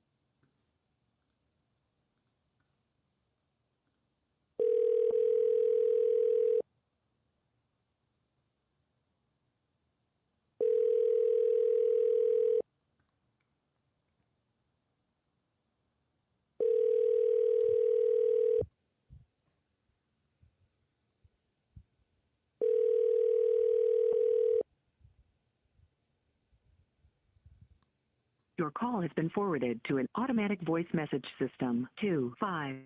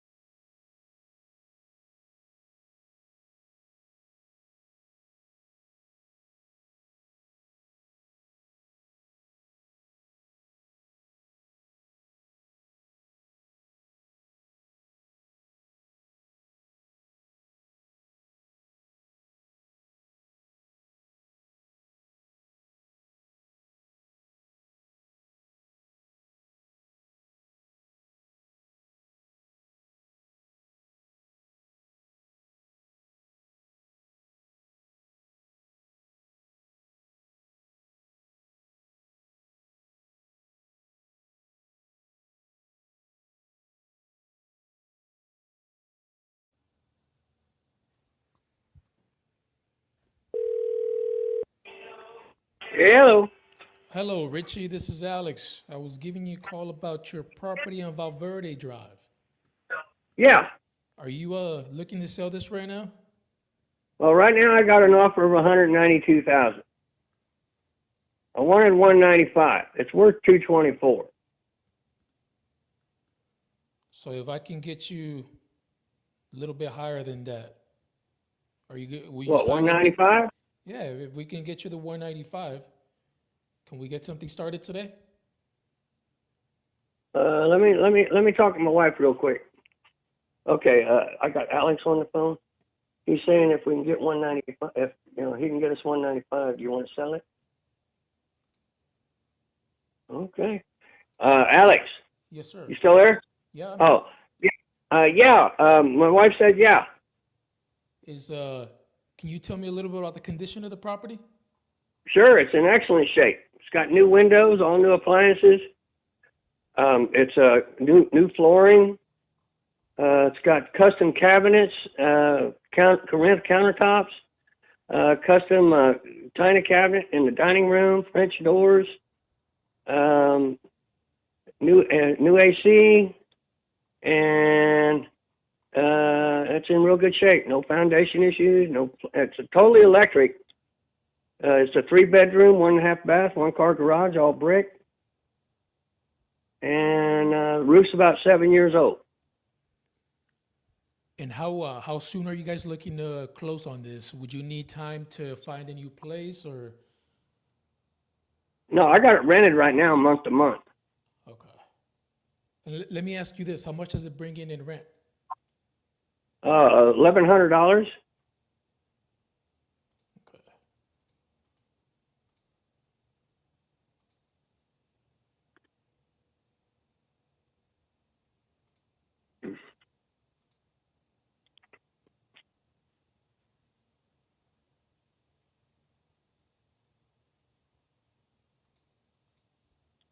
And so I wouldn't have to make any repairs on this thing, right? Do you think it'll? Nope, she's ready. Nope, ready to move in.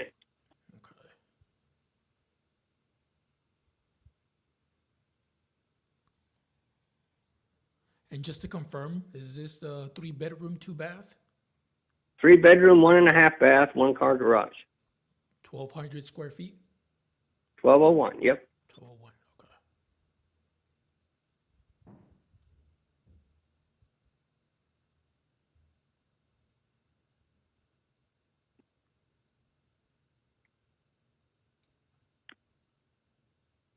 It's in the perfect location. Everything's there: schools, malls, fire department, police department, hospitals. It's right there. I see. Yeah, it's a really nice area here. Yeah, the utilities are all underground. There's no wires or anything up in the air. It's a real nice area.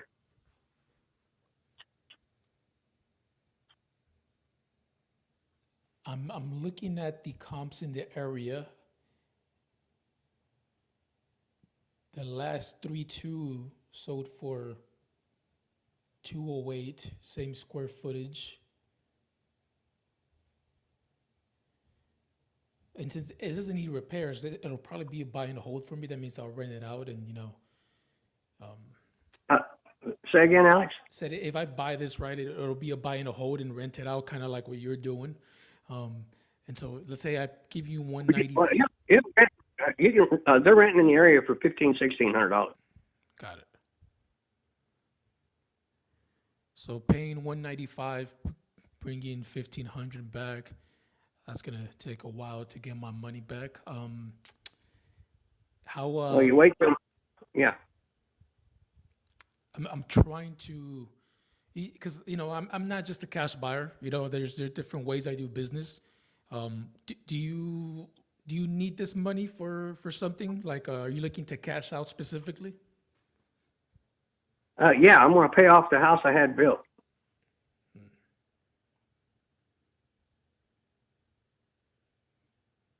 Got it. Because you're gonna have to sell this to an investor, right? Because of the tenants that are in there. How long is the lease they got left in here? Oh, it's not. No, it's rented month to month. Month to month. Okay. Yeah.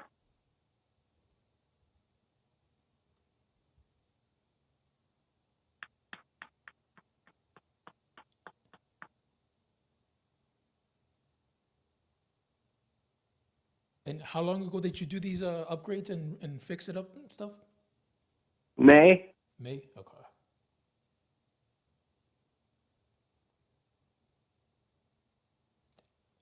So here's what I'm thinking, right? The way I can go ahead and get you the 195 is if you can give me like 60 to 90 days to close. I can do that. Yeah? Yeah. Okay. And you don't care what you get your money from, right? As long as you get paid out? Yeah, I don't care where you get it. Okay, perfect. As long as you ain't robbing no bank. No. No, sir. I'm all, legitimate business over here. Yeah, because, as a cash deal in 30 days, I'd be looking to come in way below that. But, I can't get you your money if you give me a little bit of time. That's all we got. Hey, Alex, that's all we got. We got time. Okay. And I guess the only thing I would need additionally is just access to the property to get my funding partners in there. Obviously, we wouldn't just show up out of the blue, but we would let you know when the tenants ahead of time to get in there and make sure we get everything we need, and we can take care of this in 90 days or less. Sounds good. All righty. Well, what's a good email I can? Rick Piercefield at yahoo.com.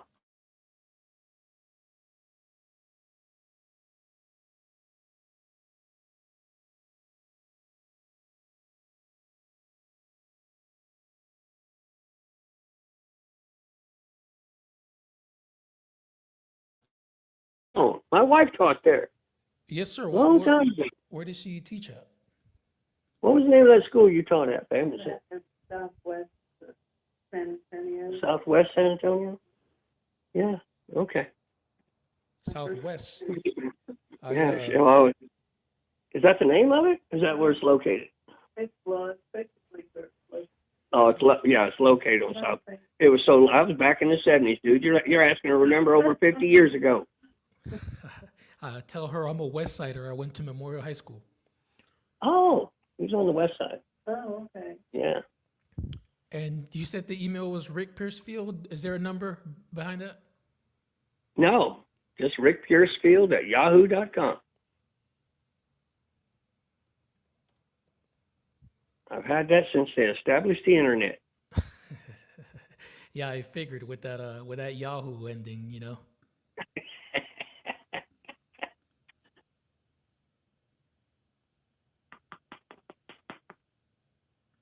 Let me see. Quick question. I just had the trees trimmed over there too. Yeah. Okay. Yeah, you're coming in right at the right time. Yeah, I had one more question. You said the tenants are, month to month. Yeah, Dave and Brianna. Yeah, they're just month to month. Okay. And so I guess, have you let them know that you're selling to give them plenty of time to? Yeah, they know I'm selling.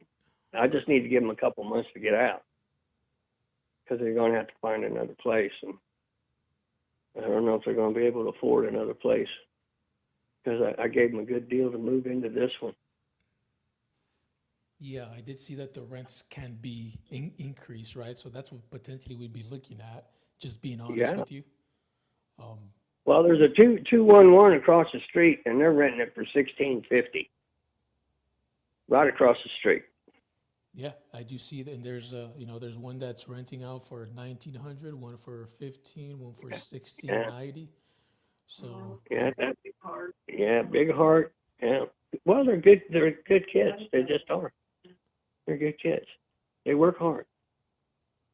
Yeah. Okay. Yeah, I just try to structure this in a timely manner because we will probably need to give them notice to, hey, we're selling the property, and that way we're just not putting them out on the street and whatnot. Yeah. Yeah.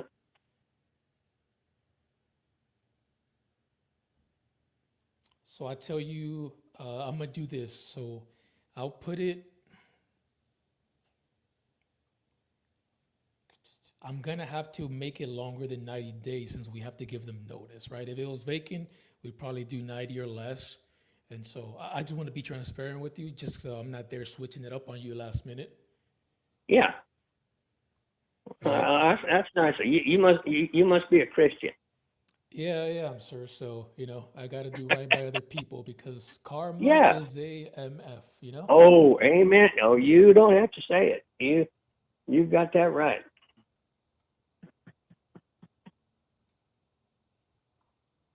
So I mean, as long as you're okay with that, we can go ahead and let me just put that on the agreement, and we can get this signed, and give them plenty of time to make arrangements, and then we can get this forward. But as long as I have the time, I can get this done. We got the time. All right. Let me. It's only take me like 2 minutes, so just bear with me. Do you mind holding for 2 minutes? Sure. Okay. Be right back.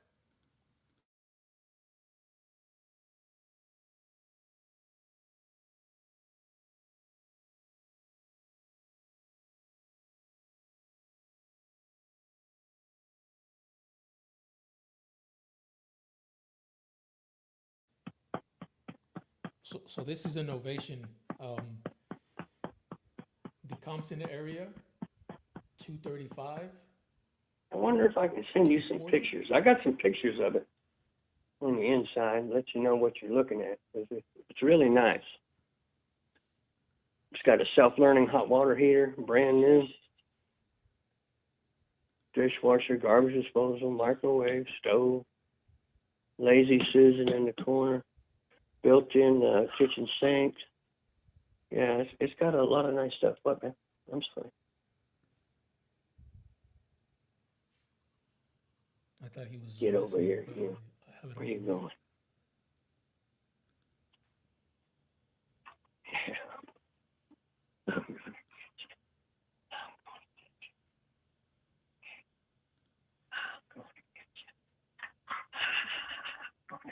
Yeah.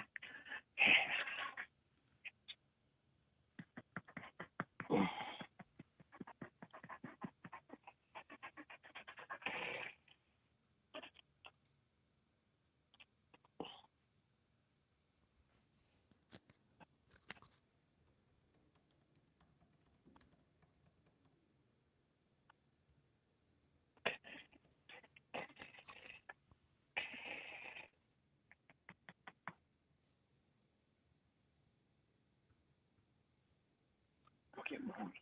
Go get her. Go get mom. No. Really? Go get her. Go get mom. Get her. Go get her. Oh, God.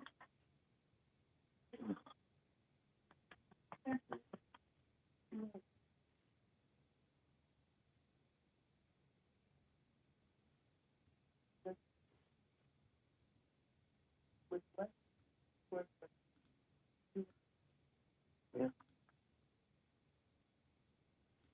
Right, so. Yeah.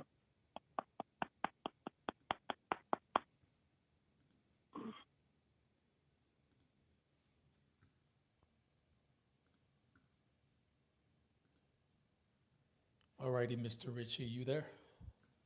Yeah. All right, I'm just going to make sure everything's on here. You should be expecting an email here from alex@rayray.com. Okay.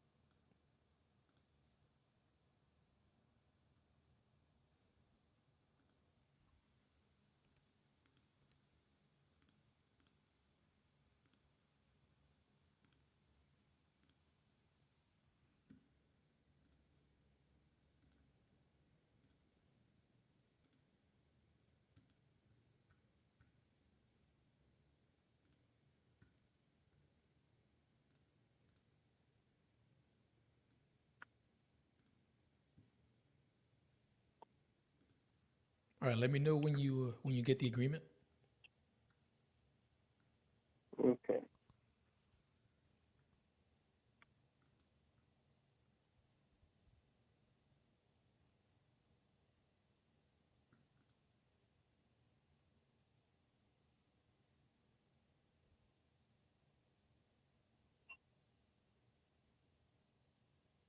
Hey, Alex. Yes, sir.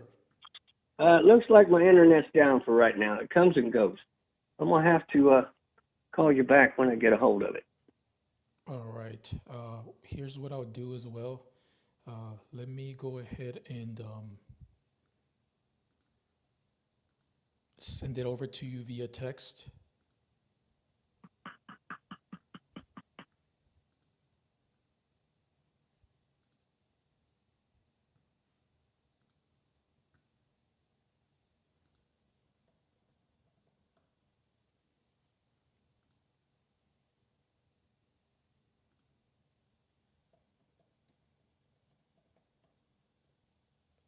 So I just sent you a text. If you can just text me back anything, so till we establish a connection, and that way the link goes through.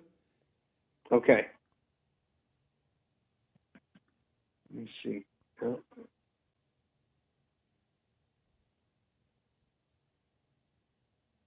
I don't know if I can do that. Okay. Let me see. No, I don't have one. Okay. No, okay. I'm gonna have to wait till I get off the phone. Send you many pictures too.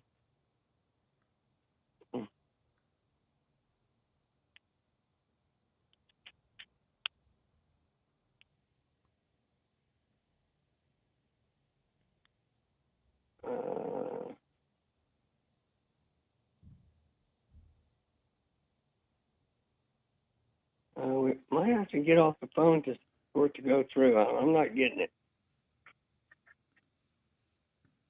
But, yeah.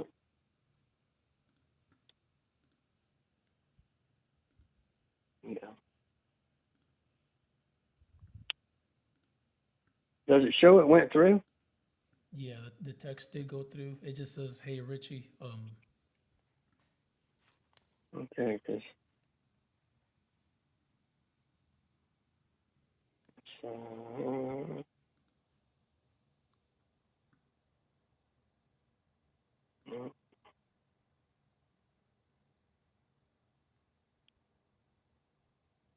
Okay.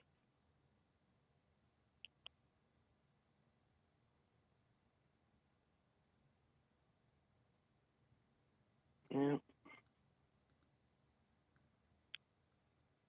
Check it again. No, I'm probably gonna have to get off the phone for me to get it, because it's using my phone number in order to get it. Okay. Well, I'll call you back. Yeah, Lubba, just give me a call back and we can go over this agreement. It literally takes 3 minutes to get it done. But Okay. I love to get this done for you, at the price that we agreed upon. So Okay. all right. Sounds So, good. well, yeah, just All call right. me Talk back to you in a as little soon as bit. you get it, and we'll talk soon. All right. Bye.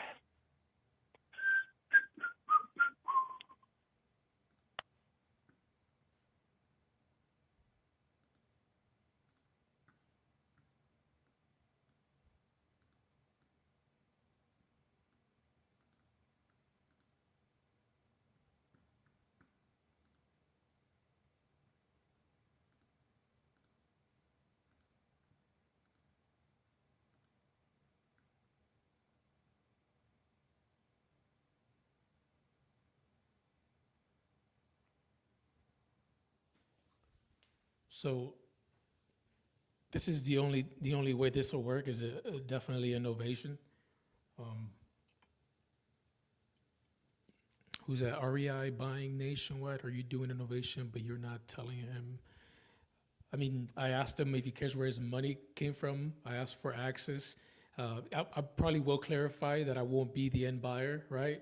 And that's when I mentioned that during my agreement that we signed, because I already got the long closing, right?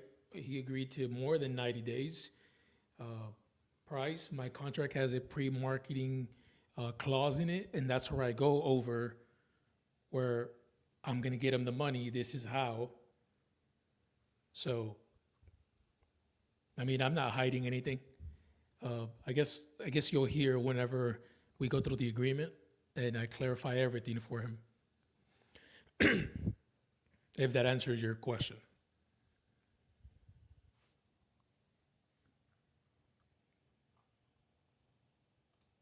Obviously, there's a contingency period, right? Option period. He said it's been recently remodeled. We obviously have our period to go and check it out, verify everything with the pictures, right? Inspection, all that good stuff. But if what he's saying is true and it's recently remodeled, like I said, the comps are 230, 245. We agreed on a price of 195. That's more than enough for an easy 20K novation fee, right? And I'm sure that's what the other guys were pitching, because as a fix and flip, they're offered him 192 or 193, I believe. So that's the only way I can see this being done.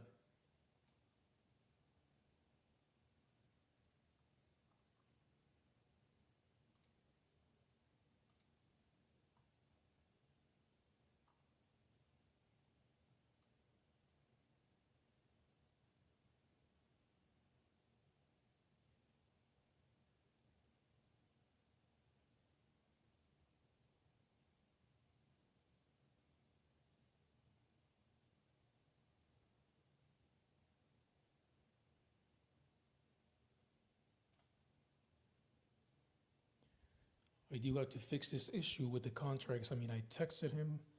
Okay, I think it went through now.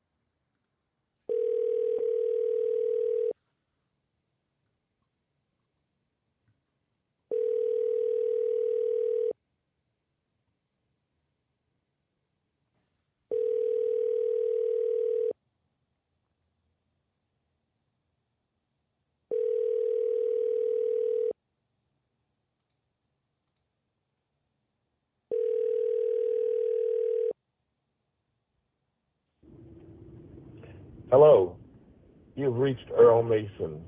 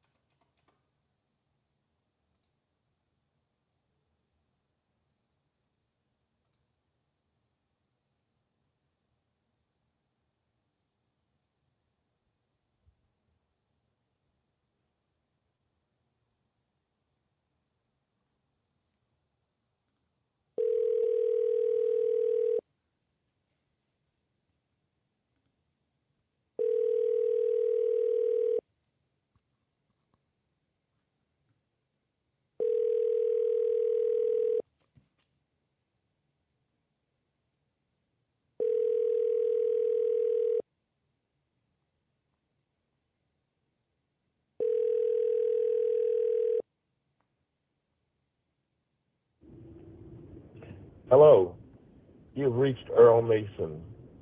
I'm sorry I'm not into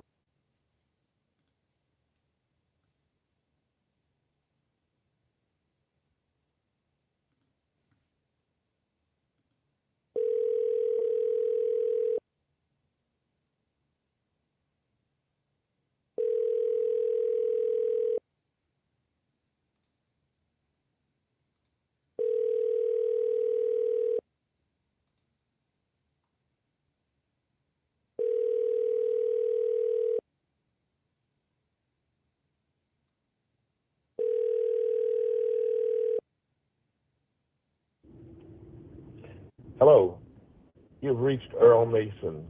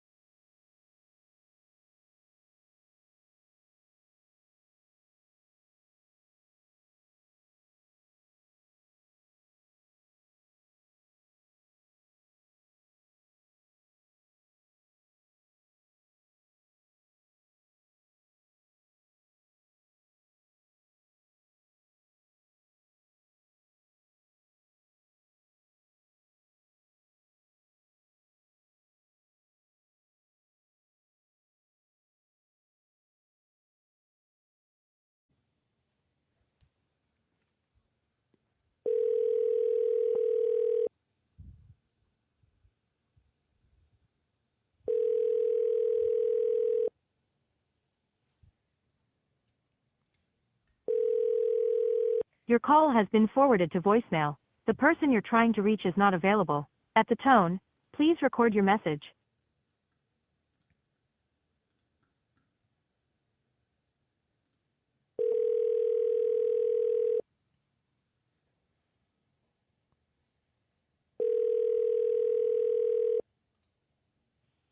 Hello?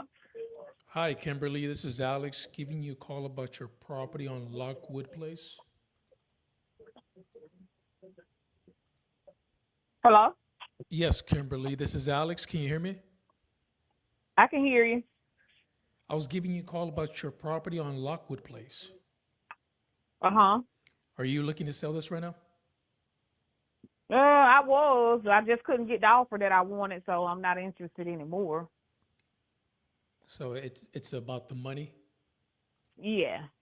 Well, I mean, I'm not here to waste anyone's time. If I can't pay you what you want, then I'll let you know up front. How much are you looking to get?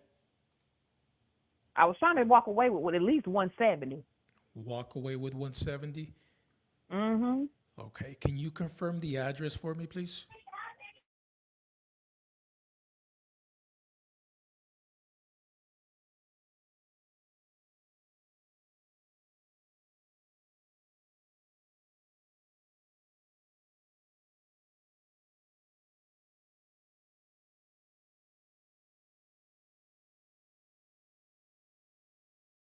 The bathrooms need that both of them yours.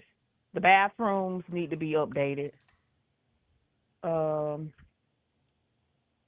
The kitchen is everything else is pretty much in one of the rooms. Well, I would say all the rooms need to be updated too. The carpet in one of the bedrooms need to come up. I would say repainting in all three rooms, but definitely the bathrooms. The kids do have about 3 holes in the drywall that need to be replaced in the bedroom, but no major issues, just cosmetic. Okay. But it does need, a little bit of lipstick, right, to make it look. Oh yeah, most definitely. Most of it is wear and tear. We've been here going on 6 years, so. Okay. What was the street number one more time?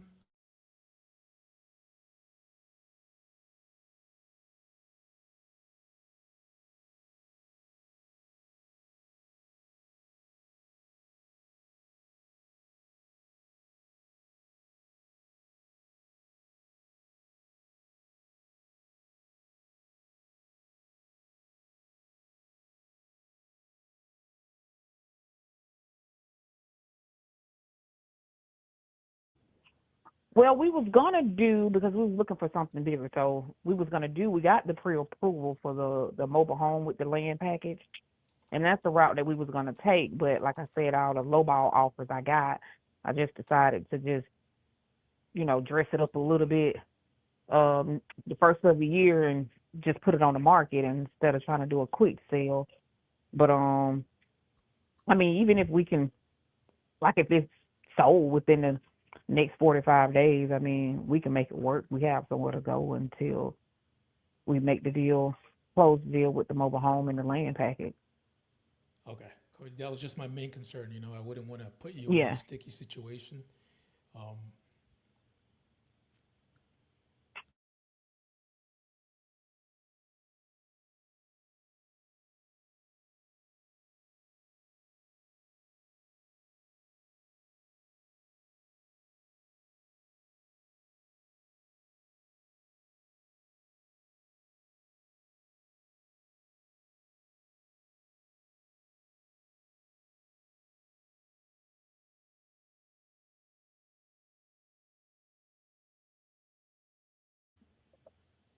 Okay, I got it pulled up.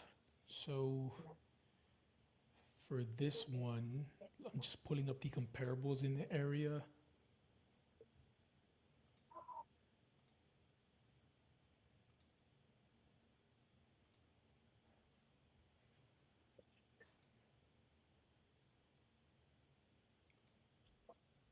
Did you see mine out there?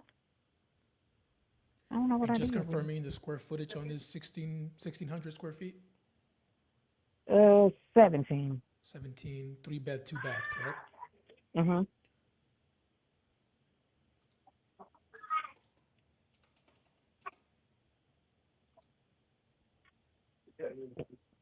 Excuse me.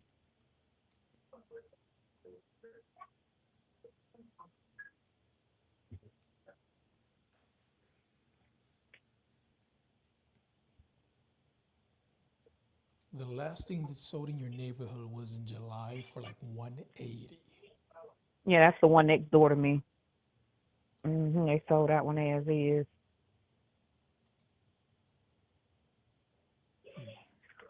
And then there was one down the street that sold earlier up in the year for about 220. But see, that one has a swimming pool too, so Yeah, that I makes a see why difference, that right? one. And I think that was a 4.2, I think.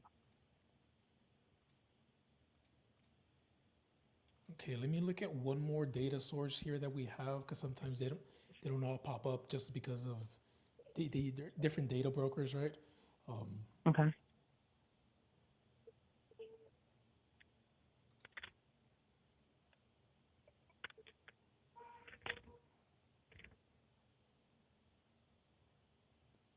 Yeah, the thing is here in your area, the market's just a little slow, right? Even like in the last 6 months, I only see there's there's 4 active, and they've been on the market for 400 days, 1,000 days. It's a little wild. You say it's 4 houses out here that have been on the market for how many days? Yeah, one has been on the market for 450 days. One's been on the market for 1,063 days. What's the address to that one? Which one? The one that you said, the first one you said. That is 2342 North Pine Needle North Drive. That must be in the subdivision over from me, because I don't think any house out here that's being on the market they sell within probably 60 to 90 days. I pretty much know the area pretty well. So I don't know if it's there's another subdivision that's close by. Well, these are only see, the Pine only Needle is not properties even that in are it. for sale in the area. Like in your neighborhood, there's nothing Oh, you're listed. saying in the area. Yeah, Okay, like so in not your in the neighborhood, there's subdivision. nothing Okay. listed right now. And the very few that are listed, Okay, yeah, that's what I was about to say, because I'm pretty much, caught up with everything because I'm nosy. So I pretty much know if it's something for sale, because usually if it goes for sale out here, it sells pretty quick. yeah, I'm going back up to a year. Usually I like to compare, the market not too far off, maybe 6 months tops, but in the last year, it's only showing 5 properties. And, I wouldn't want to come in and make you an offer. You say 5 properties. Yeah. Yeah, and it's old. It's a lot of older seniors out here, and they just been out here forever, so it makes sense.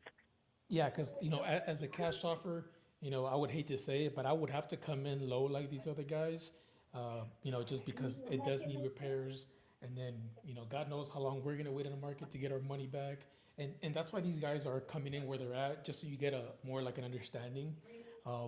The other route that we can do is expose this to other buyers, right? In which we do the marketing, we take care of all the marketing with our cold callers, our digital internet marketing and stuff Yeah, like and that. that's the same thing that's what they did too. Yeah, I know exactly what you're talking about. Just feel like if I know if I put it on the market, to just do the little cosmetic work to it and put it on the market, I'm 90% sure it'll sell within 60 to 90 days. But I just would like to, freshen it up so I can get more money for my bang, No, yeah, I mean that'll be your best route. But right? they was coming in at 130, 140. That won't even. I owe 130 left on the mortgage, so I'll be walking away with nothing when I got equity in it. It wouldn't. Yeah, it wouldn't even make sense for me to say, okay, I sell it for 130 and when I can turn around and do the little cosmetic work and list it for at least $195. Yeah, I mean You that'll know, probably be your best bet to it get just top didn't dollar, make sense to me. right? Because if I were to come in, Yeah, like I do this for a right, living, so I know exactly what to do, how to market and stuff, and that'd be my only approach to get you close to right, what you're asking, right? Figure out the as is selling right. price, and then do my magic. Uh-huh. I take care of all the legwork with the different realtors, all my marketing and stuff like that, and eventually find an end buyer for you. Right. And we still cover all closing costs and commissions. But yeah, in this, I wouldn't want to promise you anything I can't get you. It's just the market's just a little Right. too stagnant in your area. And I just looked in 3 different softwares Yeah. and And that's just why I say maybe it's Christmas time, it's the holidays. Ain't nobody looking to buy right now. Tax season is coming up, and that's where a lot of people been saving up, using their taxes to put the down payment on the homes. I was like, well, maybe I just need to wait until February or March, and that's when people really be looking, to buy because when they have the funds for the down payment. It's all about timing too. So maybe I just need to be patient and just wait a while. yeah. And the funny thing is, I do see here one that's sold, but back in January, right? Is the same size as yours, Mm. just maybe like 300 square feet bigger, and it sold for like $350,000. But again, that was January, right? And I'm Mhm. looking at the condition of it, and actually, this is a new build, so yeah, I can't compare that. But Gotcha. Right. yeah, but Yeah. all right, Miss Yeah. Kimberly, it was good talking to you. Hopefully, I provided a little bit of information You as so well. you have realistic expectations. Yeah. But if anything changes, you have my number, and I'll be more than glad to answer any questions or help you with anything Okay. in I regards do to. appreciate it. Yeah, thank you, Okay. honey. Have a good one. No problem. Bye bye. Okay. Bye bye.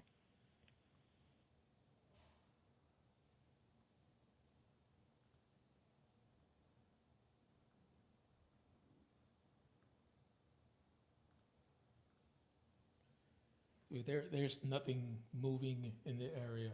It's wild. I checked Propelio, I checked PropStream, batch leads.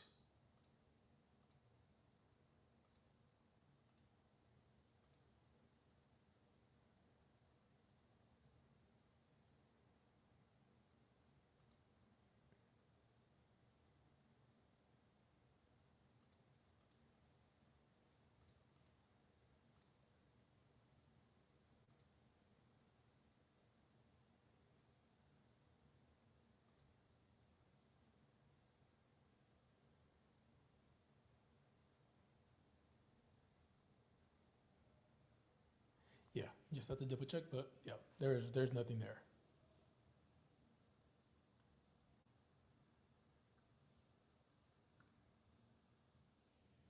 I'm a little lonely here, guys.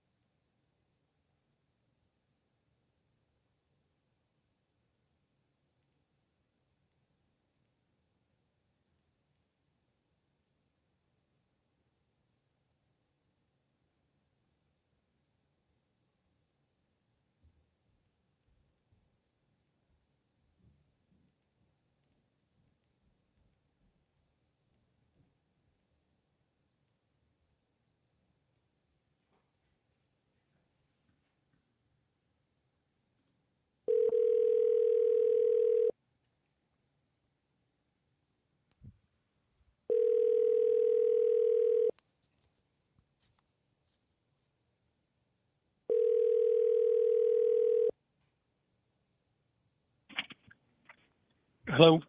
Hello, Corey. This is Alex. I was giving you a call about your property on Rocky Point Circle. Yeah, man, I'm not interested in getting rid of it, bud. I appreciate you. Alrighty, sir. Yep. Yeah, I got here in my notes that you were looking to sell a vacant property. Did anything Yeah, change? it's not vacant. It wasn't on the market. And looks like I'm not probably a candidate based off what most people are looking for. Well, I'm not here to waste anyone's time. I can let you know if I'm willing to pay what you're asking for and not drag this out. Well, I'm sorry. What did you say, bud? I said I'm not in the business of wasting people's time. If I can't pay what you're asking for, I'll let you know. Sure. Tell me what you'll pay, and I can tell you. Where's 4? Star 1 8. Star 8. 3 8 7 pounds. Go ahead, man. I'm listening. Yeah, Sorry, you caught me trying to get into a storage shed. Can you tell me about the condition of it so I can? Perfect condition. Roof has been replaced in the last 10 years. One AC F2 has been replaced in the last 10 years. All flooring's been replaced within the last 10 years. All paint's been replaced within the last 2 years. That's about it. All right. Some of the appliances have been updated, but I mean, that's neither here nor there. Got it. Give me 30 seconds just while I pull this up, and like I said, I'll get you on your way if we can't work a deal today. 1242.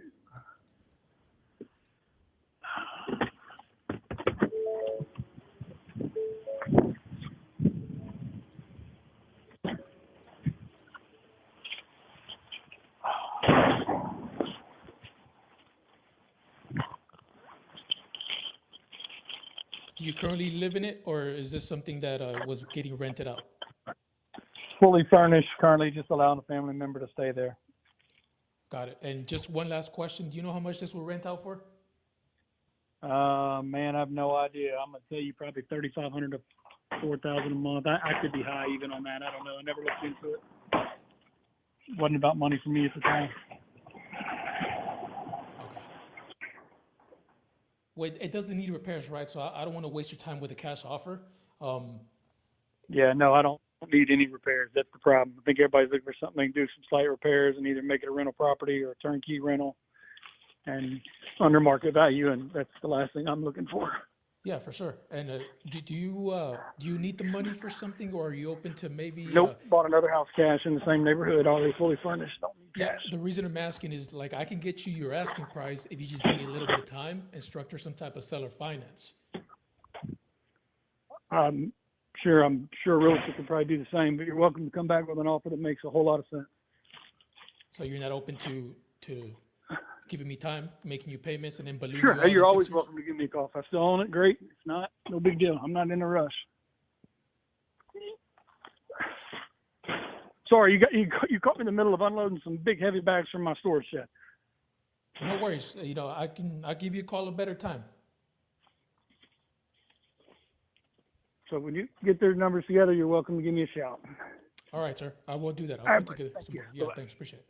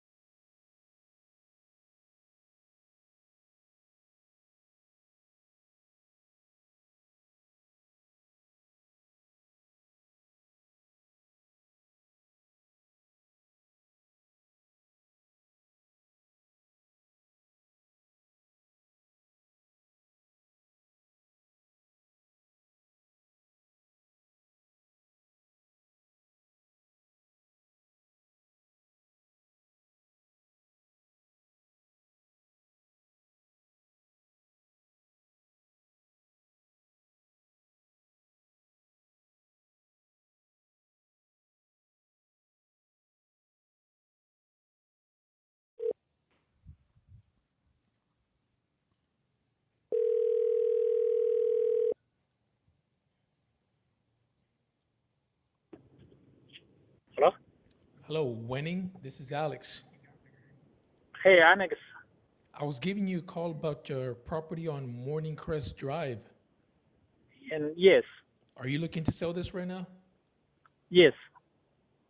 Perfect. How much are you looking to get for it, sir? And you are representative for company or you want to buy for yourself? No, we're an investment company. My name is Alex. We buy properties for two reasons, either buy and hold or fix and flip. Maybe this is not good of you. But the house is completely renovated and upgraded, and it's vacant, and it's ready for sale. It's ready for move in. Is this listed by any chance? And I'm going to list in next week or in 2 weeks. Okay, no problem. The reason I was asking because I'd rather buy off market and save commission and the headache. And we're looking to buy and hold as well to have as rentals. So, do you know more or less how much this rents for? How much is I'm sorry. Someone just talked to me. Can you repeat your question again? Yes, sir. If I were to get this and rent it out as a rental, how much does this bring in a month? It's until now its average is 2,500.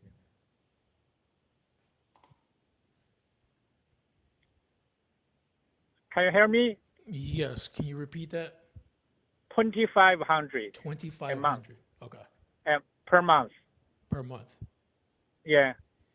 And how much are you looking to get for it? And to be honest, right now I want to get on sale. Except everything, I want to get 400. This is my kind of like my bottom line, or it's my that's what on my mind. Okay. Well, the only way I can get you your asking price is if maybe you can give me some time and be my bank. Are you willing to hold the note? And yes, maybe in 1 or 2 weeks, because to be honest, one of my neighbor wants to buy my house. So that's why she said they want to buy it next week, and they buy this for their children. So that's why I'm still holding the house. Okay. Yeah. So I can hold it. Yeah. I will not put it on the market maybe in 2 weeks. Okay. I'm waiting for. All right, no worries. Just had to ask. Like I said, I don't like wasting people's time, and I probably won't be able to pay that as retail, right? But I could probably get you the money if we can do like a seller finance deal. But if you got someone already to buy it, then I don't want to waste your time. That's probably your best bet to just go ahead and get someone who's willing to pay all of it up front. If you have because you are the investor company, I know you want to make money, make a profit. So for that price, I don't know how much profit you can make. Anyway, I can send you of your pictures, the house, inside, outside, everything. And we painted the outside last year. The roof is 7 years old. Air condition is one is 2 years old, one is 3 years old, because they have the 10 years warranty. And the inside and all the faucets are the brand new. We just installed last week. And the countertop are the quartz we just installed last 2 weeks ago. And we also use a brand new flooring. So everything is kind of new. I can send you a picture to the phone number if you want. Have a look. And if you have the buyer, of course, I will give you 3% commission fee if you can bring a buyer. Okay. Yeah. I mean, sounds great. Just send me over what you got. Yeah. You know, I can. Yeah, I can send you a picture for your reference. Yeah, because Your the only way this will make sense for an investor is if we can pay you over time in payments, but you're not looking to do that, correct? And yes, if you can, yeah. I'm open. I'm right now. I'm open for everything. For actually, first I want to sell it, and then if I cannot sell it in a few months, I may continue to rent it. Okay. Okay, and so Okay. if I were to come in at 400,000, your asking price, right, and you give me like 6 years to pay it off, and then I give you a balloon payment at the end of the 6th year. End of 6 years. Yeah. You mean this is the owner finance? Yeah. So how much is the down pay?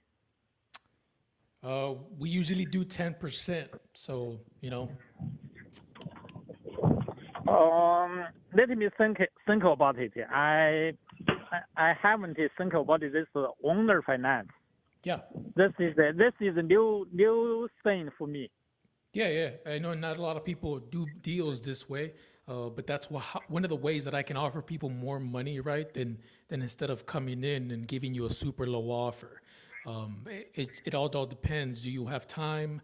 Do you need the money? You got to look at every situation different, and you're not in a rush, So, and if I can save you the headache of being a landlord and looking for tenants and not dealing with that, and I can just get you mailbox money, like as I like to call it, and if I can make a little bit of money too, cash flowing this, then we can definitely make something work, right? And yes, I can. So this is a new thing to me. So you just pay 10% down payment. Mm-hmm. Yeah, and then we do. And then how much for each month will pay? Is there any interest included in it? How much is the interest rate? So since I'm giving you down payment and I'm giving you your price, right? I can offer more than 400, right? That way it's worth your while, right? And you can consider that as the interest. So no interest on the payments on the month, but you can get that on the back end when I give you your balloon payment. Balloon payment. Yeah, so that means I pay you more than what you're asking for, and I get time to buy this off you. So it'll be 0 interest with a 10% down payment, but at the end of the 6th year, you get more than $400,000. So how much more? How much more? Let me see. Let me crunch some numbers real quick.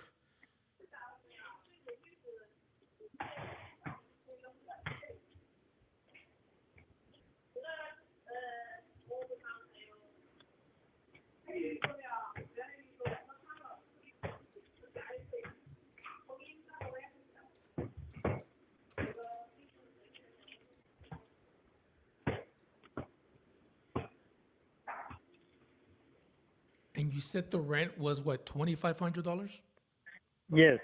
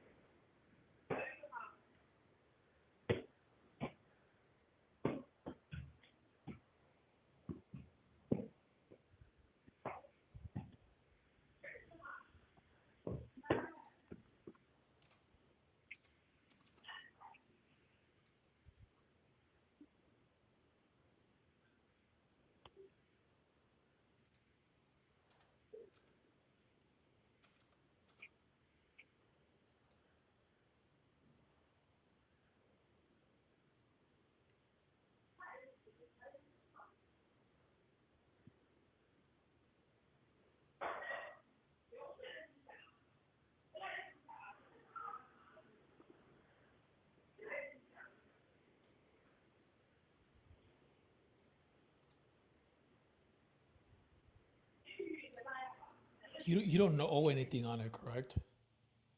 I don't know. To be honest, this is new thing to me. I don't know much about this. No, yeah. Do you have How- a mortgage how on this? Pardon? So do you have a mortgage on this? No, I paid off. Okay. Listen, let me go over the numbers real quick. I gotta put this together. When is a good time to give you a call back and go over everything? See if I just gotta get my Maybe numbers right. Yeah, I have your number. Maybe tomorrow. I just send a few of the picture to you. Okay, So sounds for your good. reference. I'll send you a text. What time tomorrow, sir, so I can make myself available. Maybe anytime. Daytime is okay. Tomorrow I'm free. So your name is Alex. Is that right? Yeah, Alex. But Okay. all right, Mr. Wemming, I'll go ahead and let me put all this together, and then I'll give you a call tomorrow, and so we can know exactly what this looks like, right? And see if we can make this happen. Okay. All righty, Okay. sir. I'll give you a call tomorrow. Take care. Okay. Thank you.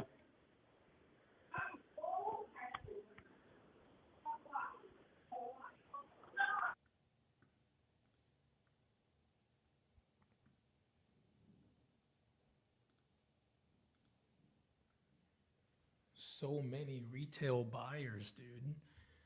But it's good when they're open to creative, right? Seller finance. I, I'm still learning this, but all you got to tell me is you're open to it, and we'll figure it out. So, what's up, Tyler? Always grinding, bro. Yes, sir.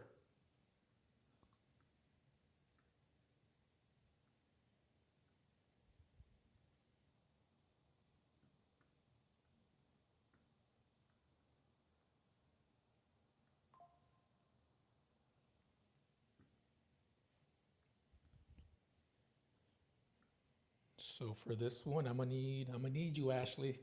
I'm gonna need a little bit of help. I got like 3 seller finance deals that I gotta put together, and hopefully make something happen.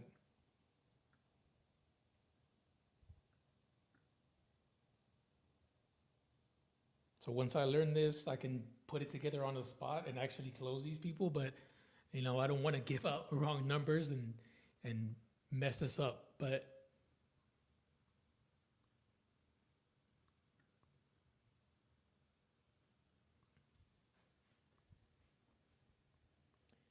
yes, sir, Yuri, home run.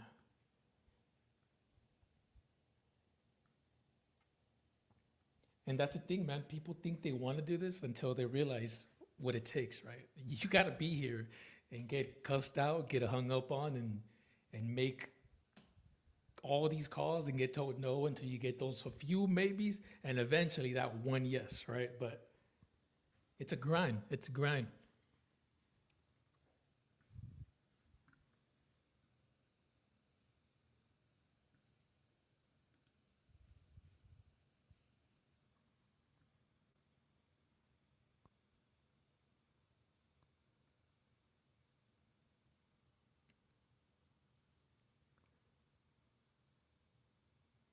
Yeah, for sure, Tyler. I mean, I have been pitching 10%, but I mean, I guess that does make sense, less than 10.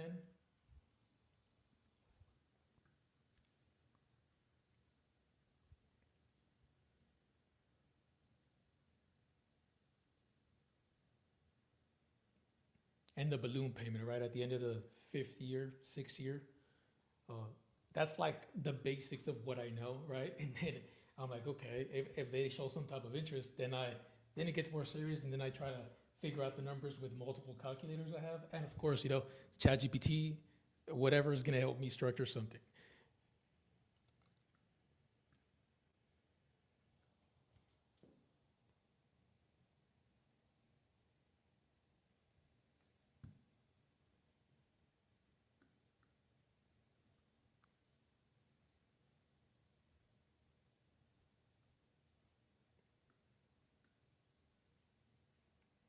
Got it. Cool. Yeah, I've heard somewhere that you usually want to land at 7, right? 7-year balloon payment. That's why I say at the end of the 6th year. But yeah, there's a bunch of information all over the place, so it's hard to, but I guess the longer the better, right? 。 . 。 . 。 . 。 . 。 . . . 。 . . . . 。 . . 。 . 。 . . 。 . . . . . . . 。 . . . . . 。 . . 。 . . . . 。 .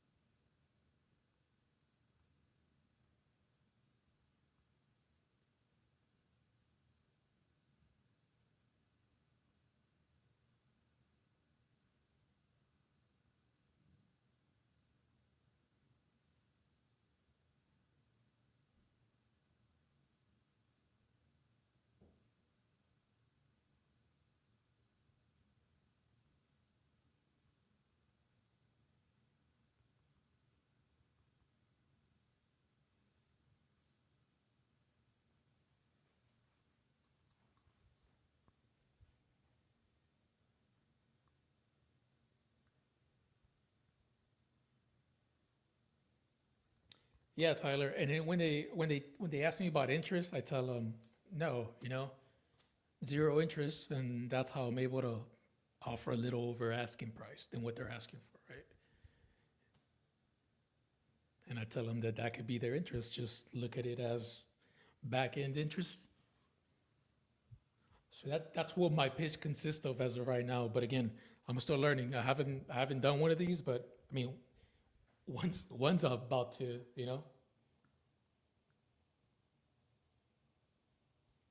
Got it. Okay.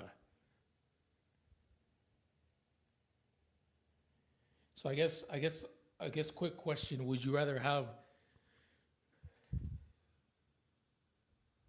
low interest or down payment, right? Like,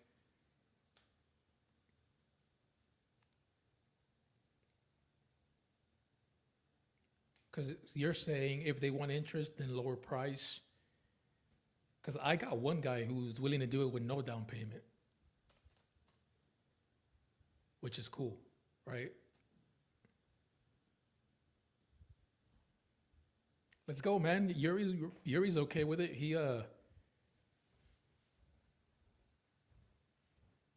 Let's do it, brother. Let's get you on here.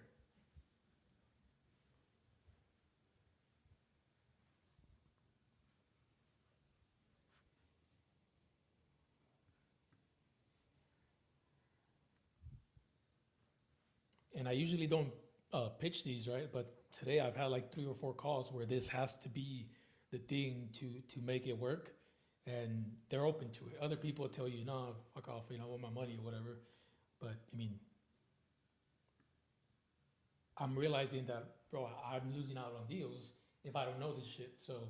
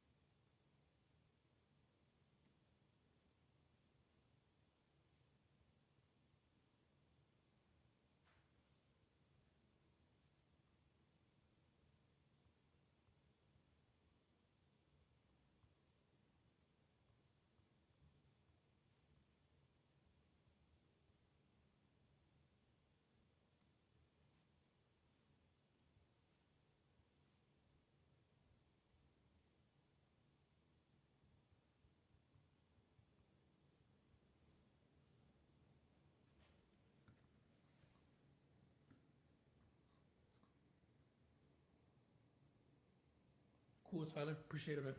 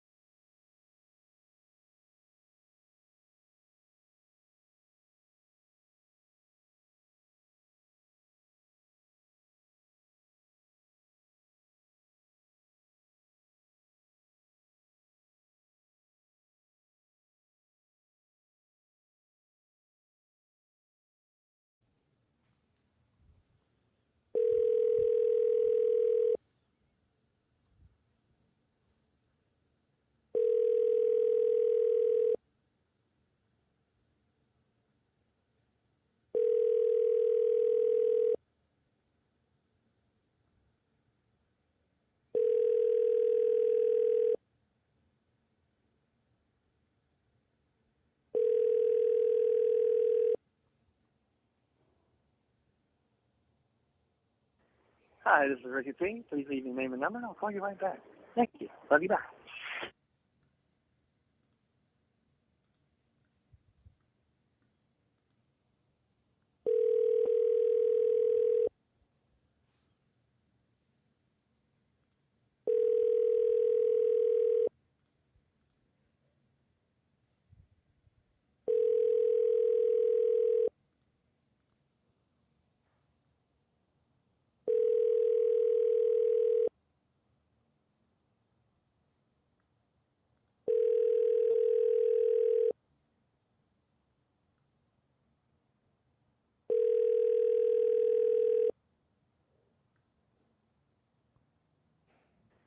Hi, this is Ricky P. Please leave your name and number, and I'll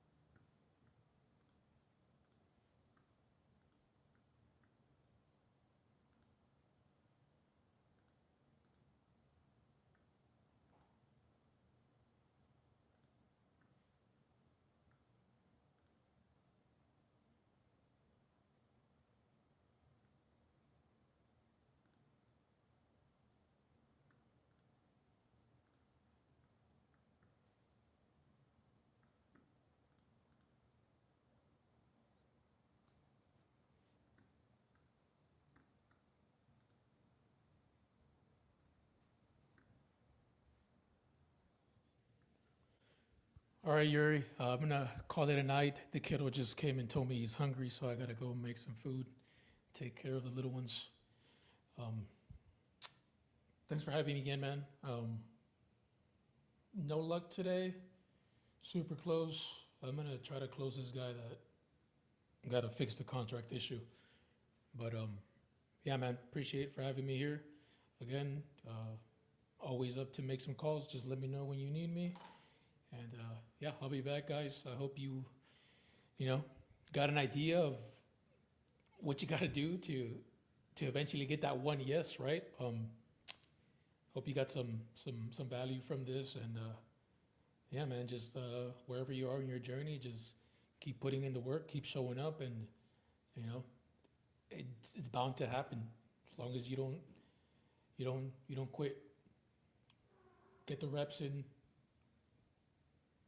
get some leads, have conversations, and get past through all the no's to get the get that one yes. But all right, guys, yeah, it was nice being here with you.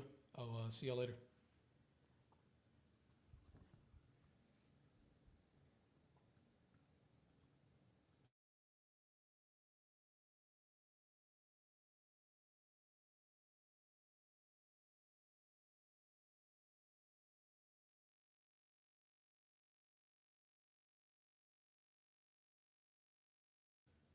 There he is. What up, Alex? Just in time, brother. I was about to get off and go feed the kids, but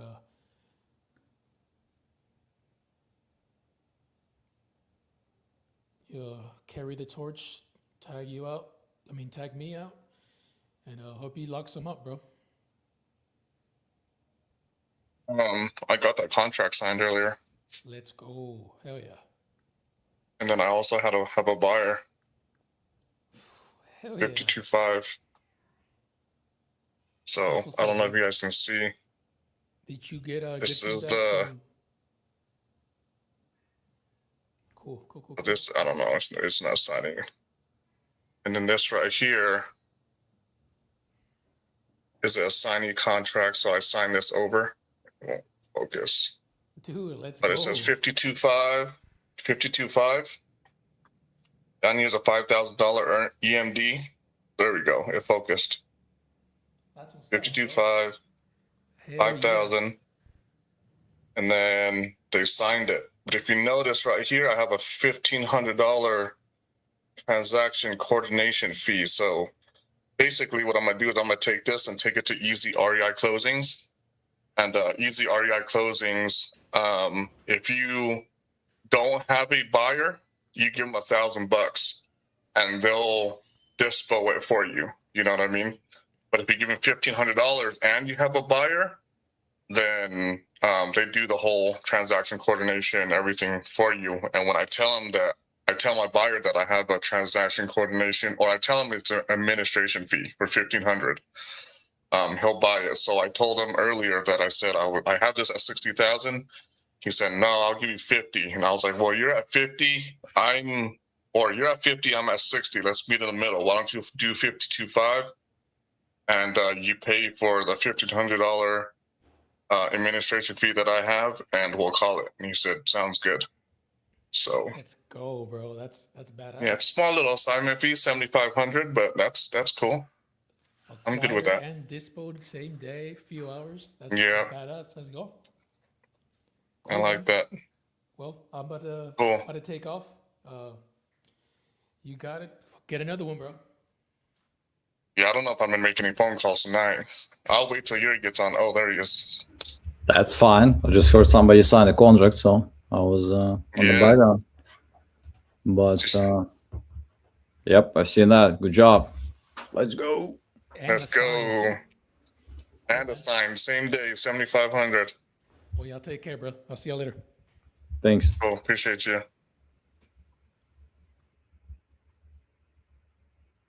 How did you guys call go? Was it like implementation call or was it dispo? No, it was just a dispo. It's called dispo desk. Okay. And yeah, that's it. We just bring in deals and try and find out what. I wasn't able to make it though because I was trying to figure this out. Got it signed. Well, you did your own dispo and you got some money, so yeah, good. For sure. Appreciate it, Yuri. It's all you right there too. Yep. Thank you, Andy. So, for sure. Sounds good. I'm gonna let you go then. Are you guys gonna be on tomorrow? Yeah, like last day, so we'll roll it. So I mean, but probably try to start a little bit earlier, so we don't need to, pound till the end. Okay. But that's the thing. What do you have any plans? What are you doing tomorrow? Like, is it you going somewhere or? I have church at night, and then we have a New Year's little get together. But I don't drink or none of that. You know what I mean? But we're just kind of getting together a little bit with some friends and kids, and play some games, hang out. That's all. That's not until about like 5. So I'm definitely gonna be calling before then. So if anything, I'll let you know. Okay, sounds good. Keep it posted. Appreciate you. Happy New Year. Have a good one. Happy New Year.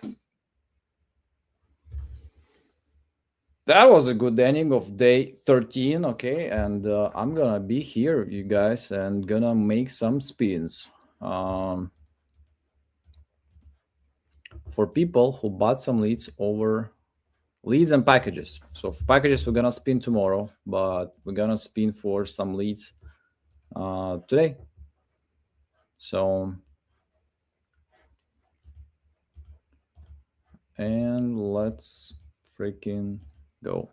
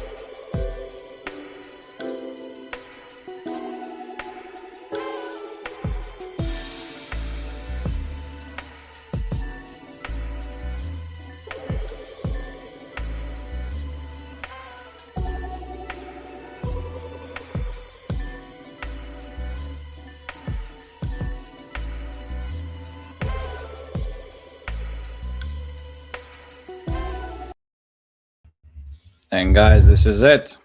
It was number 13. I'm gonna see you tomorrow. So for everybody who bought packages on Saturday, yesterday, and today, we're gonna spin for all you guys tomorrow. So it's gonna be like a big spinning day to the last day of Wheel and Deals. So make sure to join us. I hope you enjoyed what you saw today. We had Agent Investor, we had Alex, we had Andy, and looking forward to seeing you all tomorrow. Thank you all. Take care.